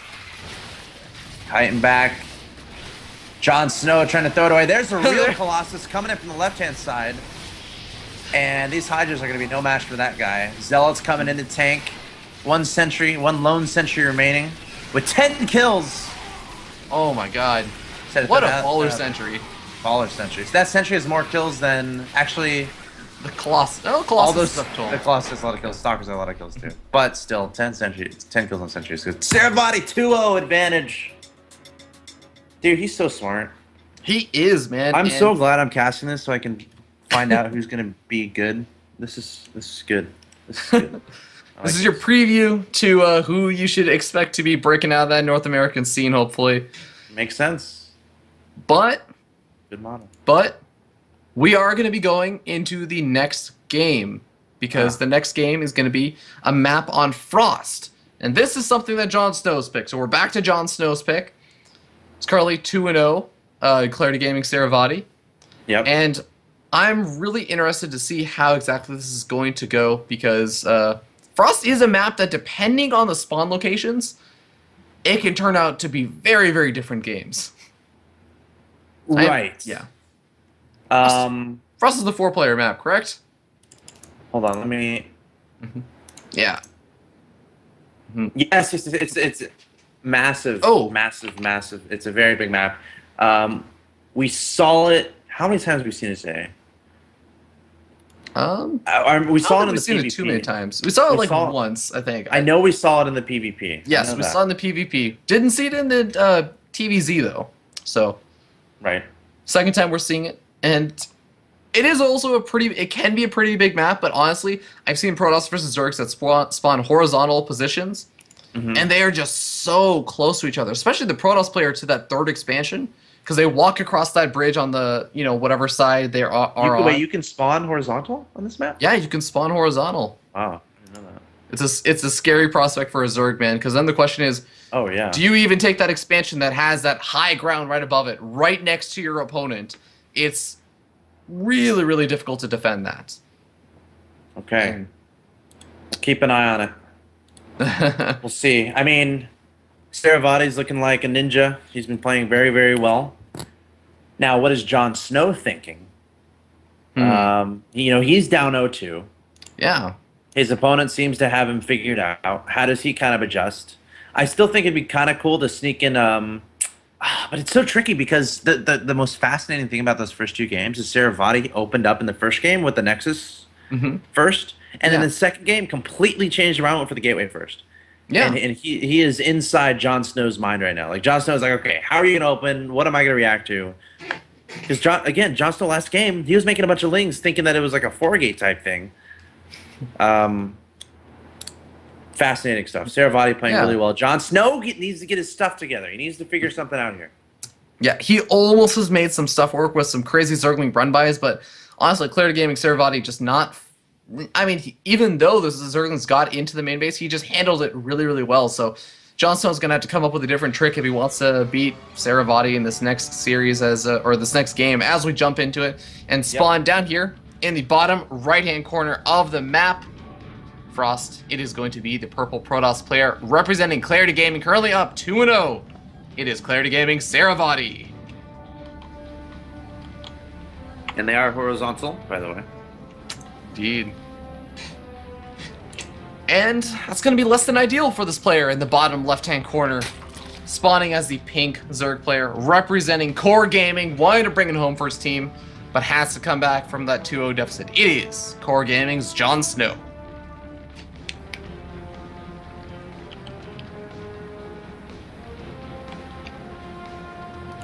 So, I actually remember the entirety of a game of a PvZ I casted on this map where they were horizontal positions. It's weird that I remember things that way. It was between Huck and Scarlet. From some qualifier. It was either IEM qualifier, I think it was a Singapore qualifier. And Huck actually danced his stalkers, and he ended up losing the game. Oh man, it was actually it was a very interesting thing to watch. And then Scarlet went on to win the series and qualify for the spot. But then Huck ended up winning through the lower bracket and ended up going anyway. So pretty cool tournament. Yeah, it's been pretty interesting so far. But so far, in this game at least, nothing too crazy going on. We do see a gateway expansion, or what looks to be like a gateway expansion coming out from Saravati. You never know with him. And I don't know. Let's just talk a little bit about this map and these spawn locations again. Because if you take a look at where a Zerg could take a third expansion. And I say that because I'm putting pressure on our observer to pick a third expansion. Because there are two locations you can pick. If you pick this one, you're right next to your opponent. If you pick that one, it's kind of far away from your natural expansion and can be a little bit difficult to defend. Because you have to get your crew spread pretty far out. You have to go through a choke that your opponent can just force field off and stop you from going there. There's issues with all of them. And, I mean, the sirens are going to be going off in... I'm getting arrested. Jon Snow's sirens. You have to come pick me up from the jail, Fear Dragon. They're all coming after me. Okay, bad joke. Stop. It's all... yeah, so... No, like, Jon Snow's down 0-2. He needs to find out something to mess with his opponent. I mean, you made a great point about getting that third base. The one at the top is a little bit far away. If there's good news about that spot, it's farther away. It's far away from the Protoss too. But again, it's a little bit of an awkward situation. Who knows what? Based on these, oh my God, we're actually seeing a Twilight Council. What is going on here? Oh, this is exactly what I was saying, Axel Toss. Is this guy you don't know? I like it. I said it looked like a gateway expansion, but you never know. And honestly, who goes for one base plays? And this pro, I'm thinking this is DTs. I think this is super ultra ridiculously fast DTs. This is like a PvP build. Oh my God, those Zergans. If those Zergans scout out that probe, that could be devastating for Saravati right now. Especially if no, it's actually going to be Blink. And Zerglings are going to find that probe. Oh, probe, run! Run, probe. Run! He's running. This is interesting. We're seeing a 1 base, 4 gate, Blink Stalker, all in. This is reminding me of... This is like a Zelnaga Caverns build. Trying to remember what other maps it was used on. But the most important thing about this is Jon Snow needs to scout this. Because if he doesn't scout this, it's going to be scary. And there are a lot of places where you can kind of blink back, I guess. Again, I've never seen this really on this map, but... Well, two Zerglings going to be scouting out that natural expansion. All they need to see is the lack of a natural, and then... That's it? Yep. Jon Snow knows something is up. He doesn't know exactly what's up, but he is going to be cranking out Zerglings. I mean, 12 on the way. This is only a 4 gate. Like, there's nothing else that can really be. 2 Stalkers coming in, and the pylons are already up here. Somehow, someway, Saravati able to sneak his ninja probe on his opponent's side of the map and throw down these pylons, warping in a bazillion Stalkers. And Jon Snow, unfortunately, is in trouble once again. Yeah, I mean, I'm really surprised that Jon Snow looks like he's going to let that third expansion fish. I guess the extra larva are going to be helpful, but now we end up seeing the speed Zerglings coming in over here. Look at that, Crafty. Was that a mistake? I think that might have been a misclick from Jon Snow as he sent those Zerglings to the low ground. I think overall, you don't want to lose any Stalkers when you're doing this. If you lose any Stalkers, it turns ugly. for now, I think he's being cost efficient enough. But Jon Snow doing a decent job trying to hold this off. 18 lings in production. Taking down the pylon. Uh-oh, these queens, though. Yeah, Zergen's going to have to come back. Nice transfuse, actually, and those Blink Stalkers going to have to abandon ship. Sentry going to go down, unfortunately, for Saravati. And, a really nice surround coming out over here from Jon Snow. Oh, and the Stalkers have nowhere to blink. Oh, man, he's trying to split them up, and it's going to work out okay-ish, Jon but... Snow. Oh, no. Jon Snow says no. You know nothing, Saravati, says Jon Snow. He's used to having that said to him, but for once he can say it to Saravati as... That was well played, Fear Dragon. That was played. Okay, here's the reality right now, Axel Toss. We have a Protoss player, yeah, he's walled off with 4 gateways, but honestly... Protoss player's dead. Unless he has a Dark Shrine on the way. He needs a proxy Dark Shrine, man. He needs a proxy pylon, actually, to get the Dark Templars even out right now.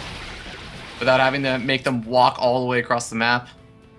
So the biggest thing about this is, for you guys watching at home, Burles is on 1 base. Zerg is on 3. More importantly is the drone count versus Protoss count, or Pro count, 33 to 26. And establishing this natural, I'm not sure how doable that is. Yeah, I think even Saravati's starting to question it right now as he retreats back up over into his main base. Zergen's going to pick off that probe. And actually, that Mothership Core kills off the Queen at the 3rd expansion. Going to start wailing away at some of those drones. And, I mean, Zergen's doing a lot of damage. Saravati doing a good job trying to stick it out in this game. And that, oh my god, that Mothership Core is up to 4 kills. But I think it's going to get taken out by this Queen, which will just be a nice time warp going down, actually. Saves it. It's frustrating. 4 drone kills, really? Yeah, kind of surprising. But honestly, at this point, Jon Snow can afford to lose 4 drones. Yeah. Okay, so Nexus going down, but there's about 70,000 speedlings going across the map. I counted them. All of them. All of them. He's gonna surround that Nexus, force cancel, and then run away. And actually, Sentry's not even in range to throw down Force Assault, though I don't think it would have been able to even save it at this point. And, oh man, I'm just trying to think of things. What can Saravati do to come back? He's gonna play patient. Like he can't push across the map. That's just impossible. His only option really is to play safe, take that natural expansion, keep it safe, get some walls up, make sure your force fields are ready. But Jon Snow, like, he can see this and he can be like, okay, I can just drone up. But he's making a bazillion speedlings, which I don't mind too much. Because if his opponent does push across the map, he wants to be prepared for that. And these speedlings can still be annoying, and he's far enough ahead where it's okay that he's making all these. Now that he has now that he's going up to layer, and he has however many he has, I would start droning up again. Because this is the point where you have enough lings where you're not going to die to... Ooh. Oh my god, this could actually do a lot of damage. I mean, those Stalkers do have Blink, so they will not actually... They have to be surrounded twice. But if you can force your opponent to use that Blink nice and early on, that's going to be a really nice win.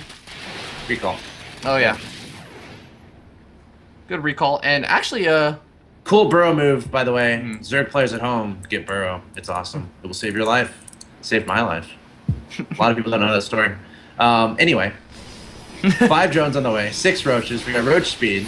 Ooh. Ling's trying to sprint on by. Sentry saying no way. And there's no robo either. I don't think he can afford to get a robo right now. He's just trying to get drones up in units to defend against all those speedlings. Yeah, there's the robo. Like the biggest thing is, how can he make something work for him?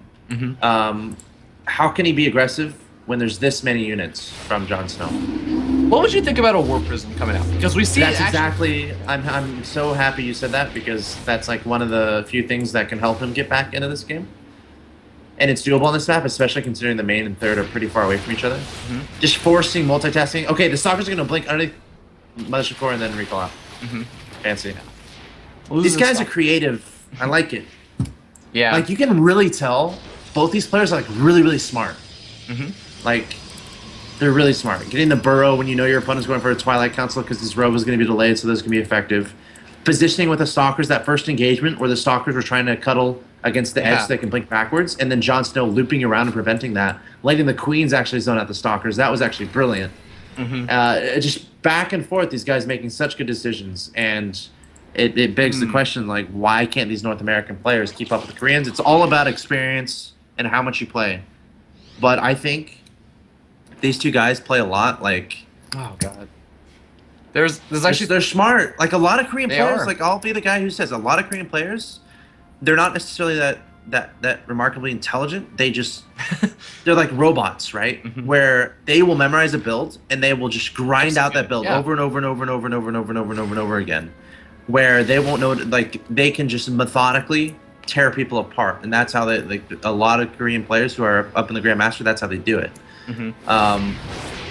Of course, there's a lot of really smart Korean players, but I'm just saying, both these guys are they're having their moments of creativity, genius, and things I want to see more of in professional play. Is basically what I'm saying. Yeah, and actually, just speaking of that creativity, until just now, we saw another really creative use of Jon Snow just burrowing the Zerglings at the exact right position. Saravati was standing on top of him with his entire army for such a long time. That just gave Jon Snow such a great scat off, but Jon Snow has a pretty scary army, and Saravati actually, he has a lot of sentries, a lot of energy. I actually think he can take this engagement, and Jon Snow's going to have to back up a little bit. Okay, he is. It's a lot of stalkers. You know, Saravati doing a great job trying to make this comeback happen, and Aspire's about to finish here, which is like probably not what you want against all these stalkers. The good news is 2-2's about to finish, but Jon Snow's he's supply blocked. Oh man, you know what that? Yeah, and actually, I mean, the army supplies aren't that different, especially considering a lot of that supply for Jon Snow is roaches, which aren't exactly supply efficient, and we'll have to wait and see how this engagement goes. Oh, there's going to be a big potential for back. See how smart that was from both players? Like, that's something you got to go back and watch and re-explain, but engagement's going to happen again. Oh my god, those force fields are so good! Oh, the was great too. Okay, there's the observer. The observer is there. Okay. And nice time we're going down. Blink back and actually get some really nice force fields off. The Stalkers are actually going to be able to target fire down a lot of these Mutals as well. He does not want to let that Mutals count spiral out of control. A War Prism coming in. That means that the Proxy Pollen not even going to be needed, but honestly, aggressive Blink. Ooh. Honestly, he has high ground vision with that War Prism, and he could actually just start warping in Zealots and maybe move over to the main base, but no, he's going to go for this aggression. Roach is coming in over here on top of these Stalkers. The Immortal going to get surrounded by drones, and who is going to be able to take this fight? I'm not too sure right now, Axel Toss. It's pretty close. A lot of drones are falling, but Jon Snow is willing to lose some drones here as long as he can stay alive in this game. 30 links are going to pop, and that's going to be very helpful in keeping him alive. Overall, Jon Snow is going to still be ahead, but that was dangerous, wasn't it? These Stalkers are eventually going to get taken out. What a great hold there from Jon Snow. And there's so many little micro instances in all that shenaniganry. That was really cool. Like that first engagement, like it's all about what the Protoss was doing is blinking back his Stalkers and then laying down a layer of force fields. The whole idea there is you're baiting the Zerg forward, you put the force fields behind, and you trap them. Like that's a brilliant micro move from the Protoss. It's amazing. But what was even more amazing, Jon Snow was able to predict exactly when that would happen. He feinted forward, knew that was going to happen, knew the force fields were coming down, so he backed up. The force fields went down, and it was a wash. Lost some energy, lost some lings. But then from there, Jon Snow just able to pump out the units due to his superior economy and able to get the drones involved and overwhelm his opponent. So Saravati going to stay in this game, but this is probably the furthest he's been behind, so it's a little bit tough for him right now. Yeah, especially with all these roaches coming over here, taking out all the Stalkers, taking out all these Zealots. The pros being forced off the line, never a good sign for a Protoss player, and even though the Immortal's going to pop out and do some really nice damage with the +1 weapons upgrade, it's just not going to be enough. GG gets called, and Jon Snow on the scoreboard, 1 and 2. Not giving up, and you know, it's pretty obvious looking back. Game 3, Saravati's like, all right, let's try something. It might not work. I'm up 2-0. Let's go for this 4-gate Blink Stalker play. And it almost, like, it could have worked, It was close. It was close to being able to work. Like he got those pylons up pretty far. Yeah. Had a lot of blink stalkers. Took Jon Snow a little bit off guard, but Jon Snow's micro in the ensuing battle, preventing the stalkers from blinking back to the low ground. And it's all about just zoning out those stalkers, making sure they have nowhere to blink safely to, and sending your lings to where they would blink to. Just even a few lings, just to keep the damage going onto those stalkers. Very, very, very nicely played there from Jon Snow, and he is trying to make the comeback happen. But I think Saravati went into that game, not necessarily expecting a loss, but understanding that probably might happen, considering the risk of his build and the likeliness that would work is not super high. It's not obviously like it's not used a lot in pro plays. It's just one of those builds that you go for to try to get a nice quick win. But Jon Snow a little bit too ready for that. Yeah, and I have to emphasize that, especially like we were talking about how on that map, horizontal cross spawn locations was going to favor Saravati a little bit. I mean, it's really, really strong because that third base is so far off. But, I mean, Jon Snow just did such a great job on that defense, as you were talking about, Axel Toss, and it really, really paid off for him. So, with that being said, I have to say, you know what? Winter map, the map that Jon Snow takes. The other maps, the first two maps, Star Station, Belcher Vestige, no snow on the map whatsoever. All I'm saying is Jon Snow finding strength on snow maps, and we're gonna be jumping into Polar Night, another snow map. Okay? There you go. This is where he belongs. This is where he belongs. It's a 1-to-1 correlation on Jon Snow winning on snow maps in this series, so it's looking good for him. Okay. See what happens. Yeah, as we go ahead and jump into the game and introduce the players as we spawn down here in the bottom side of the map, Polar Knight is going to be on top of the purple Protoss player. Still up 2-1, but losing that last game. Can he close the series out 4-1? It is going to be Clarity Gaming, Saravati.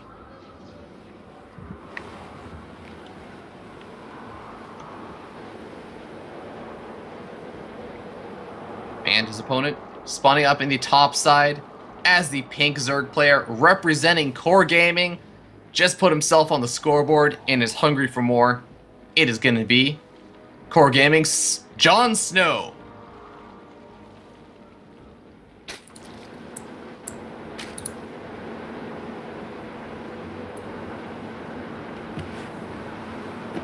Down 1-2.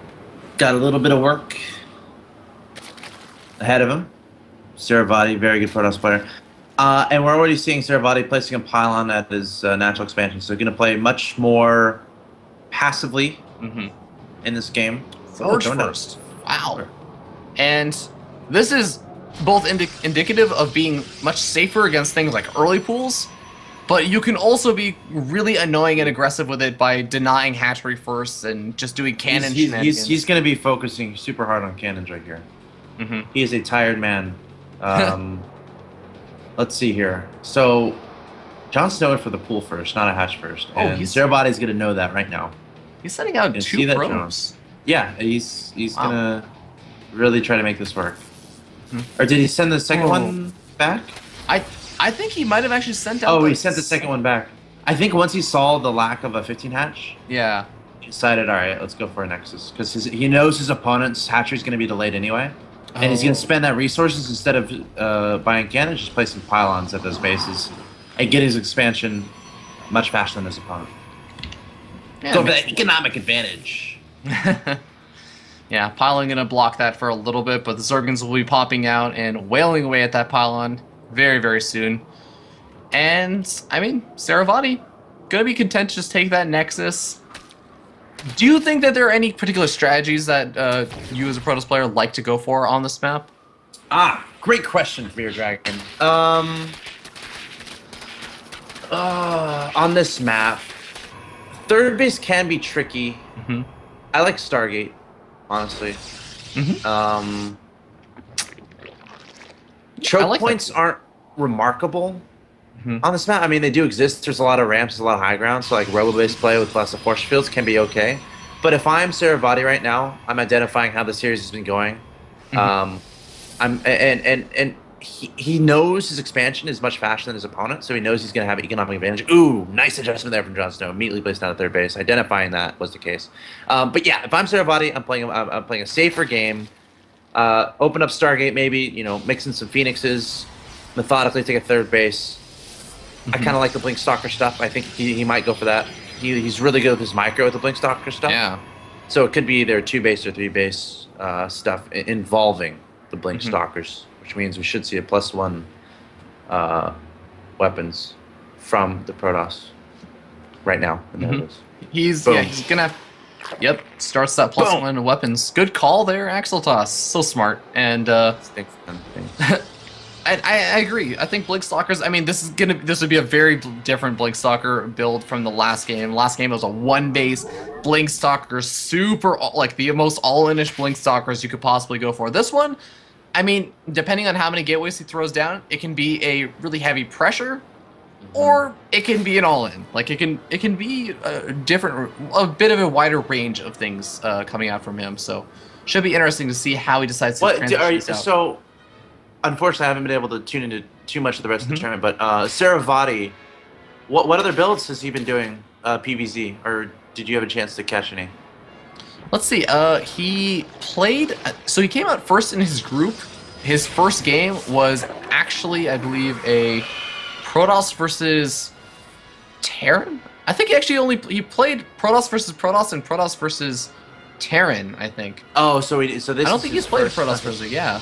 Okay, cool. Okay, good enough. Just curious. So look at all these. So he is getting a lot of gateways. Oh, I think this is going to be a Warp Prism Immortal all-in.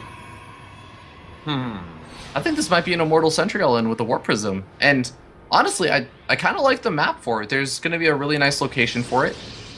And yeah, there's a big dark spot in the main that's right next to the ramp that Warp Prism can definitely take advantage of.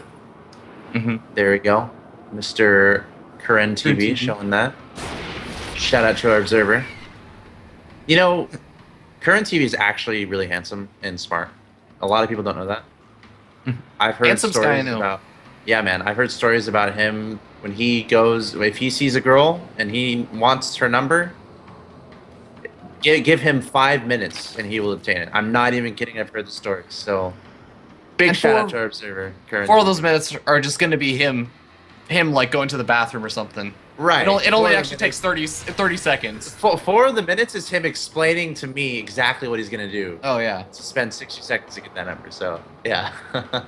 Oh, whoa, okay, hold on, Axel Toss. We have a lot of Zergans coming out, and I think that Jon Snow is suspecting, okay, something must be going on, but we actually have a third going down from Saravati. So now this third could be a bit exposed to all these units that Jon Snow's been making. It could be. You're right. Did Jon Snow scout that? He's actually pulling back. He knows about the Warp Prism stuff.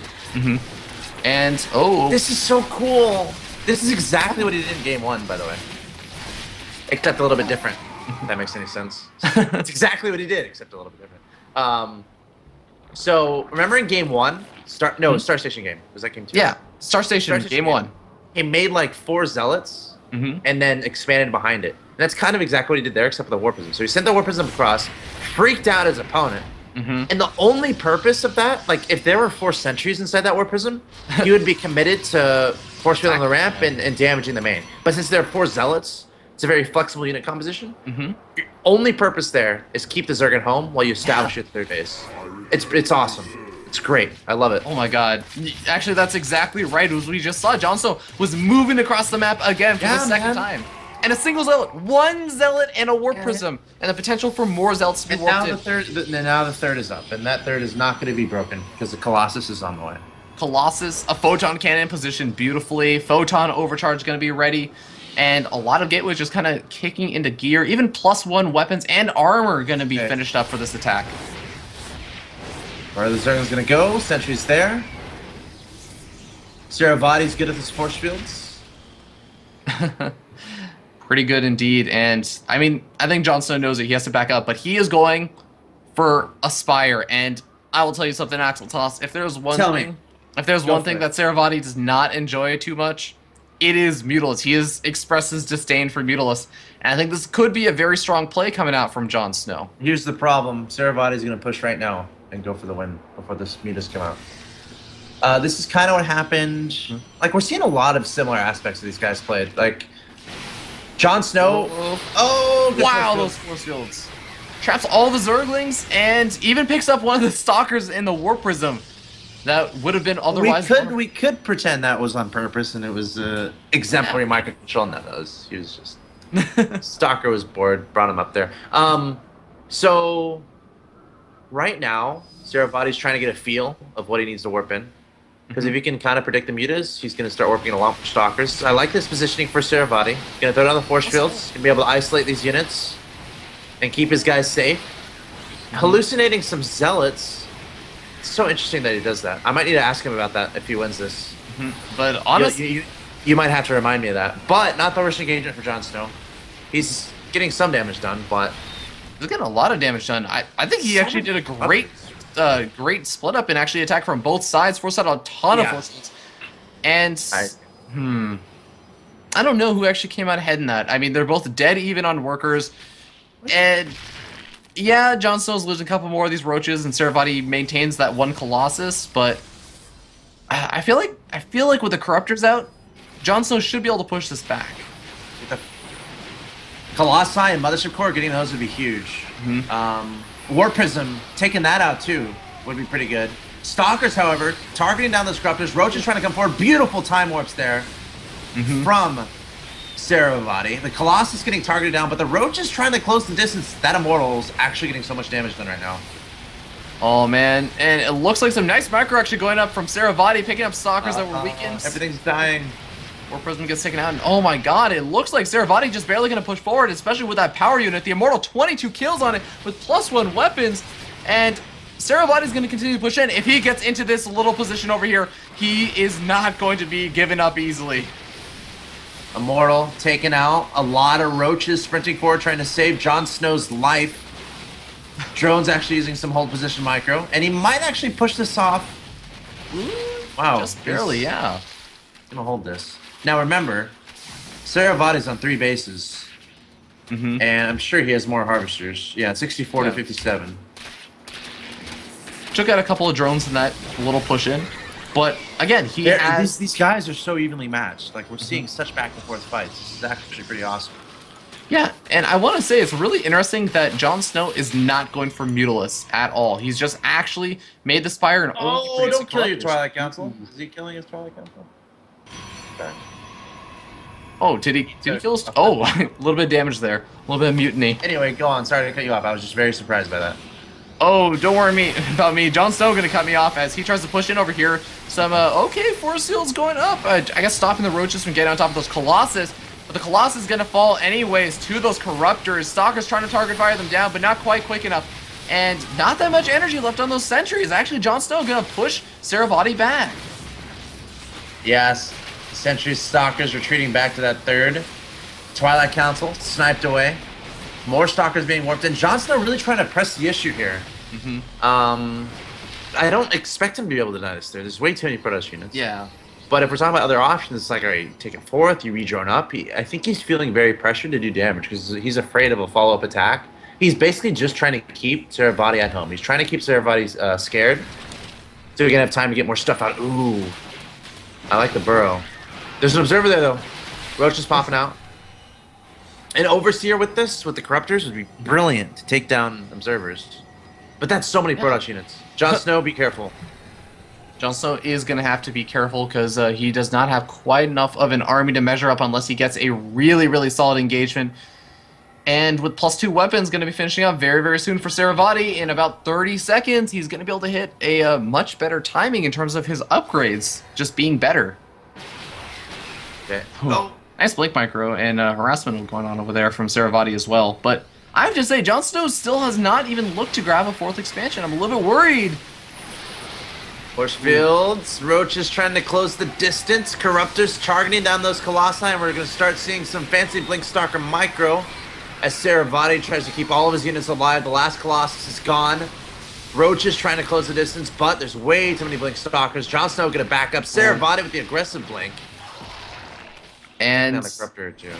God, Saravati finished up +2 weapons during that engagement, and you know, we do have Tunneling Claws finishing up, but that Observer still alive and well, and actually almost all the Corruptors either weakened or killed off during that attack. And Saravati is just looking to be in a better position. I mean, he has better upgrades. He's on 3 bases and equal bases with the Zerg player, which is never something you want to have happen as a Zerg player this late in the game. Right. Oh, man. And actually, does Saravati even need to make more Colossus at this point? I mean, his opponent is just going to make Corruptors blindly. So could just, transition out into Immortals as he's doing right now. Saravati is in a very good position right now. Jon Snow is kind of stuck in a Roachling Corruptor composition. He never added on a Hydra Den. Yeah. He never added on a Hive or Infestation Pit to try to progress his tech. And it's like, how does he really deal with this composition? He has to have a perfect engagement. Hopefully that doesn't seem too obvious, but that's kind of what he needs right now. Saravati's composition is just perfect to deal with what Jon Snow has right now. Yeah, but Jon Snow is actually recycling around. He's going to try and focus fire down this third. I'm not sure how much this is going to work out for him. He is going to kill the third, but his entire army is trapped. How does he defend against the eventual counter-aggression? I don't like this. This is like, he doesn't want to engage the army. That is so he's going to try to take bases down. And it was funny. An Immortal got one shot by a bunch of roaches, which is you don't see that a lot. Okay. And it was just like he was slapped in the face and destroyed. It was amazing. Okay. I need to go back and watch that in the replay. Anyway, go on. So, okay, at this point, Saravati has to do damage right now because he's lost his third. But that was an interesting aggressive blink. That might be his downfall. Okay, there's going to be a little bit of cooldown. Blink should be back fairly soon. Sentry's trying to get in position, but honestly, very decent positioning from Jon Snow, but it might just be too much Protoss. Zealot's getting up close, trying to do some crafty blink, Roach micro, burrowing them and backing them up, but... Oh man, Zealot's trying to take some of that damage also, and Stalker's starting to press forward. There's not enough Roaches. The Corruptor's pretty useless at this point for Jon Snow. Maybe he might be able to throw down some Corruptions, but not a whole lot else. And third expansion. Oh, Saravati, he has not killed off the third yet. Force fields, sentries. Oh man. No. He just too has many blink stalkers. Yeah. This is too much right now. He's going to be able to clean up these Roaches. And then good game though. That was a really good game. Good game, well played, Saravati. Good game, well played, Jon Snow. Taking a 3-1 lead, man, and 3-1 lead. 1 win away from $1 billion. As you said, Axel Toss, or a billion bitcoins. Billion bitcoins, indeed. And as you said, Axel Toss, casters never admit their mistakes. So as I clearly, obviously, did not call Jon Snow to win that game because it was okay. So the trick there is you never make absolute statements, so that you're never wrong, right? So you always say, okay, I think what might be an option is blank, right? It's an easy way. Sneaky stuff that they didn't tell you. But yeah, Saravati he's really good. He's a really good player. Yeah, I'm excited, and he's playing in an unfamiliar setup, right? Is that him? Yeah, he's playing. I think he's played on this setup before, but he's playing in an unfamiliar maybe location, playing at school. With a bunch of, school as a university, with a bunch of people around him in a giant LAN. Yep. Making sure he has better internet. And he's going to be moving on to the next map, which is going to be Derelict Watcher against his opponent, Jon Snow. And do you have any particular thoughts about how Derelict Watcher is for this matchup, Protoss versus Zerg? You know what, Fear Dragon, you always ask the best questions. Derelict Watcher. Derelict Watcher is a really cool map, very dynamic. A lot of it comes down to that third base. I know it feels like I say that a lot, but on Derelict Watcher it's especially true because the third base is literally a dip down and then a up on high ground. And there's a lot of empty space in between the two. So with the way Saravati's been playing, he's been going for that fast third base. I feel like Jon Snow is going to be like, okay, if you're going to do that again, I'm going to abuse it by making a bunch of roaches and trying to hit a timing while they're just going up. Because the big thing that Jon Snow has been losing to has been the kind of the fake aggression from Saravati, where he's only being aggressive with 4 Zealots across the map with the pylon, like we saw in Star Station. Or, remember, he got that War Prism.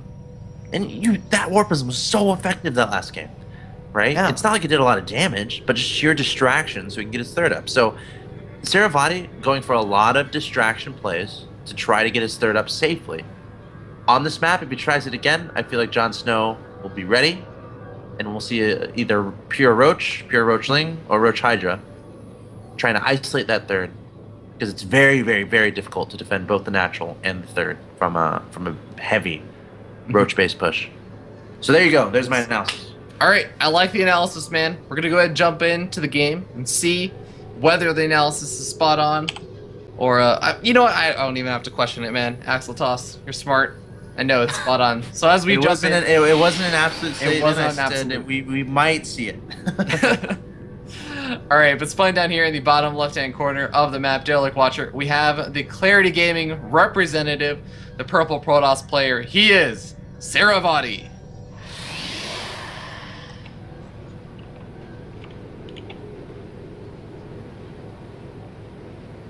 And his opponent, spawning up here in the top right-hand corner, currently down 2 games in this best of 7 series, has to win every single game after this. Yep. But he is a challenger, and he will try to be up to the task. He is representing Core Gaming. It is Core Gaming's Jon Snow.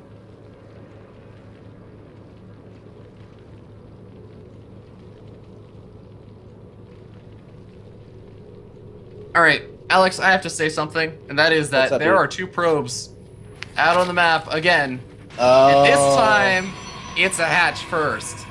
Oh no. Oh, drone comes down. And the second probe is just a distraction probe. Oh and my he's going God. 3 hatch before pool. No way. Okay, this is. We might have our champion. We have our champion. It's okay, this is possible. Okay, whoa, is that that's not in vision range of the hatchery. Oh my God. And okay, I believe that the hatchery should not finish up before the cannons though. So they'll have an opportunity to cancel this, but his spawning pool is going to get so delayed. And how is he going to defend this 3rd expansion either? I can answer that if you want me to. All right, answer it. Absolute statement. He's not. It's going to be very. I'm just kidding. It's going to be very difficult if you're a dragon. He's going to cancel the hatchery, and he's going to rely on his 3rd base at the bottom right. But little does he know, there's going to be a cannon constructed right next to it. Well, I think the probe actually was just in vision range of that hatchery for a second, so... And he's got to be expecting something. He's got to be expecting something over there. But he has no Zerglings to really prevent it, because he tried to go for 3 hatch before pool. And now he's going to try to take another hatchery at the top. And that might be the one that won't be canceled. Maybe, yeah. So he might make a bunch of lings and send them across the map. That may be the only danger. Oh God, is this hatchery is going to finish before the cannons does, and I don't think he realizes the hatchery finishes. He doesn't cancel it. 2 cannons going to be warping in, and Jon Snow instantly regretting it. Right now, this is a 2 supply overlord, but can he kill it? He's going to have to spend a lot of money on Zerglings to kill this. I guess the pylon is exposed, but the probe is still alive. He could just plant down more pylons, and even more cannons if need be. And the cannons can just switch their fire to the Zerglings. Now, I like how he's sending the links to make absolute sure there's no cannons outside this hatchery at the top. I mean, he has to, man.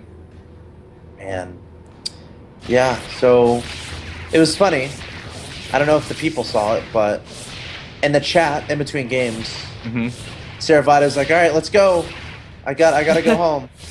And then he does the cannon rush stuff, which is fine.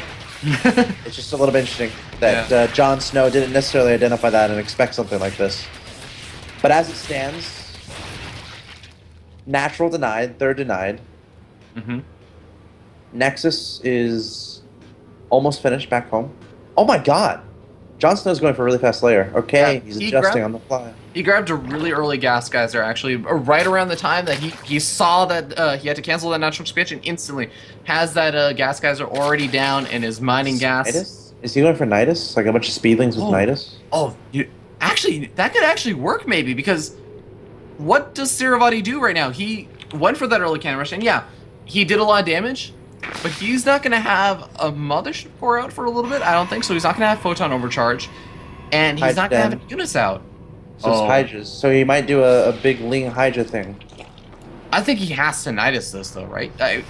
I mean, at this point, I don't think he has enough gas to do it. Like if he went Nidus, it would have to be. It's a cool build. Like I've tried. Yeah. It's really where you do speedlings and then Nidus, and then you get a Nidus in the main base. Obviously, it's pretty risky because if they scout the Nidus, it's hard to hold off. There's a probe in the main right now, and though the Queen is going to deny the scouting on that layer, that would be a huge reveal.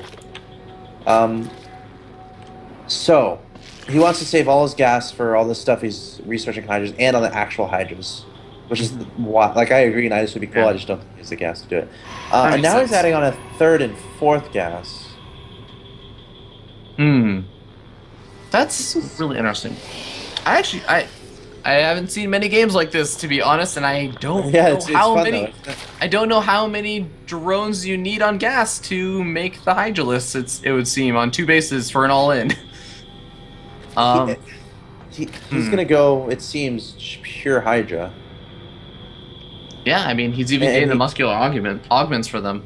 And oh my God, is Sarabody looking to take a 3rd expansion with this probe? Oh wow.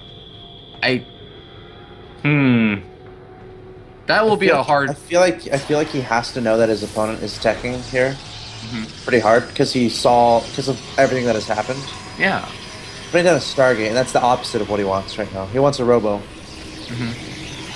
Yeah, he's gonna want to get out some. Really he's warping in for Zealots. Is he gonna see it? He sees the Hydralisk now, so he should at least know. And actually, there's a Robo. Immediately throw down a Robo. He might even cancel his Stargate, honestly. He's actually buying himself a lot of time with these Zealots. I mean, he's now knows what's out on the map. He just has to prepare for that.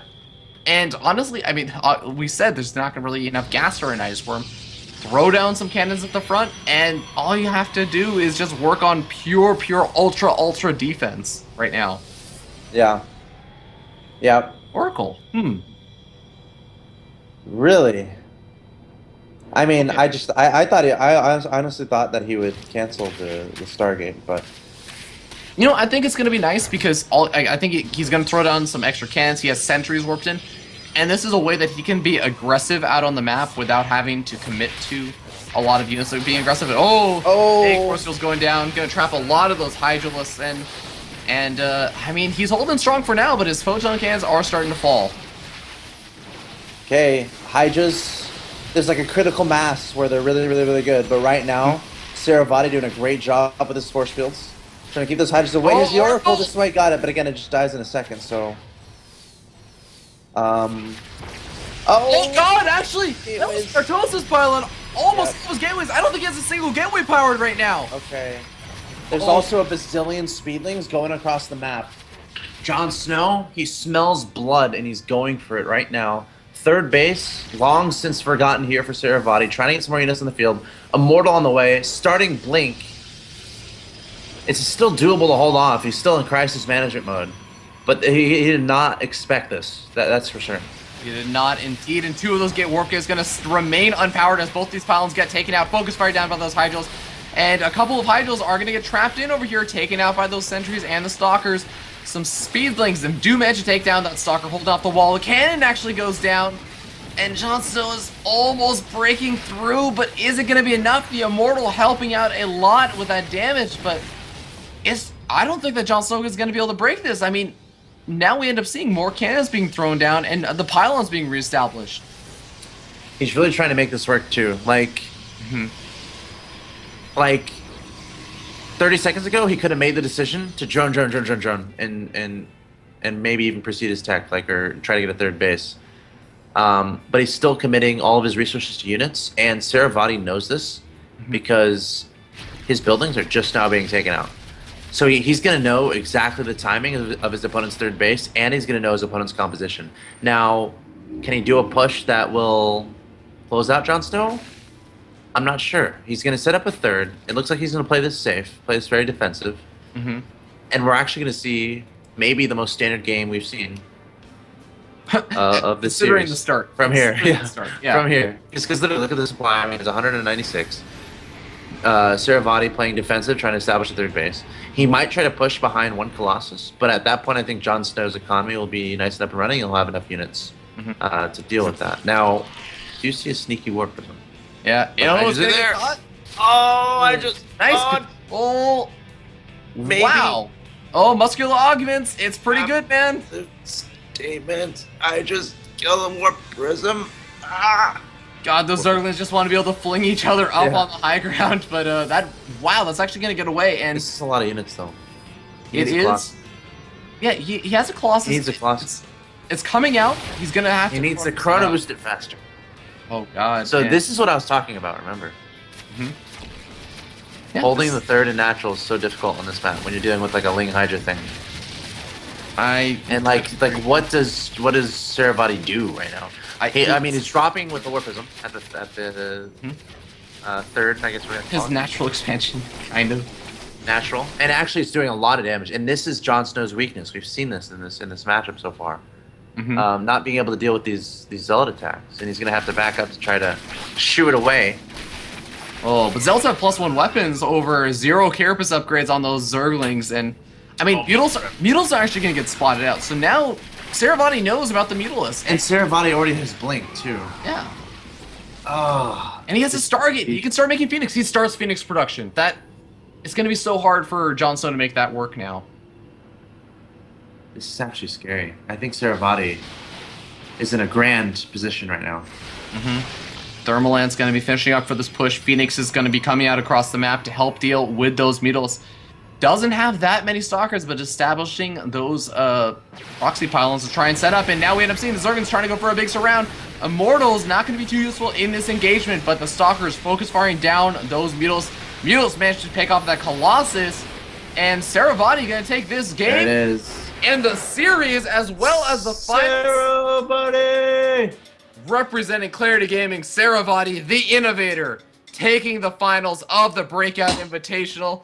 Worked his way up from the group stages with some really, really cool play. Managed to take first in his group and took the semifinals as well in a really convincing fashion. Even taking the finals in a... I mean, it was some... I think he wants to go to bed too. We should.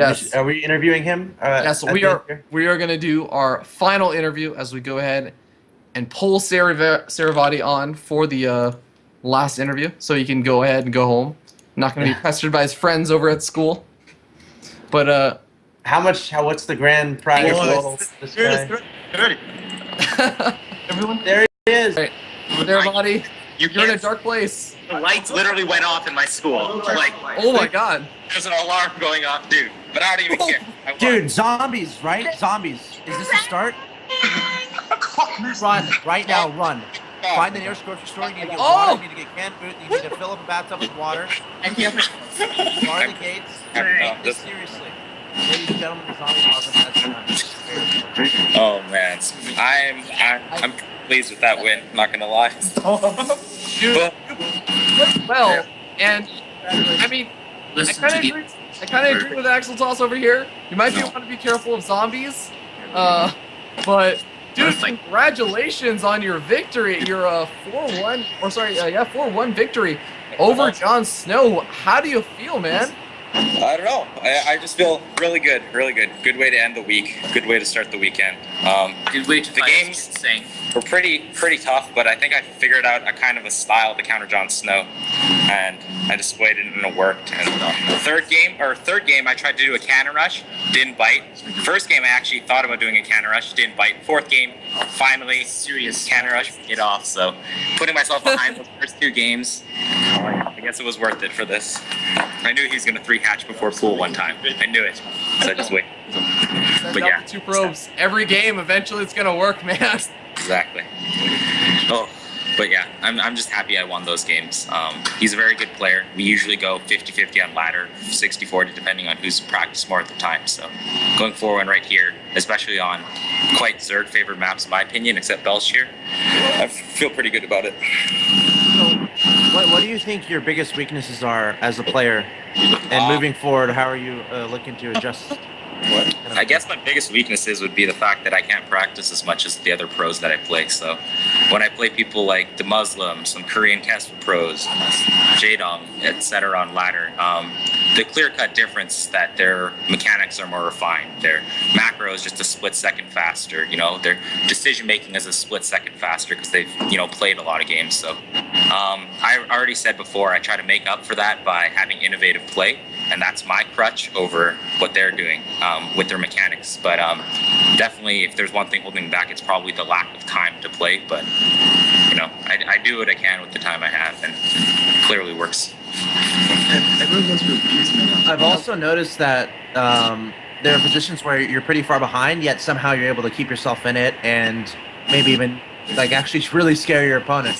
What kind of practice goes into that, and like how do you kind of refine that mentality of staying in games and staying alive and really scaring your opponent and almost coming up with a crazy comeback victory?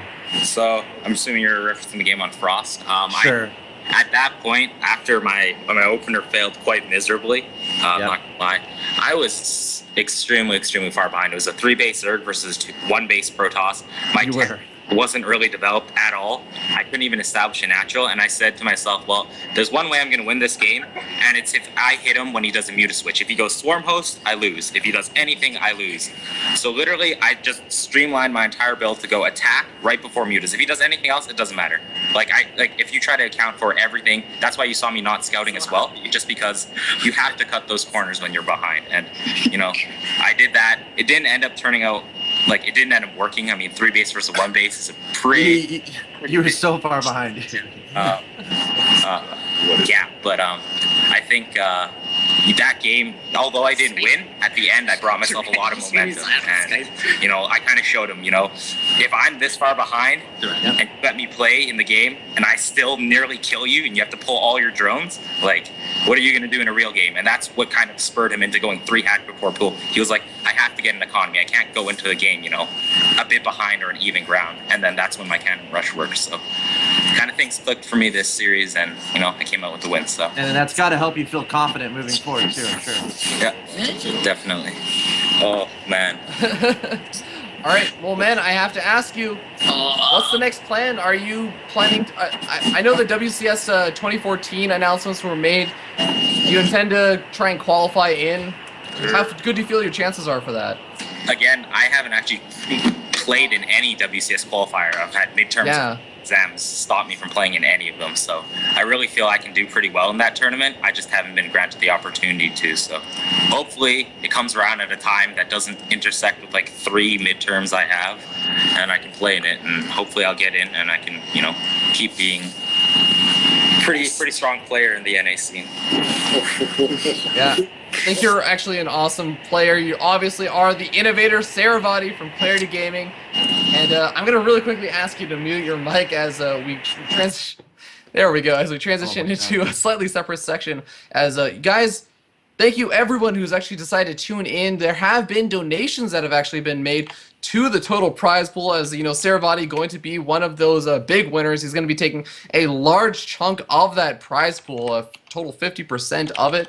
And I want to go ahead and just read out some of the names that actually have donated. First of all, I did want to thank Lutz Kung Fu for being the biggest donor of the entire prize pool. And guys, if you do feel like donating, we are going to be keeping it open for at least another day or so.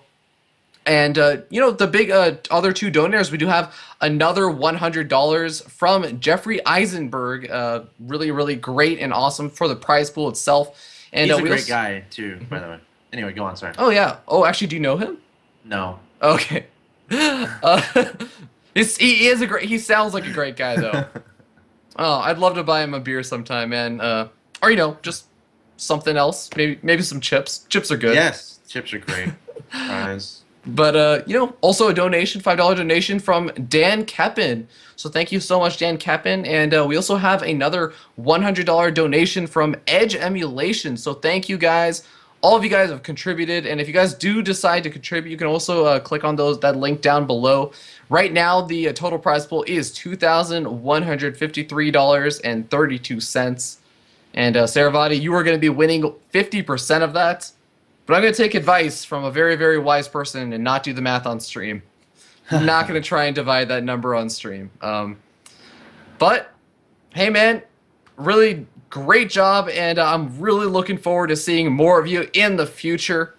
And guys, if you want to see more about Claravati, that's your shortened name, Clarity Gaming Saravati, you guys can go ahead and check out his Breaking Out interview and all that good stuff. Well, actually, you can check it out in his thread over on the main Team Liquid thread for the event. I might even try and post it in the chat a little bit after this. And you can also donate directly to Clarity Gaming Saravati by clicking on his beautiful face down below. And I did also want to take this opportunity to thank some of the people who made all this possible. Of course, we have the people who have been doing all those donations, the donation boxes. I just mentioned some of them before. We also have Barcraft Apparel, who's going to be doing those giveaways for those t-shirts, those Barcraft Apparel t-shirts. They look super duper awesome. If you want a chance to be entered into that, go ahead and donate over to either the prize pool itself or to any of the players themselves. And of course, you can also just tweet at and follow Barcraft Apparel. There is also GoImba.com, who's been absolutely wonderful throughout this entire event. They have been showing us who people have been voting for the most up in that top right-hand corner during those games. And you guys can go ahead and use GoImba, because I know that you guys are going to be seeing more of them for future events as well. It's completely free betting, no real money involved. But there is a t-shirt on the line for the person that actually did do the best in terms of that betting. So really interested to see who actually ends up winning that. Twitch.tv's t-shirt, I should say. And a big shout out to Ryan T. Shutter, the developer of GameHeart. Saravati, having a ton of fun over there, man. Dude, I love how his friends are there watching him, supporting him. Hey, the chat is reminding me to ask a question. So can you kind of explain the logic behind hallucinating the zealots? Repeat that question. My earphone just fell out. I noticed in some of your engagements you were hallucinating zealots. Can you kind of explain all that? I mean, I feel like it's good in micro arena and stuff. I just never really seen it in pro players. And for hallucination, to be honest, that's actually bad on my part. I only use it when my sentries actually don't completely force. Like if their army gets a bit too close, like your sentries when they're micro backed still won't do that much. I feel using their energy on hallucination before they die, provide a meat shield, but just before they die is the best use for them. Ideally, obviously, you want to just use it purely on force field, guardian shield if you can. But those slip ups when I'm trying to macro, when I'm trying to multi-prong, etc., when I'm trying to do blink micro, that's when I just drop the hallucination. Oh yeah. So yeah, and I feel zealots are better than Archons because I usually in my army composition, like in those games when I blinked sentry, I didn't have any zealots, so Archons would potentially screw up my concave for my actual units, so I made zealots instead. And the AI obviously makes his units attack the closest one, so he went for the zealots first. Case? Thank you for answering my question. You're smart, dude, by the way. Sorry for your dragon. Go on. Oh, no, it's all good. And that's actually a really, really interesting point. Again, guys, support Saravati and follow him over on Twitter at Saravati. And I actually want to give a big thank you out to all the other players that actually played today. And actually, Saravati, could we really ask a big favor? Could you actually mute your mic for just a little bit? There we go. But guys, go ahead and check out all the players that actually played in the Breakout Invitational. A lot of them are really, really fantastic. You can find out more about them in those release threads and look out to see more from all of them, including Core Gaming's Jon Snow. I mean, he played some really, really strong and fantastic games in that entire series. And I did want to give a couple last shout-outs. One last shout-out to Let's Kung Fu. Our primary sponsor donated a ton, $1,000 to the prize pool. So thank you so much to Let's Kung Fu, Damon Knight. You can check out his SC2/Hearthstone podcast over at youtube.com/filthyrake. It's an absolutely disgustingly filthy rake, but it's a good podcast. Not a disgusting podcast at all. And I also want to give a shout out to Curran TV, who's been observing for this entire event. He's been absolutely amazing. All of the fantastic moves that you've been seeing from the Observer and catching all those drops and everything has been thanks to Curran TV. So thank you so much, Curran. And shout out to you, Axel Toss, for coming on and commentating with me. Shout out to you for making this awesome tournament happen. Like, seriously. It's good stuff. Keep it up, dude. We need more of you in the scene, more people like you. And I think Brian was looking to do some shout outs too. Yeah, we're gonna give him that chance. That's what he gets for winning. He gets to do the last shout outs that we close out the stream with, the final words before the credits roll. Okay, so before I make everyone deaf with my terrible mic, I'd like to give shout outs to all my friends here. I'm gonna name them because they stayed here in the farm. Got Harris, Zayat, Andrew, Daniel, Ray. Thanks to them. Thank you to people supporting from home, my friends, Jordan, Denny, everyone else watching. My teammates, former teammates, Ben, Safon, my entire management. Shu for helping warm me up for PvP at the very start before everything else. Everyone for practice, and you guys for hosting the tournament. Thanks for getting exposure to the NA scene. Really helps. And yeah, Thanks, and good job. Oh. All right. Congratulations again, Saravati. You will be taking the victory money of $1,076.66. I got out a calculator to do that. Nice. But thank you everyone that actually decided to tune in. We could not do it without you guys, the viewers.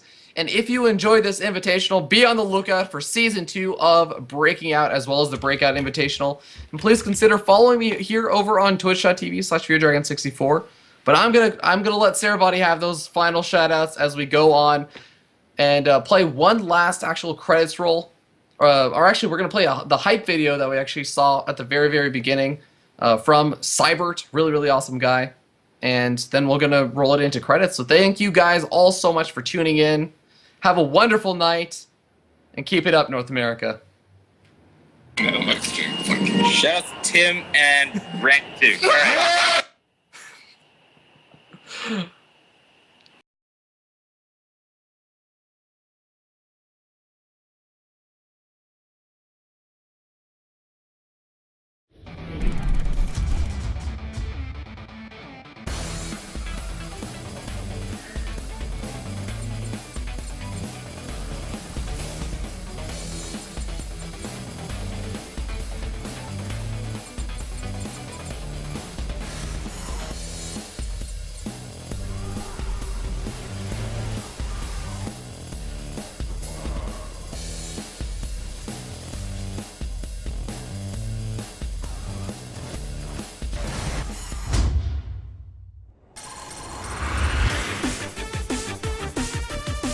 This Reaper Rasmus has already done a ton of damage.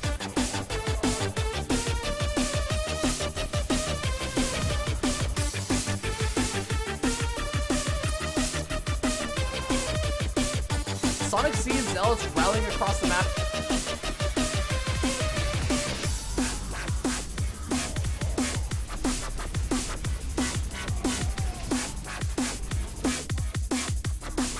And now the Tempers are actually vulnerable to...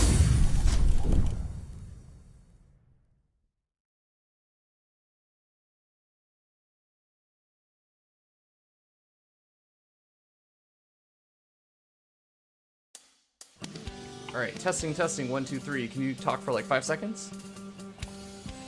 Yeah, sure. How's the volume sound over there? Testing 1, 2, 3. Saying something for 3 seconds. Alright, so my name is John. I have an air duster on the side of my desk. My desk is very busy. Minigans is winning the game pretty decisively. Like, I don't see Puck coming in.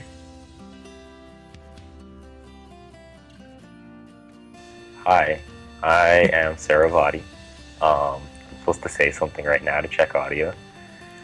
I'm kind of chill right now, pretty sleepy.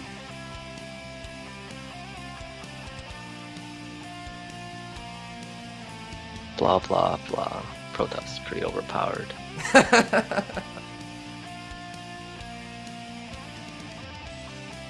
Testing, 1, 2, 3.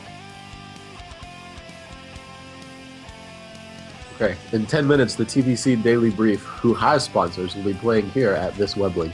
You can call in as well at 1-855-244-0077. Hello, this is a test of the 1080p version. And now I'm gonna try the hotkey.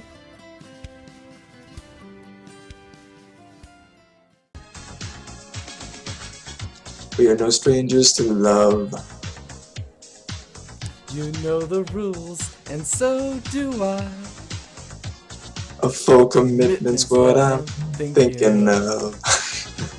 You wouldn't get this from any other guy. And I just wanna tell you how I'm feeling.